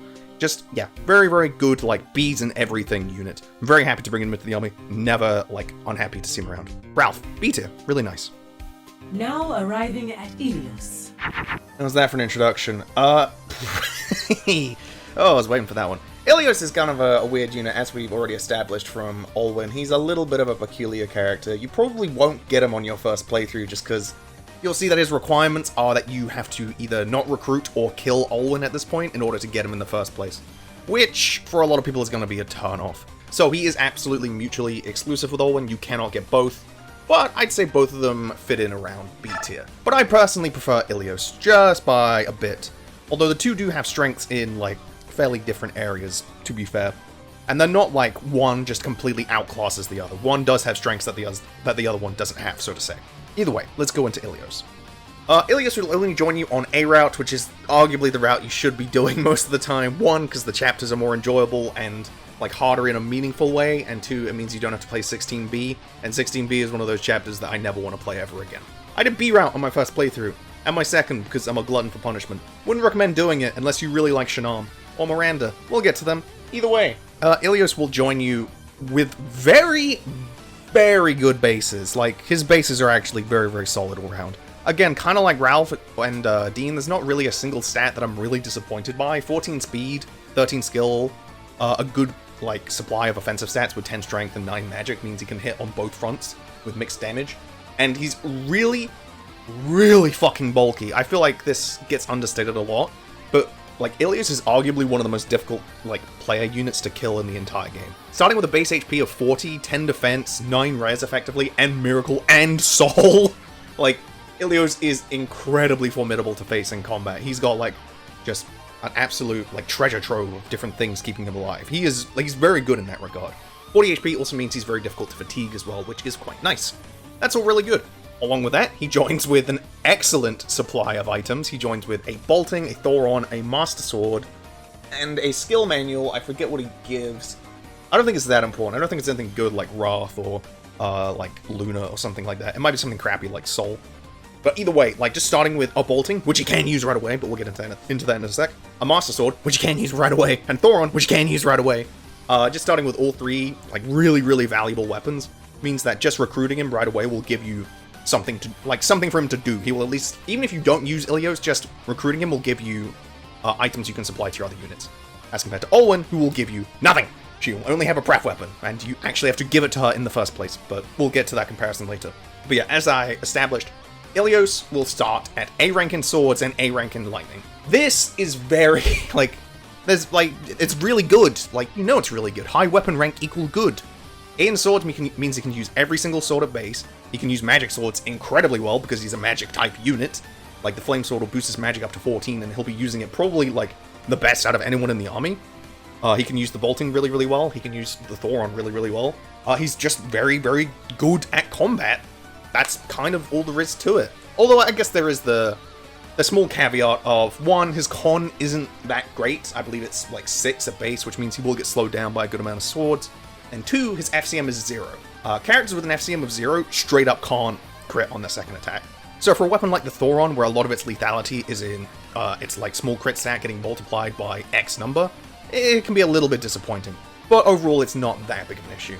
I do wish he kept his authority stars. Could you just give him 1? I know like having him have 3 authority stars would be completely busted, and it wouldn't even be like a conversation of who's better, Ilios or Olwen, but like, could you give him 1? He loses all 3! That fucking blows. But yeah, when it comes to indoors and outdoors chapters, it's not that much of a hindrance. I feel like Mage Knights, other than move, like they lose 3 move and Canto, and that's the biggest issue, but other than that, like they don't lose that many stats. I don't believe they even lose magic when they dismount. But yeah, I feel like we should go on to the full comparison of Ilios versus Olwen. Okay, what does Olwen do better than Ilios? Olwen has access to the Dire Thunder, exclusive access to it, other than Reinhardt, but you can't recruit Reinhardt, obviously. I'm sorry if you hear his players, he's not even recruitable, he's just some cock who's watching Julie's fuck his girlfriend. X-fucking-D. Anyway, I'm not cutting that. I'm getting really raunchy in these later characters because I've lost the care. I'm not a care in the world. Anyway, Olwen. She has the Dire Thunder, so her combat will be probably a little bit more formidable. Like, let's assume you've trained Olwen up to this point, like given her like 3, maybe 4 levels. She will have gained probably like an average of 2 stats all around.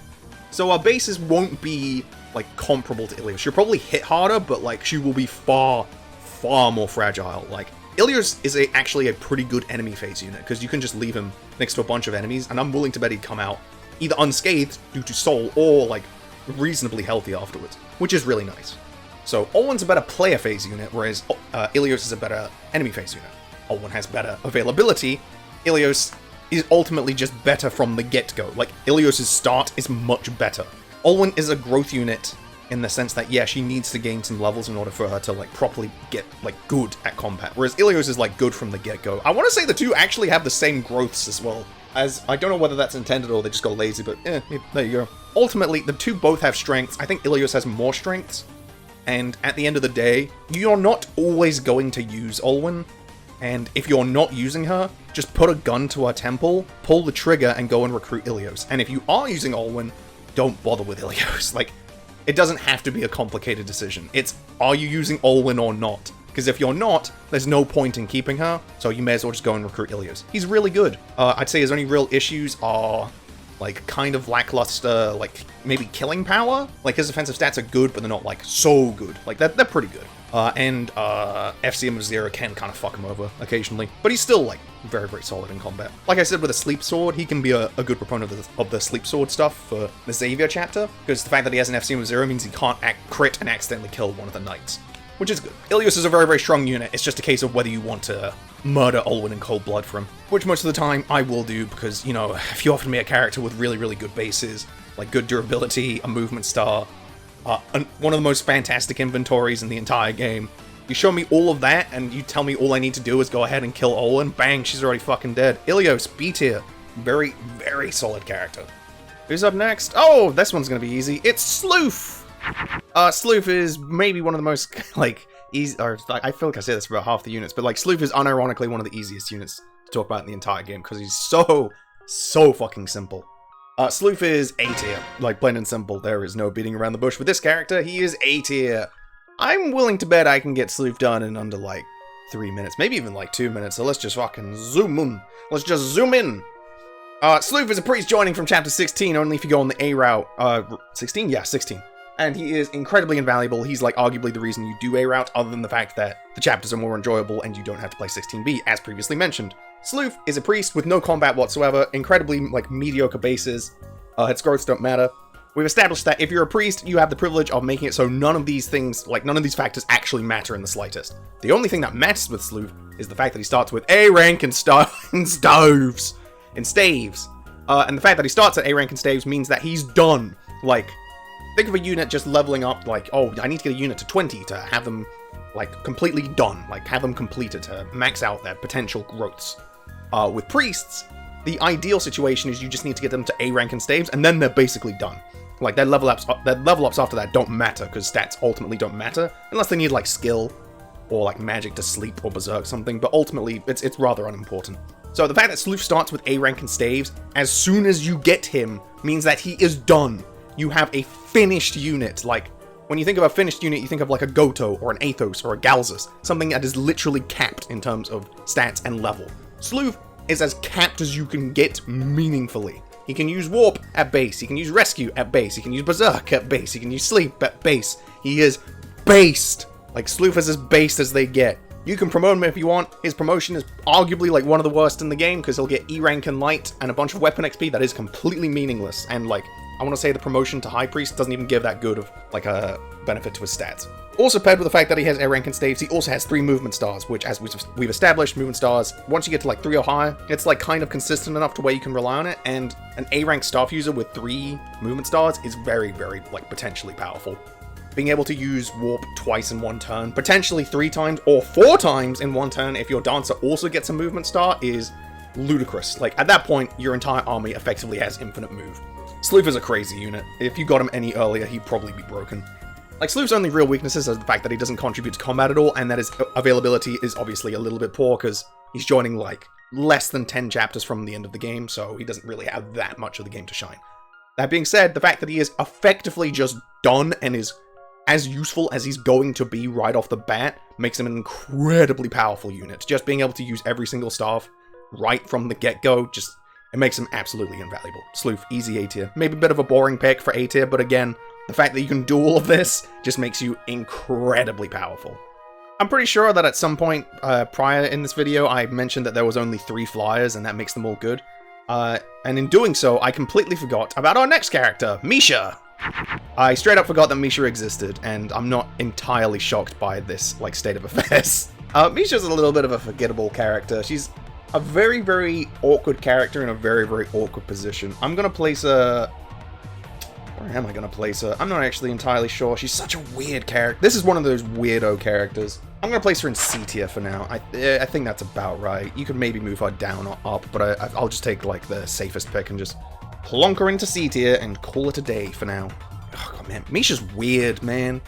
She'll join you in, not even really 17A, she'll actually join you in 18, because you need to, in order to recruit her. Her recruitment is like one of the most awkward parts about her. You need to talk to her with Karin and have her captured by the end of the chapter, which can be incredibly awkward if you don't have the right, like, setup. Because there's also a swarm of Pegasus Knights and blah blah blah blah blah. Her recruitment can be, like, very cumbersome, and what you get in return is a promoted Pegasus Knight, which is nice. That's a 9-move flyer, which is potentially good. With the unfortunate situation of having a flyer from chapter 18 onwards, another one is both kind of unnecessary, because I already have 3, and there's not actually that many outdoor maps that Misha can really thrive on at this point. Like, let me just go through the chapters.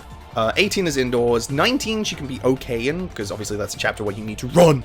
The army is coming, you need to run as fast as humanly possible. What is chapter 20? That's Child of Light, right? That's not a great map for flyers. It's like half indoors, half outdoors. That's a defense map. 21, she's okay there. If you go to 21 Guidance, she's pretty bad there. 22, you could use her to help with warp skipping that. 23, she's okay there. And then by 24, it's all indoors. So yeah, wow, Misha gets like 3 or 4 chapters of outdoors, and none of them she's like particularly amazing on, which is kind of unfortunate. So a lot of her fly utility isn't actually that great. In terms of stats, Misha is actually, like, reasonably decent. 16 speed while mounted is really, really good, but as we've established, thrashing enemies aren't that fast, so having a massively high speed stat isn't actually that important. I'd wager if she had, like, 12 speed, she'd still probably double everything. Although she's actually, like, not as fast as she appears, because her con is 6, so whoop-de-doo. And her con growth isn't very good. She hits reasonably hard, she can use her wind sword very well. I'd actually say the best part about Misha is the fact that she joins with the wind sword, and the wind sword is very good. It's a magic sword, which is obviously very nice. I believe it's the lightest and gives you +5 speed when it's equipped, which is delightful. But yeah, ultimately a lot of Misha's bases don't matter that much. I think the best part about Misha is probably just her weapon ranks of A in swords and A in lances, which is really nice.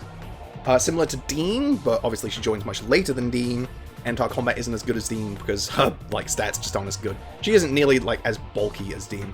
I found out, like, recently, it's like, in chapter 14, Deen can actually, like, tank a hit from the bow armors, which is really, really helpful. If Misha was in that situation, I'm willing to bet she'd just flat out die. She can act as a mini Deen, I guess, on indoors maps. Like, she does effectively fulfill the same potential role as Deen. It's just that she will be ultimately a bit weaker because she won't hit as hard. She'll be a bit faster, but she'll, like, you won't be as bulky. Her FCM is 2 rather than 3, which is annoying. Much similar to Deen, she has no skills. I want to say her growths are, like, weirdly good for a promoted unit. Yeah, her growths are actually incredibly good. She has an 80% speed growth, 55% strength, 65 skill. Like, these are excellent growths, which is kind of jarring considering she's probably going to gain, like, a max of 3 to 4 levels before the end of the game. So, that ultimately doesn't really matter that much. Yeah, no, I'm an R-ing for Misha a lot, because she's just not particularly... She just joins too late. I think that's just kind of the issue. She's very similar to Cyrene from Sacred Stones, in that you just join too late. I feel like if you joined even so much as, like, 3 to 4 chapters earlier... Or actually, no, you know what? You do join 3 to 4 chapters earlier. It's just that your name is Deen when you join 3 to 4 chapters earlier. This is Deen joining 3 to 4 chapters later, at a point where he would no longer be useful, because flyers just aren't good at that point, simply because there aren't that many outdoors chapters. And, like, at that point, you're basically warp skipping the late game anyway, because Thrashia wants you to, and who am I to disagree? Ultimately, you're probably, like, not gonna use her that much. She'll probably just be, like, one of those, like, Glade types or the Fred types, where it's like, I'm just going to field Misha because I need someone to act as, like, either a rescue bot or a capture bot, or just someone to, like, rescue a civilian or, like, visit a village, or, like, something like that. She can fulfill the role of being, like, a kind of good filler unit with reasonably good stats. Like, she can hold her own. She's not like a Karin, where it's like, I need to keep an eye on Karin, because, like, if there are enemies approaching her position, she is in immediate danger. Whereas Misha's like, I can probably just send her to visit that village. It's surrounded by 2 knights, but I'm willing to bet she could just, like, take them in a fight. But I think, ultimately, due to having pretty poor availability, an annoying recruitment, lack of outdoors chapters, meaning a lack of flyer utility, kind of, like, iffy bulk, and, like, so-so bases, like, she's got good stats in nice areas like magic, which is good for magic swords, but it's not that great. It can make her good against magic enemies, but, like, Jormungand mages hit fucking hard. It doesn't matter how high your magic is, Jormungand mages are gonna fucking hit you like a truck. Same with Fenrir. Overall, yeah, I think C tier is probably the right place for her. Just a very unfortunate unit. She's got a lot of disadvantages. If she joined earlier, she'd be very, very good, but joining late kind of just, like, puts a sledgehammer to her kneecaps, so to say. Anyway, Misha, C tier. Is Sara the funniest Est in this series? I'm gonna go with yes. I'm trying to rattle my brain to think of an Est that could potentially be funnier than this one, but I genuinely can't think of one. If you were unaware, at this point, we're talking about Sara. Sara, as I previously mentioned, is probably one of the funniest units in the entire series, and pretty much, like, the epitome of... Like, you have units that are, like, the hydrogen bomb, and you have units that are the coughing baby. This is the hydrogen baby. So, I'm just going to go ahead and put Sara into A tier, and then we'll just get right into discussing her. Sara will join you from either 16B or 17A, so there is merit to going on B route. You will get her a chapter earlier, which can be nice, but ultimately, due to the way that she is presented and how she works, getting her a chapter earlier isn't actually that important. Sara is fucking ridiculous. Genuinely, I have no idea what they were thinking with this unit. She's just kind of hilarious to look at. She will join with surprisingly, like, okay bases as a cleric.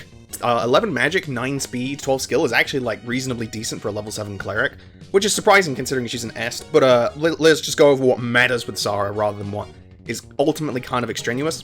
Sara has Paragon, Miracle, Wrath, and B rank in staves, and upon promotion we'll get to A rank in staves. This is kind of all that matters. Like, her combat is actually, like, reasonably okay at base, other than the fact that she will literally die to a stiff breeze with 14 health and 0 defense. This goal is... We've talked about fragility. This is next level fragility. This is coming out of the womb with no bones levels of fragility. Here's the deal with Sara. You'll get her, she'll be level 7, she's 3 levels away from promotion. You'll get her 3 levels in fucking no time because she has Paragon. She'll level insanely quickly. Once she gets to 10, you promote her. She has A rank in staves. Done. There you go. That's the character. Now, that's the boring way to play Sara, but you can totally just use her as, like, a combat wizard, because she is perfectly capable in combat. Due to the fact that, 1, her bases, as previously mentioned, are pretty okay. Her weapon ranks aren't great. She can't use wind magic at base, which kind of blows, but she can still use fire and thunder just fine. And also, her growth rates are, like, some of the best in the game, with an 80% magic growth, 80% skill growth, 80% speed. Like, Sara will cap magic skill and speed. The chances of her not capping those stats is so insanely low that I'd be shocked if you got to a level 20 Sage Sara and you didn't have capped magic skill and speed. Please contact me, because that shit's, like, insanely unlikely. That's probably like a 0.00001% chance. Like, obviously, her main important factor is the fact that she gets A rank and staves really, really easily, so she will join the ranks of Salem and Sleuth and Safy and maybe Tina if you've been training her like crazy, which is really, really helpful. She's a great warp user, she's a great rescue user, yabba yabba yabba blah blah blah blah blah blah. She levels insanely quickly. She's, like I said with Homer, basically just a free unit. I'd say even more so than Homer, just because she can use staves at base and get double the XP from just staffing if you want to. Like, you don't even need to send her into combat, which may be potentially risky. You can just have her heal over and over again until she hits 10. Bing! There you go, Master Seal. Here you go. Here's your fucking promotion. And that's mostly it.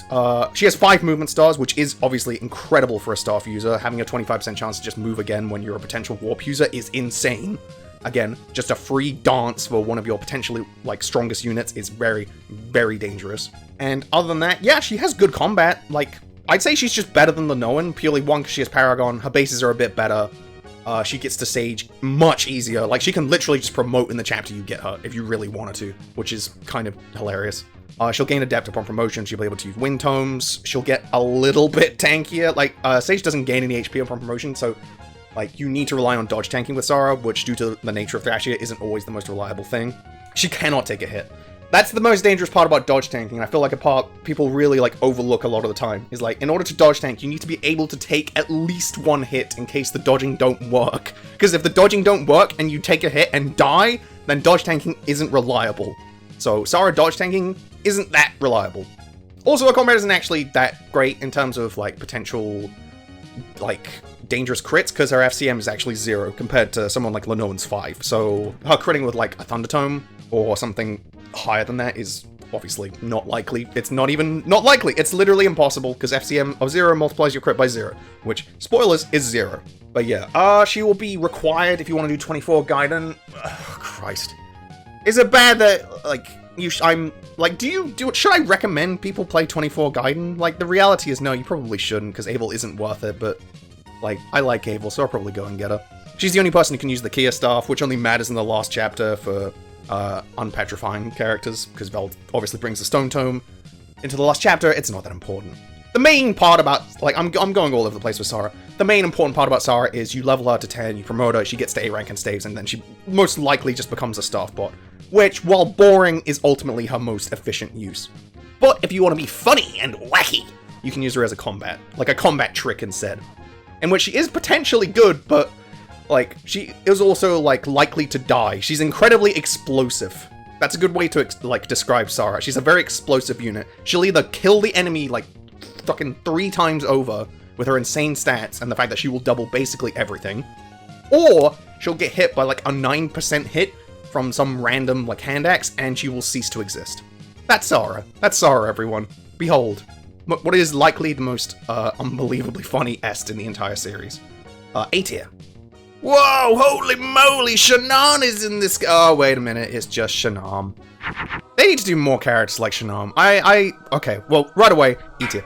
But they need to do more characters like Shannon. I really enjoy when they do joke characters in Fire Emblem. There's 2 in this game, and the second one is actually pretty funny. They need to do more fake characters in Fire Emblem. Give me, like, Ray, or actually, there's a fucking character called Ray in FE6. Give me, like, Ephraim, or, like, Irika, or some dumb bullshit like that. Give me more joke characters. Anyway. What do you talk about with Shannon, man? It's like the Marty situation. He's a level 1 sword master, and I'm pretty sure, like, all of his stats are sub 10. Yes, he is designed to be a joke unit. Of course he is! He's a copy of Shannon, who's a comically, like, strong unit in FE4. Shannon's entire purpose is to, 1, teach Mareeta Astra, and then 2, be a bargain bot. Bargain will reduce the prices of all shops he enters by 50%. Which is potentially very powerful, obviously, because in FE4, the skill is completely fucking broken, because money equals XP in FE4. In this game, shops aren't actually very good, because, spoilers, you start the game with 0 money. So the fact that you have 0 money means you need to go and get money by selling stuff, which isn't that out of the way, but shops don't really offer that much outside of door keys and maybe, like, wind tomes, that you don't really need bargain most of the time. But I'm going to go ahead and put him in E tier rather than F tier, just because he is the only character with bargain, which at the very least gives him a niche. He is the only character that will get reduced prices. In fact, I feel like fucking doing a bit. I haven't done a bit in a while. I'm going to go do a bit. I'll be right back. Just give me a minute. I've got $1.99. I've got $7.99. I've got $16.99. Cheap prices. $14. $11. $2.49. 3. My prices are so small you can barely see them. This is some small prices. We have prices discount.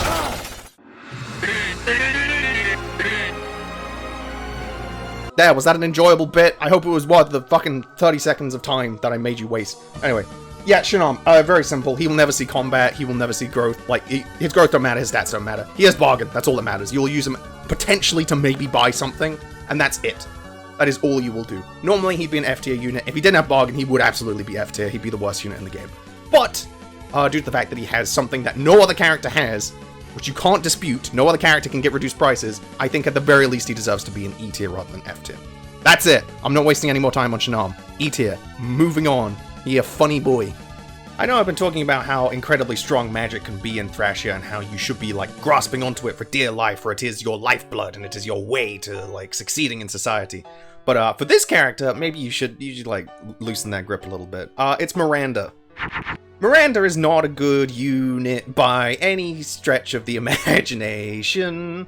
If you have acquired Miranda, that means you went on B-Rat for some reason, and you're probably wondering why you went on B-Rat as soon as you get this unit.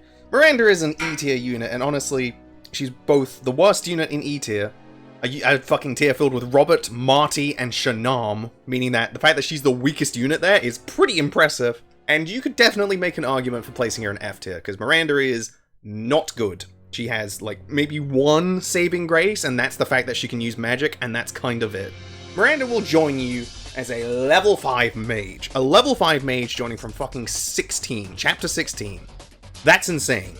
For reference, Sara will actually join you in the same chapter with a higher level, better bases, better growths, better skills, the ability to use staves at base, so a better class, and Paragon. What does Miranda have in return? Slightly better weapon ranks. And instead of an FCM of 0, she has an FCM of 1. Whoopee! Miranda's bad. There's really no other way to put it. Her bases are bad. Her growths are actually somewhat decent, but they don't really matter that much.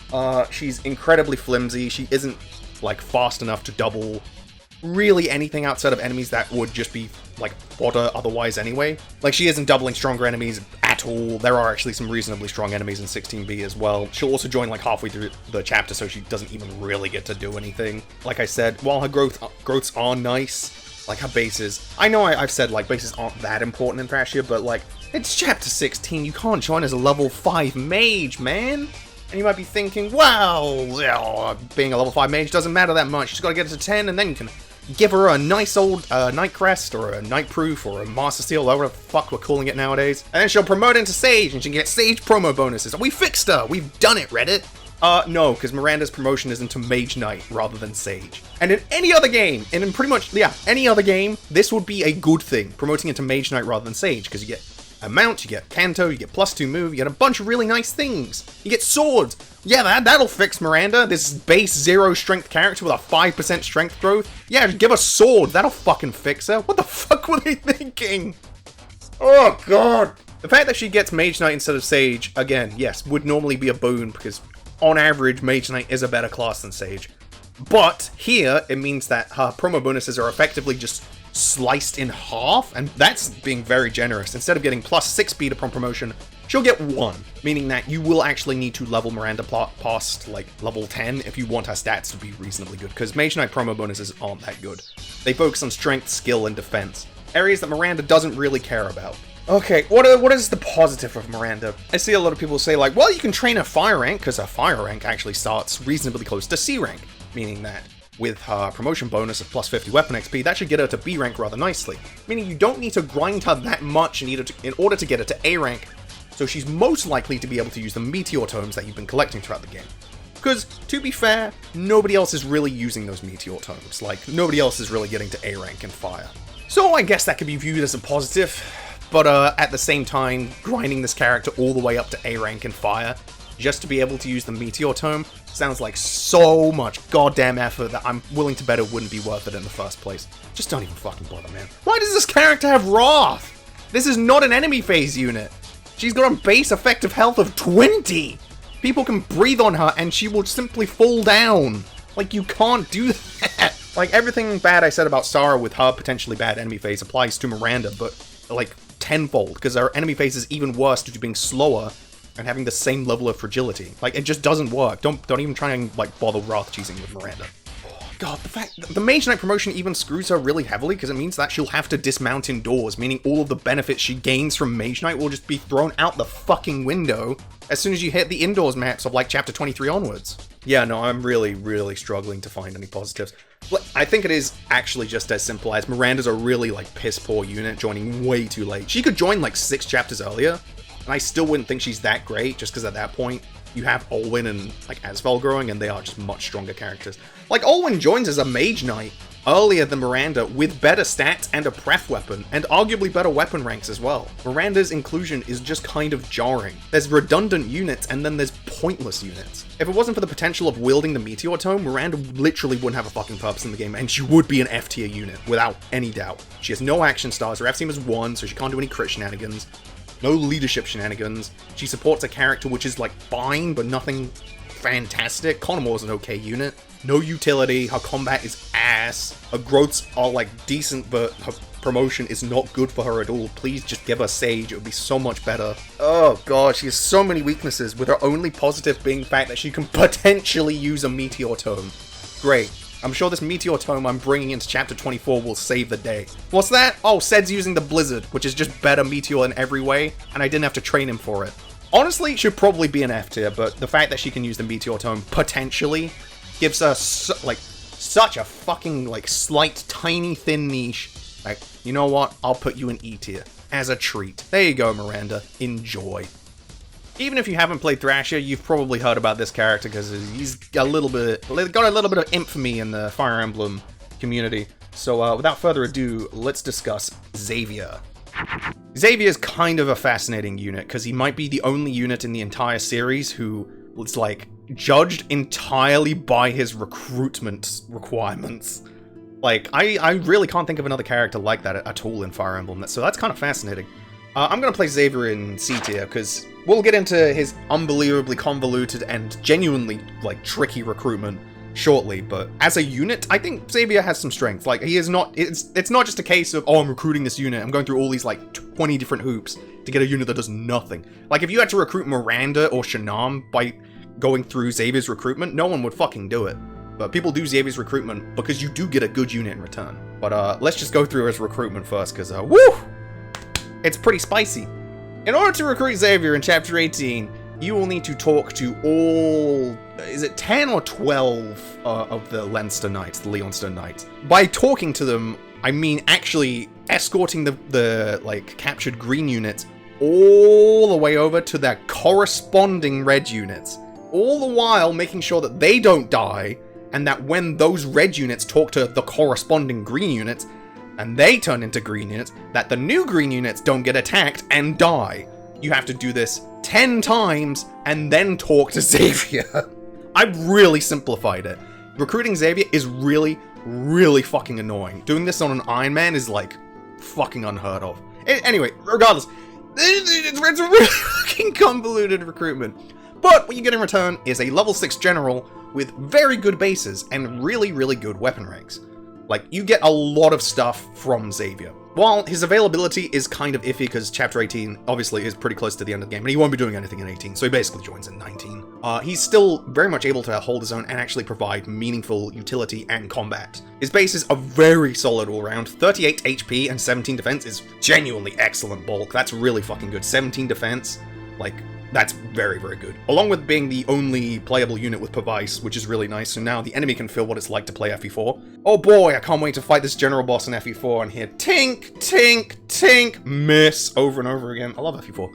There, I did it. I found a way to complain about FE4 again. Really good damage dealing capabilities with 13 strength. Really helped by the fact that he starts with a great inventory of a Master Axe and Killer Bow, and also A rank in axes and bows, as well as C rank in swords, which is also quite nice. Unfortunately, only E rank in lances.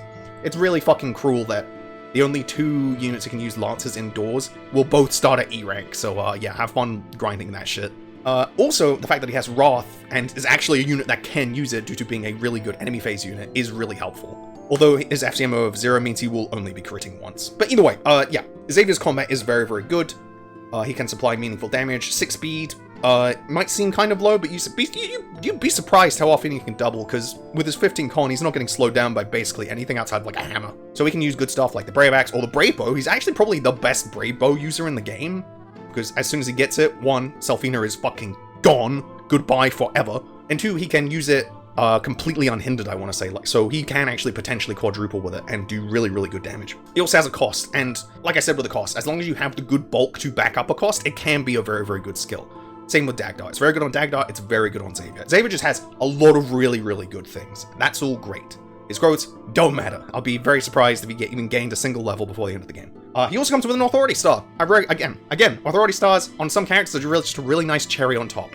And due to the fact that Authority Stars will be much, much more common on enemies in the late game, having these to counteract them is very, very helpful. Yeah, Xavier is just, like, yes, obviously, his recruitment is really, really awkward. General isn't the best class. Obviously, you'd rather have something with high movement, but at the same time, he won't get hindered on indoors maps at all.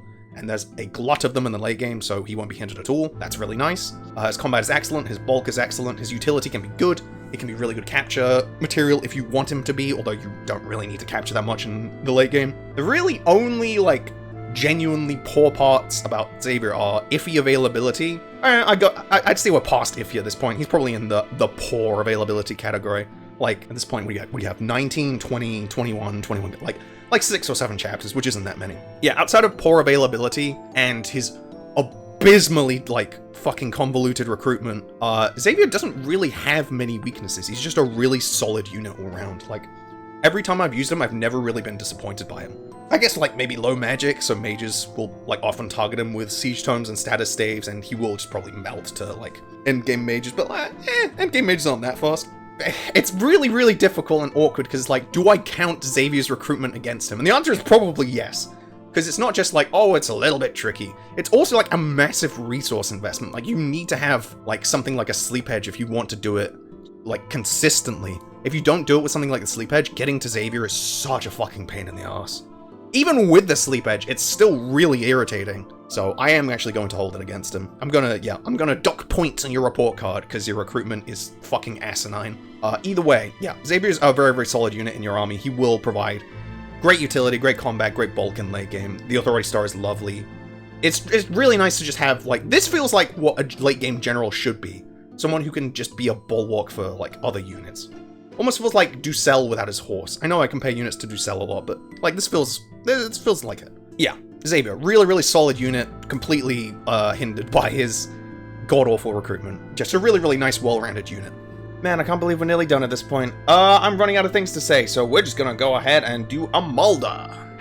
Amalda's a really, really nice, straightforward, good old pre-promote. Nothing fancy about Amalda. She's just very, very solid all around. I'd say B tier. Yeah, pretty much just B tier. I don't think she needs to go any higher than B tier, any lower than B tier. Just a there's a fortune cookie on my desk. How long has this been here? You will receive a surprise windfall. Alright, well, if a tornado blows me away, you'll understand why. Anyway, now that distraction's over, let's get back to Amalda. Amalda will only join you on A route, which is fine, because I'm assuming you're doing A route. This tier list is going on the assumption that you're doing A route, because the units are better and the maps are better. Like, you should, plain and simple, you should just do A route, unless you haven't done B route. Like, play B route once, maybe just to experience it, but after that, I just stick to A route. Either way. She'll join you from chapter 19, like, basically chapter 20, so her availability is obviously, like, probably her weakest aspect. She'll join with very, very nice all-round bases, 8 strength, 13 magic for a magic-wielding, well, not a magic-wielding paladin, but a staff-wielding paladin is very, very solid, 15 speed's actually ludicrously fast, which is really, really nice. 9 defense, 34 health is also, like, reasonably good bulk, and an FCM of 2, which isn't even that bad. Along with the fact that she also has a movement star and an authority star. As we've discussed earlier, authority stars are really good for this part of the game. So that's all really good. I got absolutely no complaints about Amalda's performance on the stat and, like, authority and action star front. That's all great. Her growths don't matter.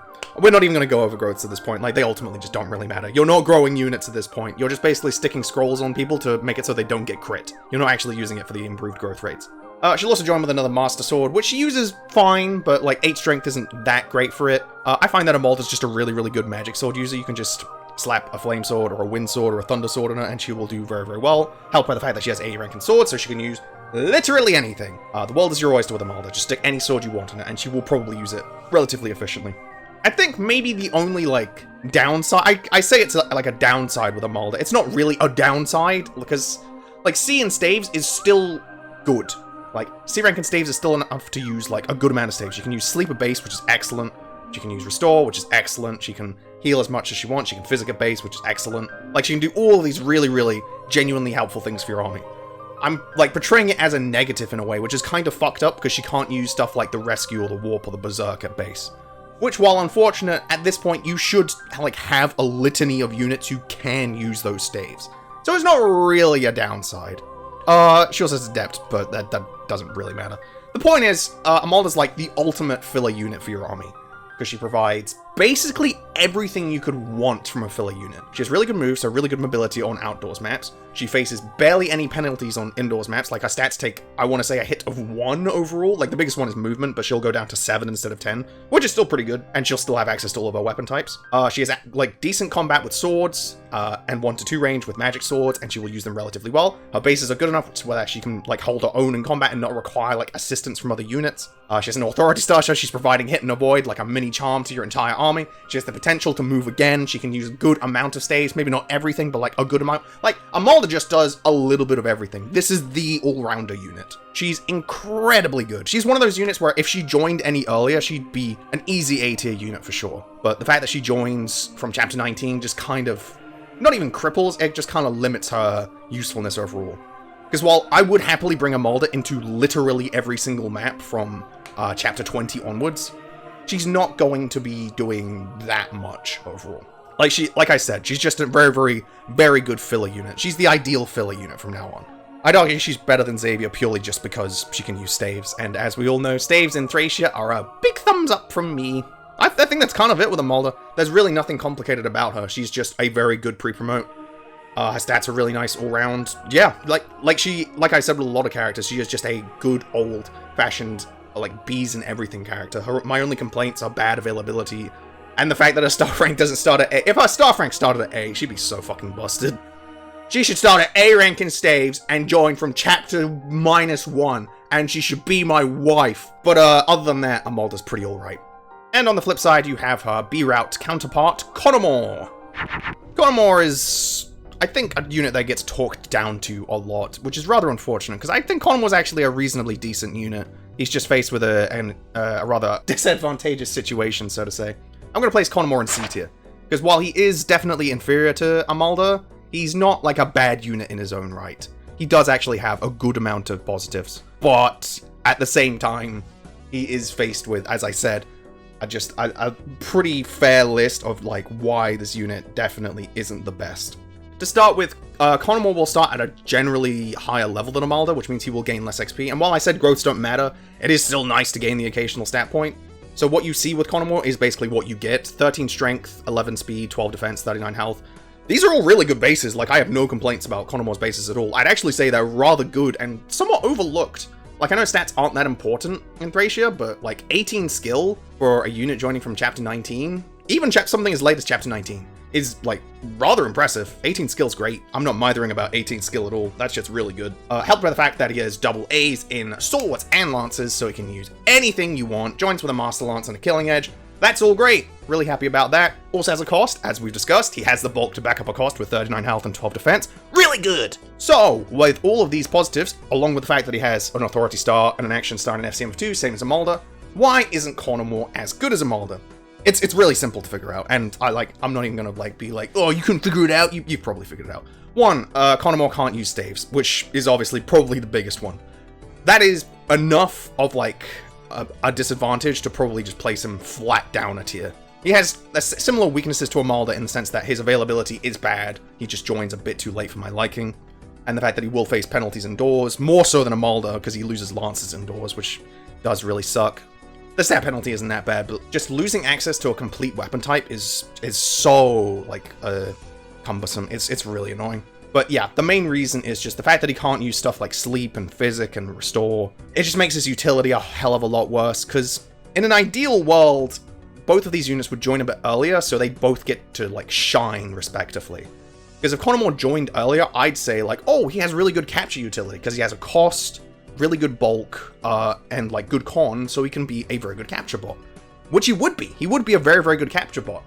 But in this hypothetical situation, Connemara is joining at a point where you actually need the items from capturing, so to say. But from chapter 19, basically chapter 20 onwards, you're not going to be capturing for the most part, outside of like capturing bosses for warp skips. That's kind of it. Like, on paper, this unit is really, really helpful. He's like Misha. He's probably going to go right next to Misha on the list, to be perfectly honest.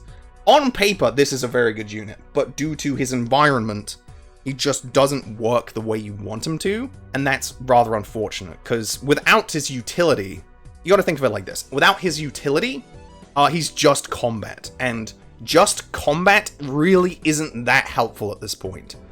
Like, I talked about how Thrashia kind of forces you to switch out units because of fatigue. After a certain point, that's not true, because Thrashia loves to just fucking throw S drinks at you, stamina drinks, which allows you to just completely eliminate a character's fatigue. Meaning that you, by endgame, will probably just have a I desire the blood of my enemies kill squad, which will likely include all of your mages, all of your staff users, and like Fergus, Finn, Osian, characters like that. A squad that Connemara will unfortunately probably just miss the mark on. He just doesn't really provide enough. Like, yeah, his combat's good, but like, it's not so good that I'm just absolutely stunned. Like, he doesn't have an FCM of 5, or a crazy personal weapon, or the ability to use staves indoors like Amalda does, which kind of like makes up the fact that she doesn't have any of these other things. Like, he's just missing something. He's just an unfortunate character. He joins on the worst route, so if you want him, you have to go onto B route, which means that your other units are going to be worse. Which could be viewed as a point against him. I'm not going to hold it against him. It's not the old man's fault that B route fucking sucks shit. It's just an unfortunate, like, happenstance. Just wrong place, wrong time unit. If he joined a bit earlier with, like, reduced stats, I'd say he'd be a lot better, but the fact that he joins at a point where there's only, like, 2 outdoors chapters left, at this point, there's, like, what, 20? 20's, like, half and half, 21 is fully outside, 21 Gaiden is half and half, 22 is outside, 23 is outside, so, like 2.5 chapters of outside, where he doesn't really get to do much, because you're most likely just warp skipping those chapters anyway. A poor, unfortunate soul. You do a lot better in a different game, a different time, a different place. I'm never entirely sure how I'm supposed to feel about Damud, or Damuid, Damuid? I have no idea how to pronounce this name, I'm sorry for butchering it.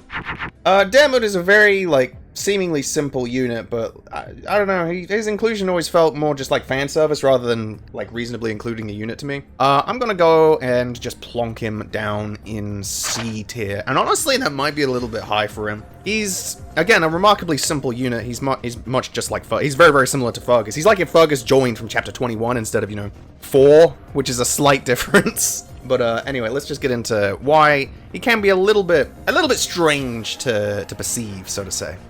Fermund will join you as, I believe he's promoted. He is promoted, right? Hold on, I'm just gonna check. He joins you as a promoted Sword Knight. I believe it's called Forest Knight, whatever, semantics. With very, like, fine bases. They're very much like how I talked about with efficient stats. They're very much like get the job done stats. They're not just, whoa, impressing me in every area stats. They're more just like, oh, 11 strength, 12 speed is like okay.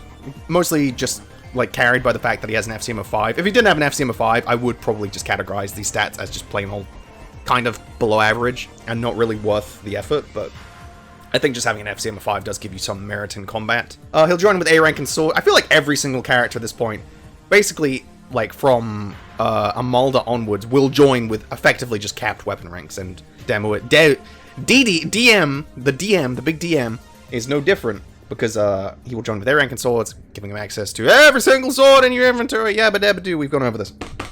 He'll also join with a pref weapon of the Bao's sword. I wonder who this came from. Which is technically a pref weapon for him, but it's also a pref weapon for Fergus, because spoilers, Fergus is some bastard child of Beowulf, I think. I don't know, it's been a while since I've read Thrashia's lore. Either way, it's a pretty good sword that gives you, it gives you the skills Vantage and Wrath when you have it equipped. No fucking clue why it gives you both Vantage and Wrath, because they can't stack with each other, so it's some kind of cruel joke. But whatever, it may as well just give you Vantage, which by itself is still fine. Having Vantage on a sword is actually quite nice. It'll help with the fact that he isn't, like, super bulky. Like 5 magic, 9 defense is both fine. 36 health is a good amount. Is a good, like, total health pool for a unit joining from this part of the game. But if we're being completely and perfectly and reasonably honest, much like Nanna, his sister, the only real reason you'll be using DM is because he has charm. He is effectively the third unit has charm. The second being whoever has the Kingmaker. The fact that he has Charm is really it's its only really redeeming feature. It's the only real reason you deploy him. Because other than that, he's remarkably forgettable. Like, his combat, as I mentioned earlier, is pretty much just Fergus, but he joins, like, 25 chapters later or something. It's absolutely absurd. Like, he's fine in combat, but you have so many units that are probably, like, capping stats at this point that an 11 strength, 12 speed Sword Knight really isn't anything remarkable. I'm not entirely sure, like, how many chapters you really need a filler unit for at this point. Like, you have, what, 21 Guide, and potentially 22, 23, 24 Guide. Like, 5 chapters, potentially. You can only spend, like, half of those outdoors. Again, he can dismount just fine, much like all the other Sword Knights, because he will only, like, take a minor hit to his stats. But, I don't know. If you're unfamiliar with how Thracian? Yeah, sure, we'll call it Thracian hit. It's this new form of hit. If you're unfamiliar with how Thracian hit and avoid works, it's not like other Fire Emblems where it can go to 0 or 100, it will be capped at 99 and 1. Meaning that stacking Charm 3 times sounds really nice on paper, because it's like, oh, I'm like guaranteeing that all of my units won't get hit. I turn every single one of my units into a dodge tank. Neat. Because of how Thracia hit works, that's not possible. You will be stuck at 1 hit, meaning you always have a chance to get hit. So, considering you're probably bringing Nanna into the final chapters just because you've been training her at this point, and she has staff utility, and she will likely just be a much stronger unit than DM at this point, I'm not really sure you need to bring a 3rd Charm user. I'm not entirely sure it's really worth it. But that being said, he is also one of 3 units who can even have Charm in the first place. So, I'll give him credit. I'm not even going to bother looking at his growth rates. They ultimately don't matter. I'm sure they're great. I'm sure they're really good, damn it. But unfortunately, I seem to have lost my care. I think I misspelled damn it. Whatever, it's fine. Diamoid? Diamoid. Diamant? Derek? We'll just call him DM. Demon's a very unexciting unit. Probably, like, the most... Like, despite being a named character and from a previous game, he is remarkably forgettable and ultimately probably not worth a slot in your army, but if you enjoyed his performance in FE4, I'm sure he's good there, I couldn't tell you. And if you really want another Charm bot, he can serve as a reasonably decent filler unit for your army with a pretty decent personal weapon and an FCM of 5. He's okay. He's pretty much the textbook definition of he's alright. Like, there's definitely better units, but if you want to bring him into your army, he will be able to, like, hold his own reasonably well. But, again, there are just better units at this point. And that just about finishes off all of the regular units in Thracia. We've done it, people. We've made it to the big 3. The 3 Gotos, because this game has 3 fucking Gotos. Well, technically 2. You can only really have 2 of them. But without further ado, let's discuss the first one. Sias! Sias is a really cool unit. I really, really wish I was allowed to, like... Or, like, the annoying part of my brain that says, haha, take the funny wind magic unit. Shut up for, like, 5 seconds and let me just take the unit who's actually kind of cool instead. I'm gonna just play Sias in... Take this placement. Take the placement of all of the Gotos with, like, a pretty massive, like, handful of salt. Not even just a pinch. Because, obviously, Gotos are kind of difficult to rank. I'm already kind of regretting my placement of Eyvel in D tier, but I'm not going to change it because I need to stick to my guns! So, I'm going to place Sias in B tier, which is probably higher than he deserves, but, let me go over why let me discuss why I placed this character so high. Sias is kind of one of a kind. There's really, like, no other unit like him in the game, in the sense that he's the only playable unit with 3 authority stars. Technically 5 for his joining chapter, which is kind of hysterical. Just the fact that he has 3 authority stars means he can be an incredibly valuable asset to your army just by the simple nature of existing.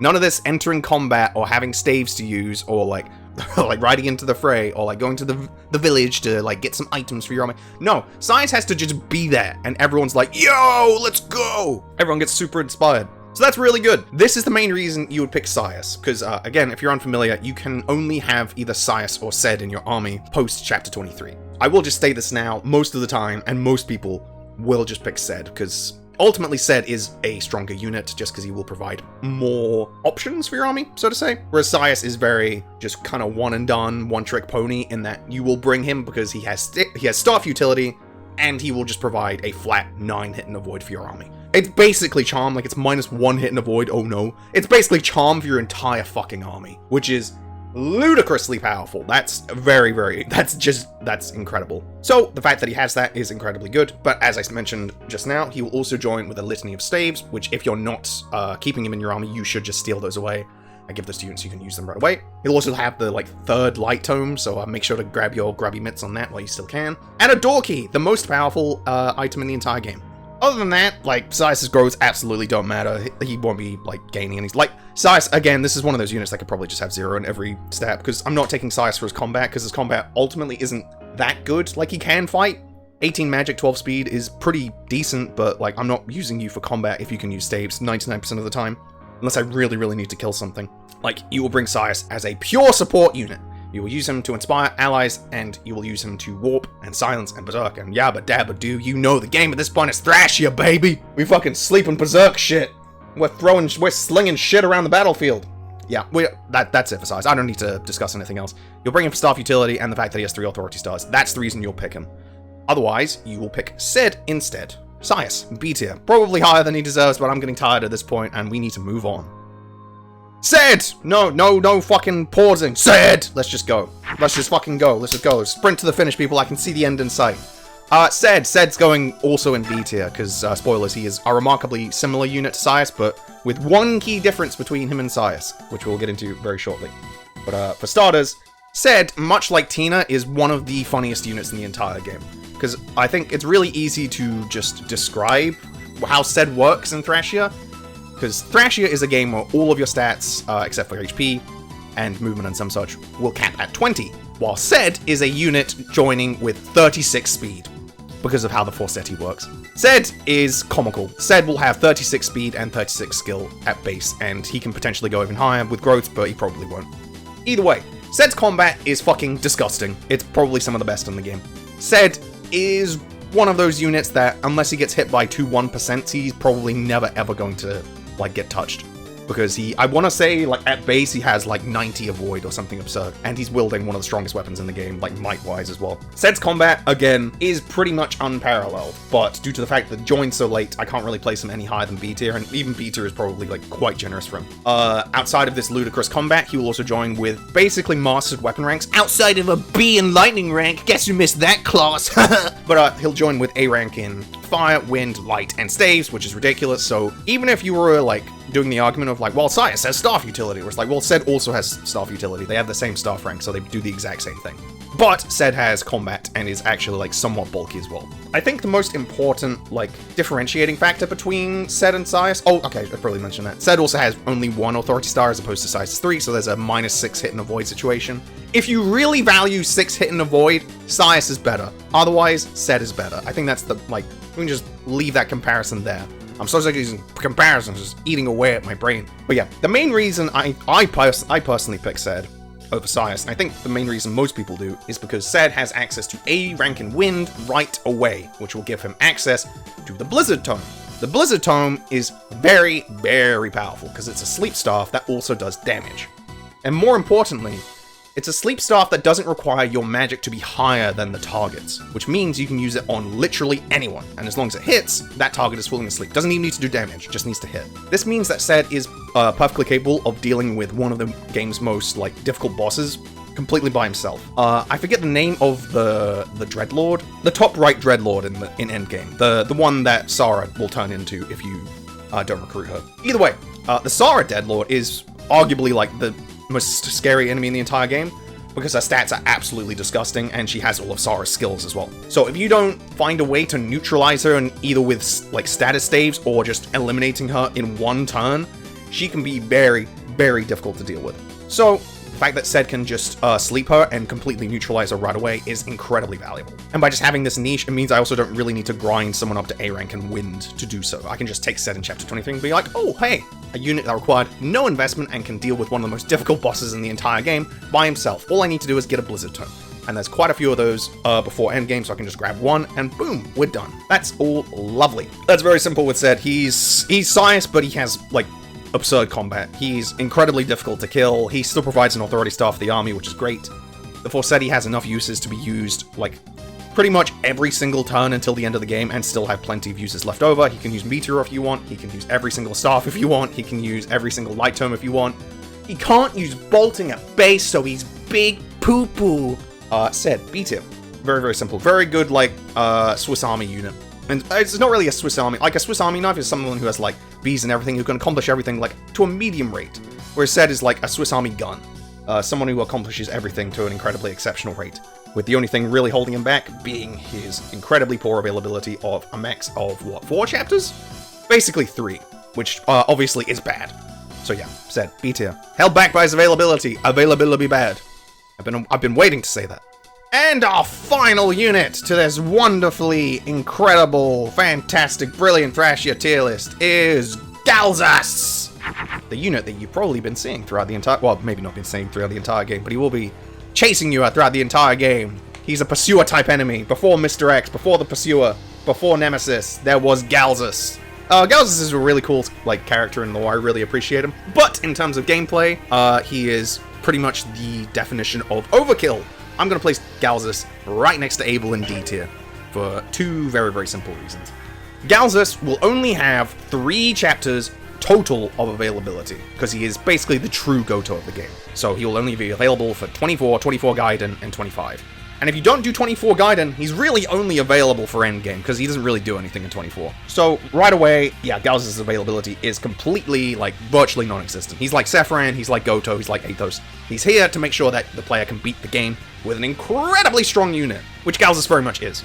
Similar to Eyvel, like, Galzus isn't in D tier because he's a bad unit. Like, not by any stretch of the imagination.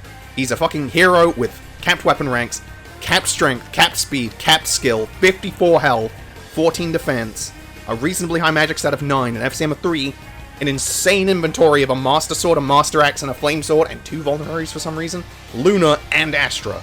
Galzus kills things.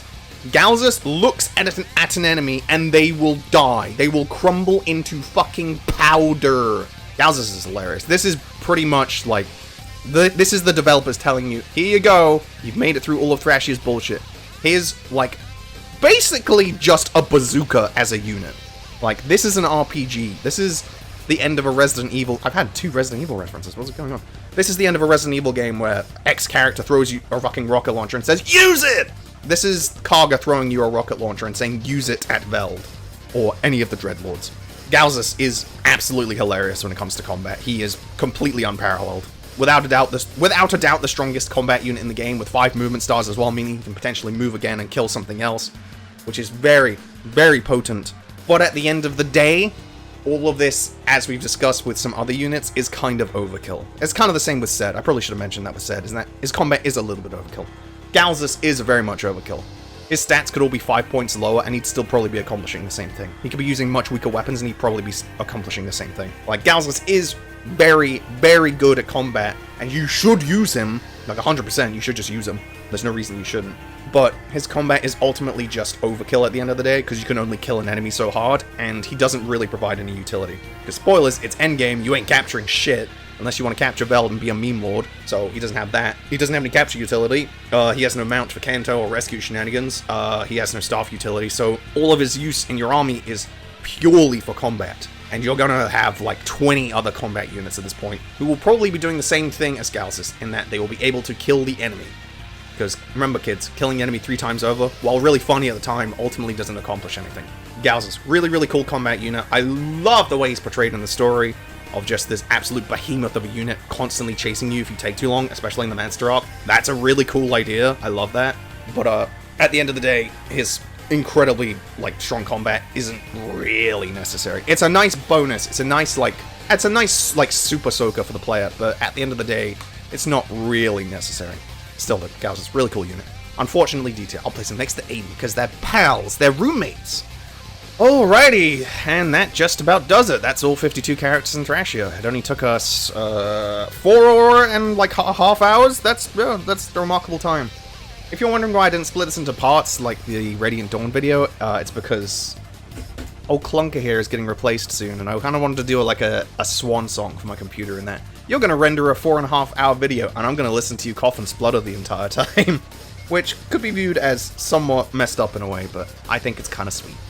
Either way, I wanted to upload this in one part, just to like upload a video, and I didn't really want to split this into 2 parts or 4 parts or 8 parts or what have you. It's 1 part! It's exactly as long as it needs to be. You will watch Lord of the Rings as 8 hours. Either way, in terms of these placements, let me just do a quick glance over. There's like a couple characters you could change around. You could definitely make an argument for Eyvel moving up, but I'm fine leaving her in D tier. You gotta have some spicy picks. Eyvel below Troude is fucking crazy. I'm a crazy person. That's great. I'm leaving that there. But yeah, other than that, I'm perfectly happy with this tier list.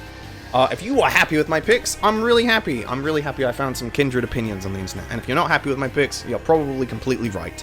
But unfortunately, I appear to just, you know, not care. That's a joke. I care about everyone's opinion. Anyway, thanks for watching, guys. I will try to have more content. I'm still battling my horrific, autoimmune condition. Still clinging on for dear life. I'm doing my best to fight it, but we're currently locked in combat until the end of time. Streams will return at some point. I really wish I could tell you when, but unfortunately, long-form content of, like, speaking for a long time is really the tricky stuff at the moment. Like, you'd be surprised how long this fucking tier list took to make. A lot of fucking headaches. Either way, more content to come. I'll catch you guys next time. Have a good one, guys.